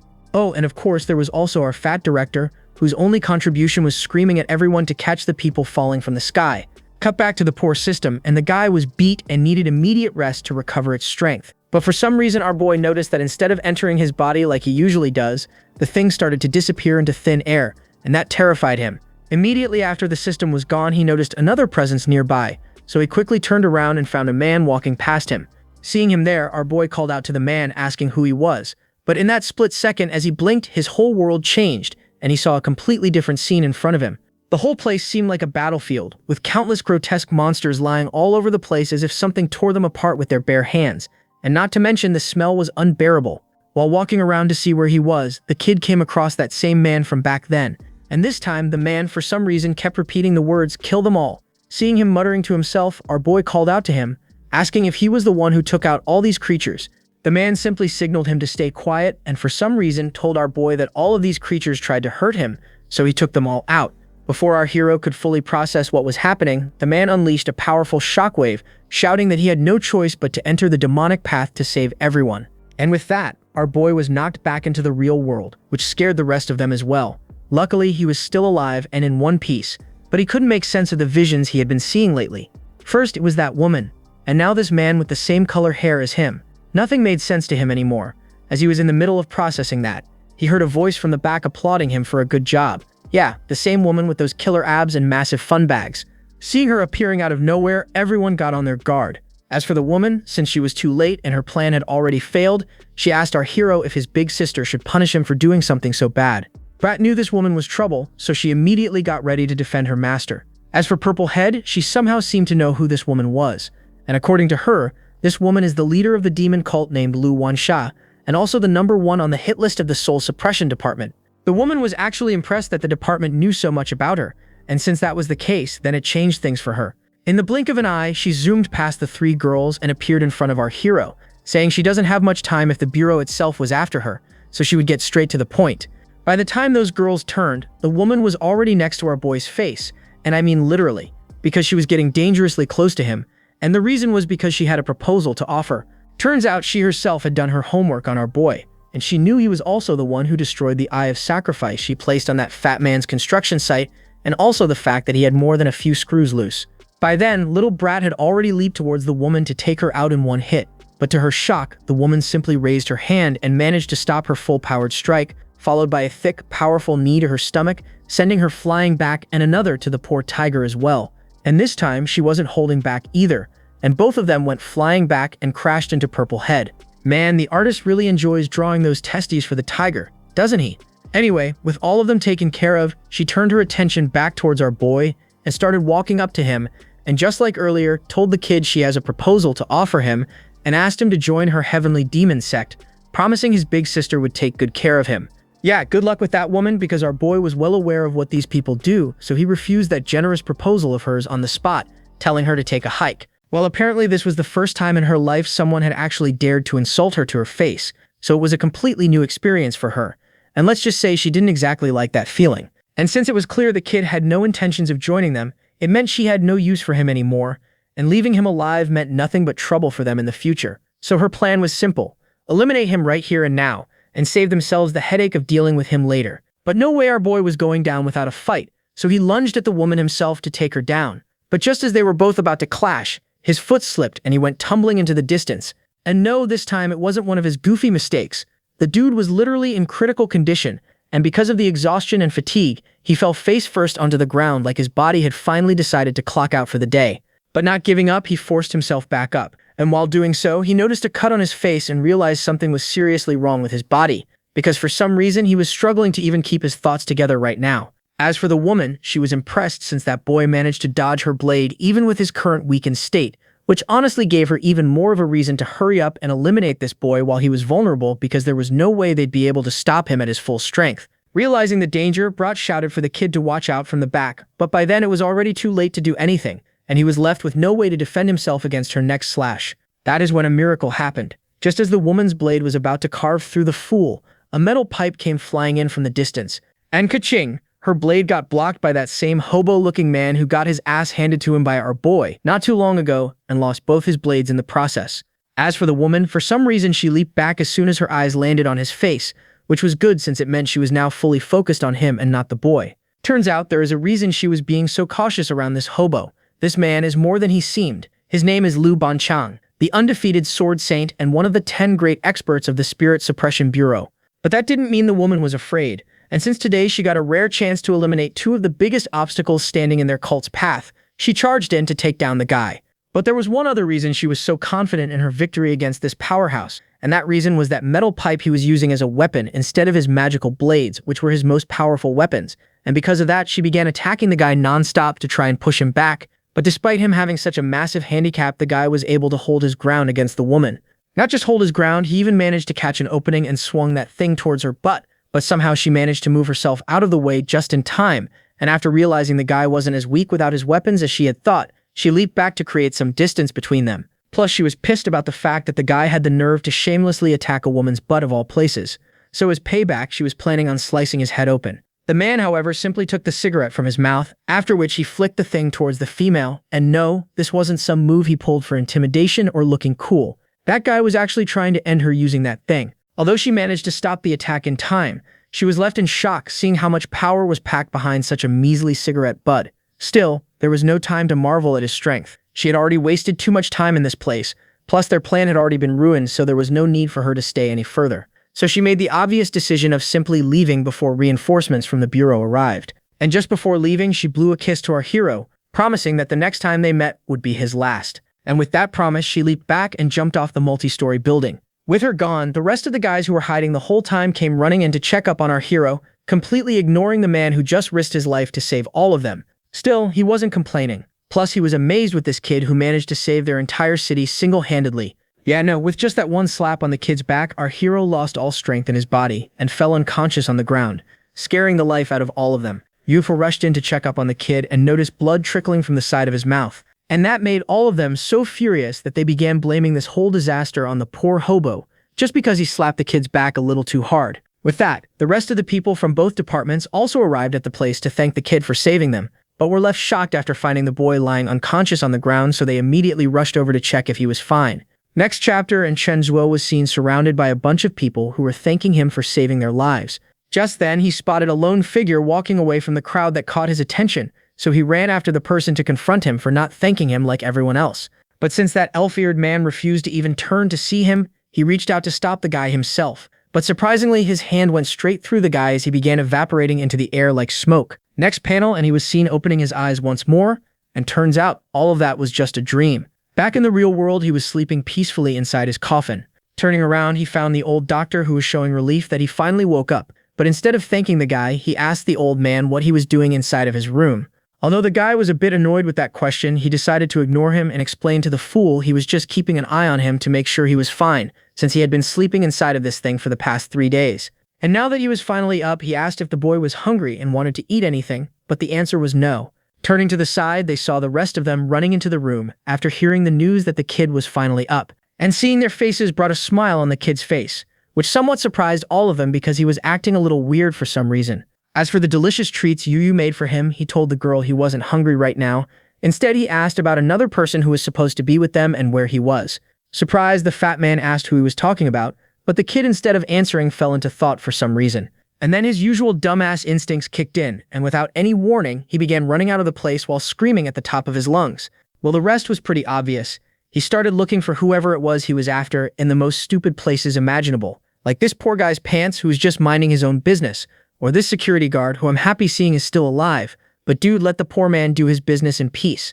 He didn't even spare the doctors, and they were fully ready to knock him out with a sedative and drag him back to his room. Before he knew it, the sun had already set with no luck, and with the sun gone, his ghost buddies also came out to check up on the kid and were happy seeing him back in tip-top condition. But Brat noticed something was bugging the kid, so she asked if everything was alright. Purple Head also chimed in, reminding the kid he was a hero of the city, so he should be happy.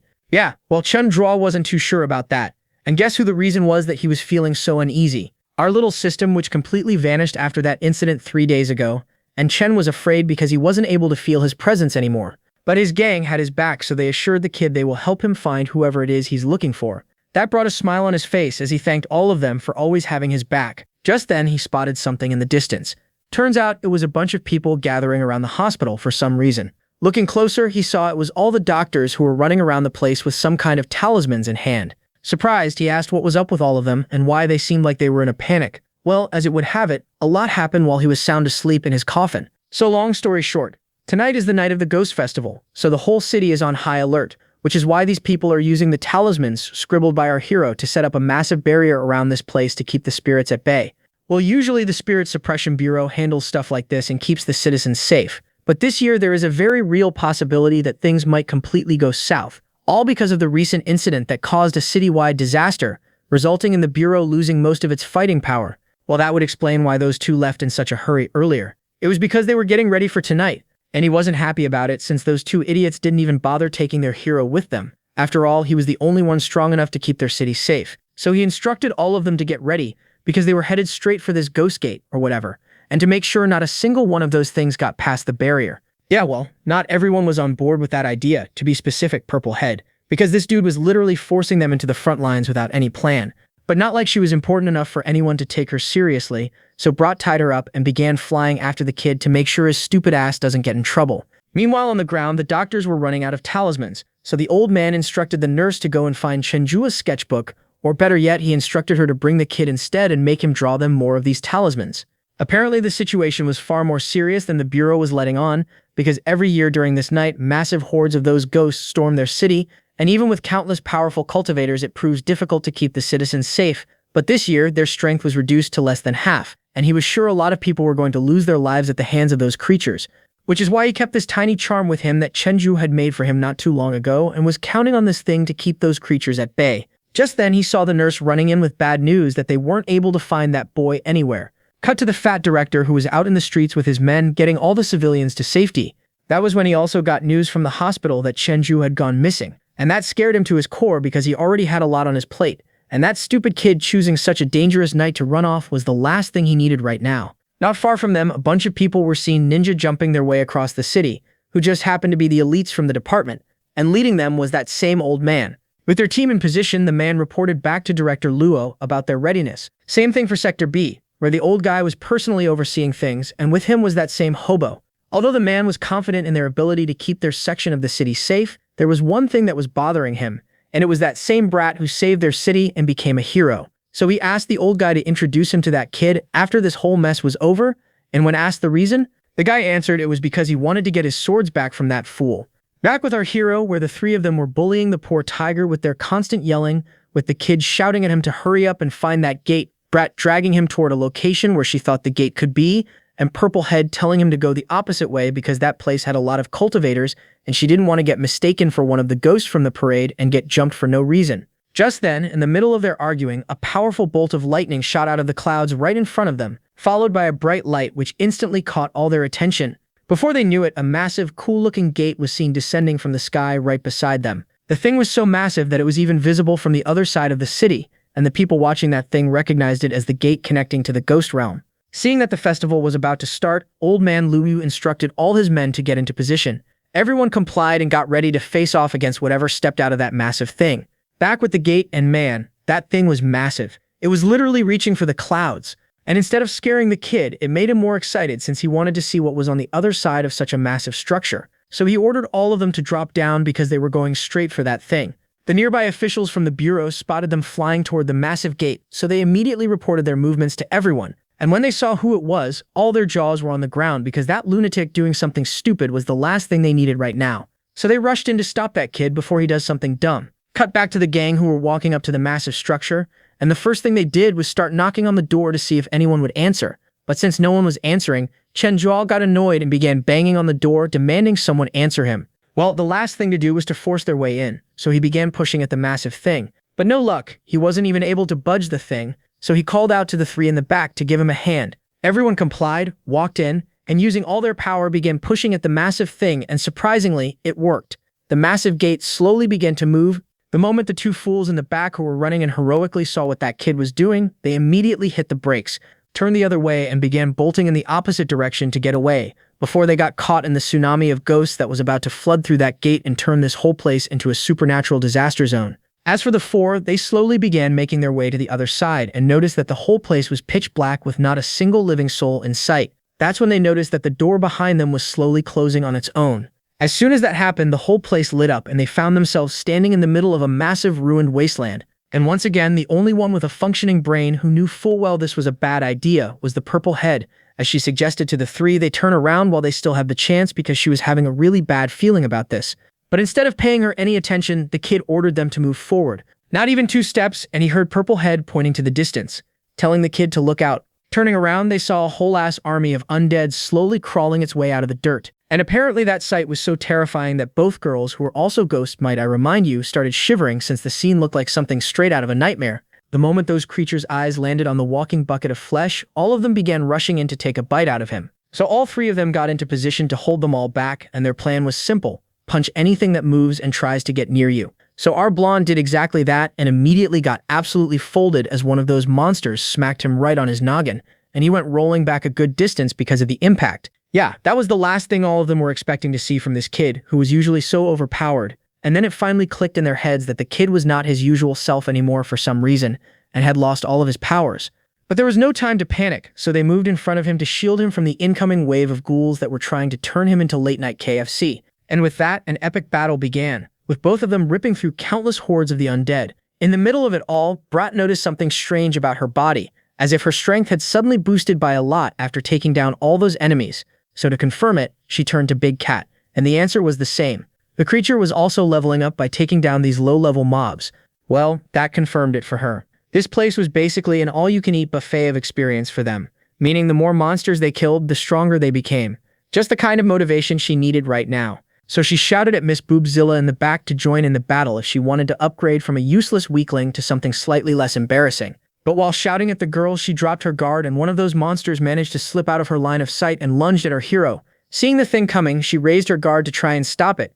And in her panic, the girl unknowingly activated Neo Tri-Beam and blasted the thing straight at the incoming zombies, causing a massive surge of light to shoot from her hands and wipe out everything in a certain area around them, like somebody had just dropped a holy flashbang from the heavens. By then, the fool had also managed to pull his thoughts together, so he ran at the already dead monster to pay it back for landing a punch on him earlier. And thanks to Purple Head, this time he managed to land a hit on the thing, and with that, his payback was officially complete.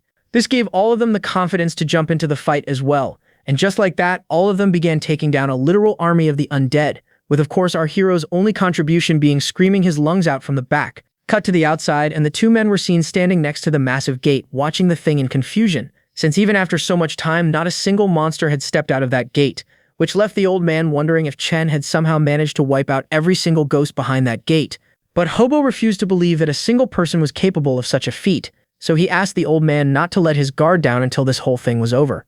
Cut back to the inside, and all of them had finally finished wrapping things up in that section of the realm, and were making their way deeper into the plane to find more monsters to kill. Eventually, they came across a massive bridge which kind of looked spooky. On the side, Purple Head noticed a massive sign that said Bridge of Helplessness, and according to her knowledge, this was the place which one must pass through to get to the real realm of the ghosts. That was all he wanted to hear, so he ordered all of them to march forward because they were crossing that thing to get to the other side. Purple Head tried warning the kid that the living weren't allowed to pass through that place, but not like he was going to listen to that nonsense, so he kept on going. But just as they got to the middle of the thing, the whole place began wobbling in a weird way. But that thing shaking was the least of his worries, because for some reason Chen wasn't able to move his feet from the ground anymore, and it felt like some invisible force was pushing him down. Both girls tried pushing him forward, but the guy refused to budge. On top of that, some kind of dark and thick mist slowly began covering the whole place, which was making the kid have a really hard time breathing. Realizing the kid was about to get suffocated to death, Mimi shouted for Purple Head to use all her power to get that boy to the other side. She complied, and both of them began pouring all their power to try and get the idiot out of this death trap. And it worked, well, kind of, because they might have used a little too much force in that last push because the kid went flying through the air straight to the other end. Realizing they messed up, all of them began running in to see if the fool was still alive or not, and thankfully he was unharmed. Looking around, they found themselves standing in the middle of a beautiful field with red flowers covering the entire area. And these things are red spider lilies, but not like the kid knew or cared what kind of flowers these were. So completely forgetting their main mission, all of them began having fun in the flower field instead, and acting like a complete goofball. He asked Mimi if the flower crown looked good on him, and the answer was yes, which made him extremely happy, and he started dancing his way through the place to show it off like he had just won a fashion competition. That's when he heard a woman's voice showing surprise that she came across him of all people inside this place. Turning to the location, he spotted 3 shadowy figures slowly walking up to him, and upon looking closer, he found Lu Wansha along with 2 of her goons standing in the distance. The moment they saw their faces, all 3 of them jumped in to shield the kid, who himself had no idea who these people were. And that hurt Redhead a little, that he forgot about her so soon even after the lasting impression she had left on him. Knowing that the woman was trouble, both of them immediately charged in to finish her off before she gets a chance to lay her hands on Chan. And to stop them, her 2 goons stepped up, and with that, their chaotic battle started, with both sides giving it their all to overpower the other. Using the chance, Redhead managed to slip right through them and went straight at the kid to finish him off. But no way Mimi was going to let that happen so easily, so she kicked the fool away and began chasing after her instead. Redhead was actually surprised seeing how easily she managed to overpower her minion, plus she could tell the girl had gotten a whole lot stronger since their last encounter. The old guy was thinking the same thing since that child was way more trouble than he had expected. But it didn't matter, their main target was that blonde kid, and he was fully determined to finish him off with his own hands. Hearing his words, Chen also got ready to square up with the walking fossil, but Purple Head was faster, and knowing the kid got nerfed hard, she jumped in instead to stop the man. And man, despite her being a complete scaredy cat, she was fully ready to throw away her own life this time to save Chen. And since she wasn't sure if she would be able to stop this man on her own, she planned on buying the others some time and activated her ghost domain to trap the guy. With that, a powerful barrier erected around both of them, and with the other 2 still busy with their opponents, Chen was still standing there trying to make up his mind about who he should help first.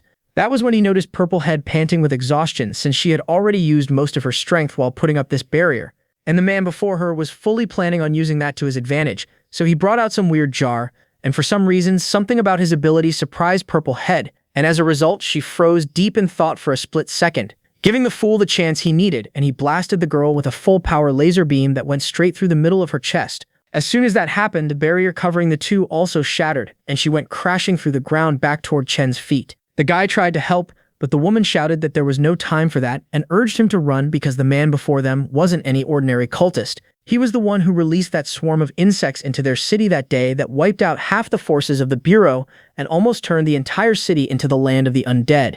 Well, her conclusion was right on the money, and the guy confirmed it was indeed him. And since the fool before him was the one who ruined all his plans, he was fully ready to make him pay tenfold. Seeing him coming, the girl began forcing her way back to her feet while urging the fool to run since she will try to buy him some time. Mimi also realized things were getting out of hand, so she prepared to retreat and stop that guy instead. But Redhead wasn't about to let that happen, so she suggested the girl stop spacing out and focus on their battle instead. Furious, Mimi attacked the woman back to end her quickly, but to her shock, Redhead managed to stop her claw with almost no effort. And before she even got the chance to react, she grabbed her by her hair and boom, kneed the girl right in the middle of her torso. And the impact from that strike was so brutal that the poor thing literally began coughing out blood from her mouth. And just like that, she lost all strength in her body to fight back, and her form began to fade away like smoke into the air. So to make it quick for her, Redhead got into position to end the girl's misery with her own blade. Back with Chen, who was now in complete mercy of the enemy and was struggling to break himself free from the monster's grasp, while Purple Head begged someone to get up and save the kid, but neither of the two were in any condition to do anything. And that filled her heart with helpless rage as she lay there completely powerless, watching that creature slowly squeeze the life out of the boy. That's when Redhead walked up to the man and suggested they wrap this up quickly since they still have work to do. Although the guy wasn't happy since he was planning on making him suffer before ending him, he knew the woman was right, so he ordered his pet to bring him down so he could snap him like a twig with his own hands. The creature complied, and he began gathering up energy in the palm of his hand to shatter his ribcage. But before he could get a chance to swing, all of them froze as they felt an overwhelming amount of pressure coming from the side. Just then, a powerful gust of wind rushed by them, and that caught all of them by surprise, and when the wind settled down, they saw the fool's hand, which he was planning on using to end the kid, completely frozen in ice.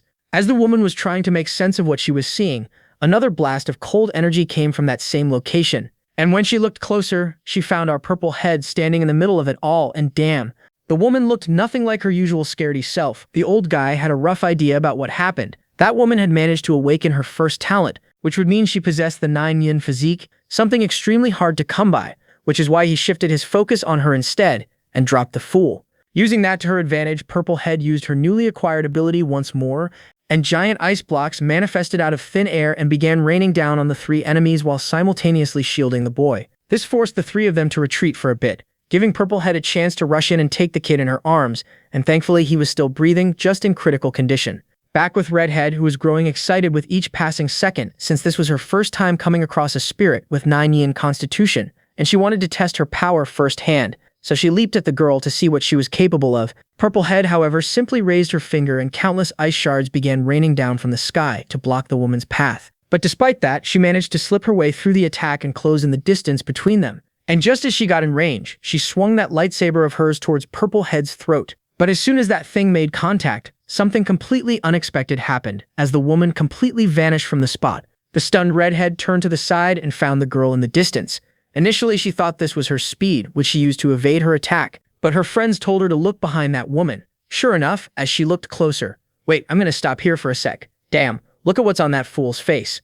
I never realized this, but this woman is healthy as hell. Well, anyway, back to the story. So long story short, they were standing in that girl's ghost domain, and what that Redhead attacked earlier was nothing but a clone. So to counter this ability of hers, they just needed to escape from the ability's range. Following his instructions, all of them began running in different directions, with Redhead still targeting our girl to keep her distracted long enough for her friends to flank her from other sides. But then two more individuals were seen jumping inside of the domain. Turns out it was Mimi and the tiger who were finally back on their feet. Well, this was bad, really bad according to Redhead, since not only were they trapped inside of this domain, the two enemies they thought they took out earlier also managed to get back to their feet, meaning their chances of winning just dropped significantly. And to make it worse, her own weapon was proving to be useless because of all this cold that was freezing the blade. So in the end, she decided to just bail, because these people were never their main objective, and asked her men to fall back so they could finish what they actually came here to do. Plus that fool was dead either way since his stupid ass came into this realm without any talisman or protection charm to ward off the yin energy that was overflowing all around this plane. meaning it was just a matter of time before his body gave out completely. Knowing that the woman was right, the muscle guy broke himself free from the tiger's jaws, but the old man on the other hand had something else going through his head. Apparently, he had taken a liking to our big melon purple head, and he was planning on capturing her for himself since that woman had monstrous potential of growing stronger thanks to her 9-yin body, so his plan was to corrupt her and make her his own puppet. Yeah, well, the two of them didn't care what was going through his perverted brain, so they decided to leave the fool behind. As soon as they were alone, the old guy unleashed a powerful wave of dark green aura from his body, and slowly his body began to transform into something inhuman. Boom! Big reveal. The guy could turn himself into a bug, and I'll just quote what he said after the transformation. Here it goes. "I'll suck every last one of you dry." Yeah, the dude actually said that. And his first target was Mimi. And after that comment, the girl was terrified, so she tried getting out of his way, but luckily, Tiger managed to pounce at the fool at the right moment. But not giving up, the bugman opened his mouth, and from inside his throat appeared a massive stinger or something, and he launched the thing straight at the tiger's mouth. But this time, Mimi returned the favor by punching the dude so hard the air left his lungs. Not sure what this guy was made of, but even that wasn't enough to stop him, and instead of backing away to create distance between them, the dude spat out some weird sticky gooey stuff from his mouth. And after successfully trapping both of them inside that gooey prison, he broke himself out of Purple Head's domain, which meant he could now use his full power, so he began preparing for a powerful attack, while simultaneously Mimi was doing everything in her power to break herself out of the slime. But it was too late. The guy managed to complete his spell, resulting in countless shards of green crystals raining down on Aeon's barrier. Seeing how things were getting out of hand, she got up and erected another barrier in front of the kid to try and stop the projectiles. Oh boy, by now Brat was pissed with this whole situation. Plus this man was clearly looking down on them, so she prepared to show the old fool what she was really capable of. Old fool tried stopping that whatever it was, but he failed to realize Mimi's real target were his wings, since she wanted to ground him. After successfully ripping the things off his back, she shouted for Big Cat to take over. And man, he didn't disappoint. The dude legit looked like Tank from Solo Leveling as he flashed behind the guy, and then he swung his claws, landing a direct hit on the man's back. But they weren't done. They still needed to finish this new combo, so Aeon rushed toward the guy, and just as she got in range, she pulled back her fist and boom, a powerful wave of ice erupted forward, trapping the old man completely inside an ice prison. The guy, however, was still alive and was in disbelief that a mere human was able to control such powerful, vengeful spirits. Yeah, while Mimi didn't give him the time to process that thought, and with one powerful swing of her fist, she shattered the ice along with the fool into chunks. With the threat finally neutralized, the girl dropped her barrier and ran in towards the two to check up on them, and then bam, she shoulder-tackled poor Mimi, completely forgetting she was a lot stronger than before now. After which the poor thing began crying her eyes out because although she put on a tough act, on the inside she was terrified stiff. Seeing her making that face, both of them asked the girl to calm down while praising her for an excellent job, since if it weren't for her, none of them would have survived. But then again, she was getting a little too touchy with her, so Mimi suggested she keep those massive spheres to herself because she wasn't into that kind of stuff. Right in the middle of their little drama session, they suddenly heard the fool furiously screaming from the back as he finally regained consciousness. Apparently, he had no memory of what had happened, and well, because he was out cold the whole time, but he was asking where the three of those people went. Seeing him jumping around like an idiot, the three of them told the kid not to worry because they took care of those guys while he was peacefully sleeping on the ground. Yeah, well, he didn't really appreciate their bragging, so that little comment earned them each a boop on their noggin. Seeing how the fool was being jealous, Purplehead quickly came up with a story that it was really thanks to him that they managed to stop those people because he was giving them strength while sleeping. Yeah, that seemed to do the trick. Plus, Mimi wanted to know where she learned to suck up to that fool so well, and the answer was the fat director, who always used the same trick to get the kid to do anything. Anyway, since it was now over, and he had his fill of fun, Chen suggested all of them head back home since he was starving. But since he was going the wrong way, Aeon tried correcting the fool, earning her yet another smack on her head for saying Dong Dong Yao didn't know which way his house was. After a bit, they arrived outside a massive city of some sort, but of course, it wasn't a normal city. This place was meant for ghosts and other supernatural beings. And knowing everything in there will start attacking them if they found out this kid was still alive. Aeon tried stopping him, but not like he was going to listen. In fact, he was so motivated that the dude literally managed to power his way out of her grasp. Looking up, she found the other two fools just as hyped as our protagonist and were even asking her to join them. Lucky for them, the guy who was supposed to inspect each person who entered the city was snoring off to the side, so they easily managed to slip in without any trouble.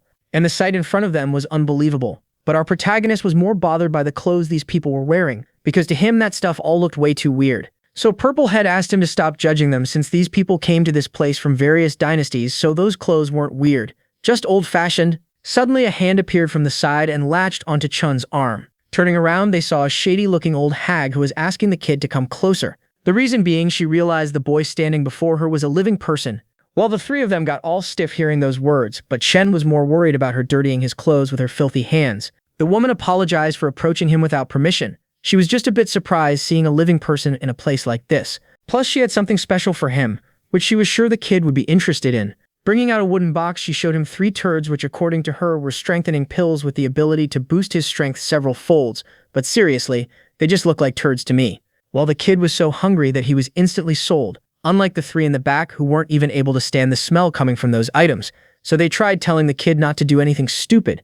Seeing him interested in the turds, the woman told him the price of the items, which was his heart. Yeah, now they were definitely against this idea, so Mimi stepped in the middle, knowing full well what this old hag's intentions were. Luckily, the kid wasn't too interested in the items after hearing the price, plus street food always gave him diarrhea, so he declined the offer. But the female, on the other hand, was a professional glazer, so she acted like she didn't really mind, and whatever, while commenting how people would kill to get their hands on those items. Yeah, well, that seemed to do the trick. But instead of his heart, he decided to pay with something even more precious, which was the same flower crown that Purple Head made for him. Yeah, no, the woman tried to stop the fool, but he wasn't even listening to her at this point. So in her desperation, she screamed at the kid to stop while calling him a thief who was trying to scam an old woman. Yeah, well, Chen reminded the woman how she said these things were treasures, so in exchange for her treasures, he gave her his own treasure, so it was a fair trade. Okay, now she was just getting annoyed by his antics, so she called him a mentally unstable person for thinking she was going to fall for his crap. Well, for one, her screaming successfully managed to catch the attention of nearby ghosts,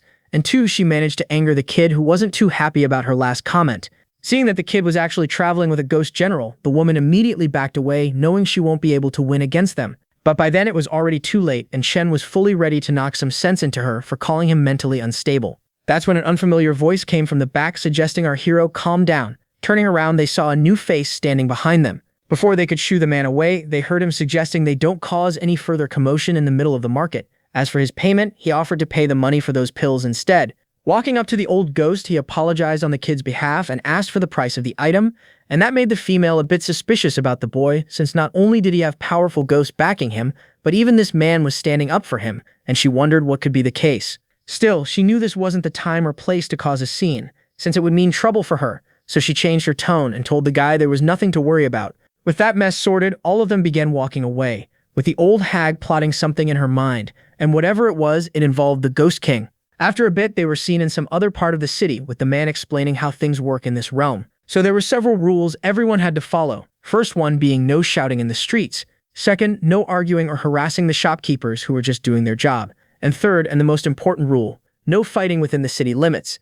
And if anyone broke even one of these rules, the wrath of the Ghost King would come crashing down on them. Yeah, well, that's everything this fool would do if left alone, so both girls decided to keep a tight leash on him until they figure out a way to head back to their own world. As for the guy, there was a reason he helped them out back there. It was because it was rare to find a living human in this place, especially one that traveled with so many high-level ghosts. And more importantly, there was a chance this man could be working with the demonic cult, so he wanted to make sure if that was the case.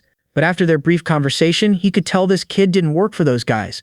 As he was thinking that, he heard the kid asking his reason for visiting this place, and that made the guy fall into thought about whether he should reveal he was sent here by the Bureau to procure treasures and artifacts, because there are some rogue cultivators who don't like the soul-suppressing Bureau too much. So he gave him half of the truth, saying he just came here looking to buy some items. That's all. Well, that was a problem for our hero, because he was also looking to buy some items, so that if this man snags the ones he likes before him, yeah, he definitely couldn't let that happen. So his plan was to drag him to the stall with the most worthless-looking items, so he can have the good ones for himself. Well, it didn't take him that long to spot such a shop, and bonus, the shopkeeper was a Namekian, meaning he was bound to get a good deal there, so he offered to buy the man anything he desires from this place.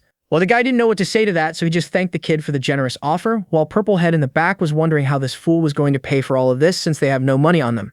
Yeah, well, Mimi wasn't too worried about that, since somehow things always work out in the end for this kid. Going through the items, the guy instantly spotted a bunch of useful items that were around tier 4, but Chen had no idea why he was being so hyped about those rundown things, since some of those things looked like they belong in the scrapyard.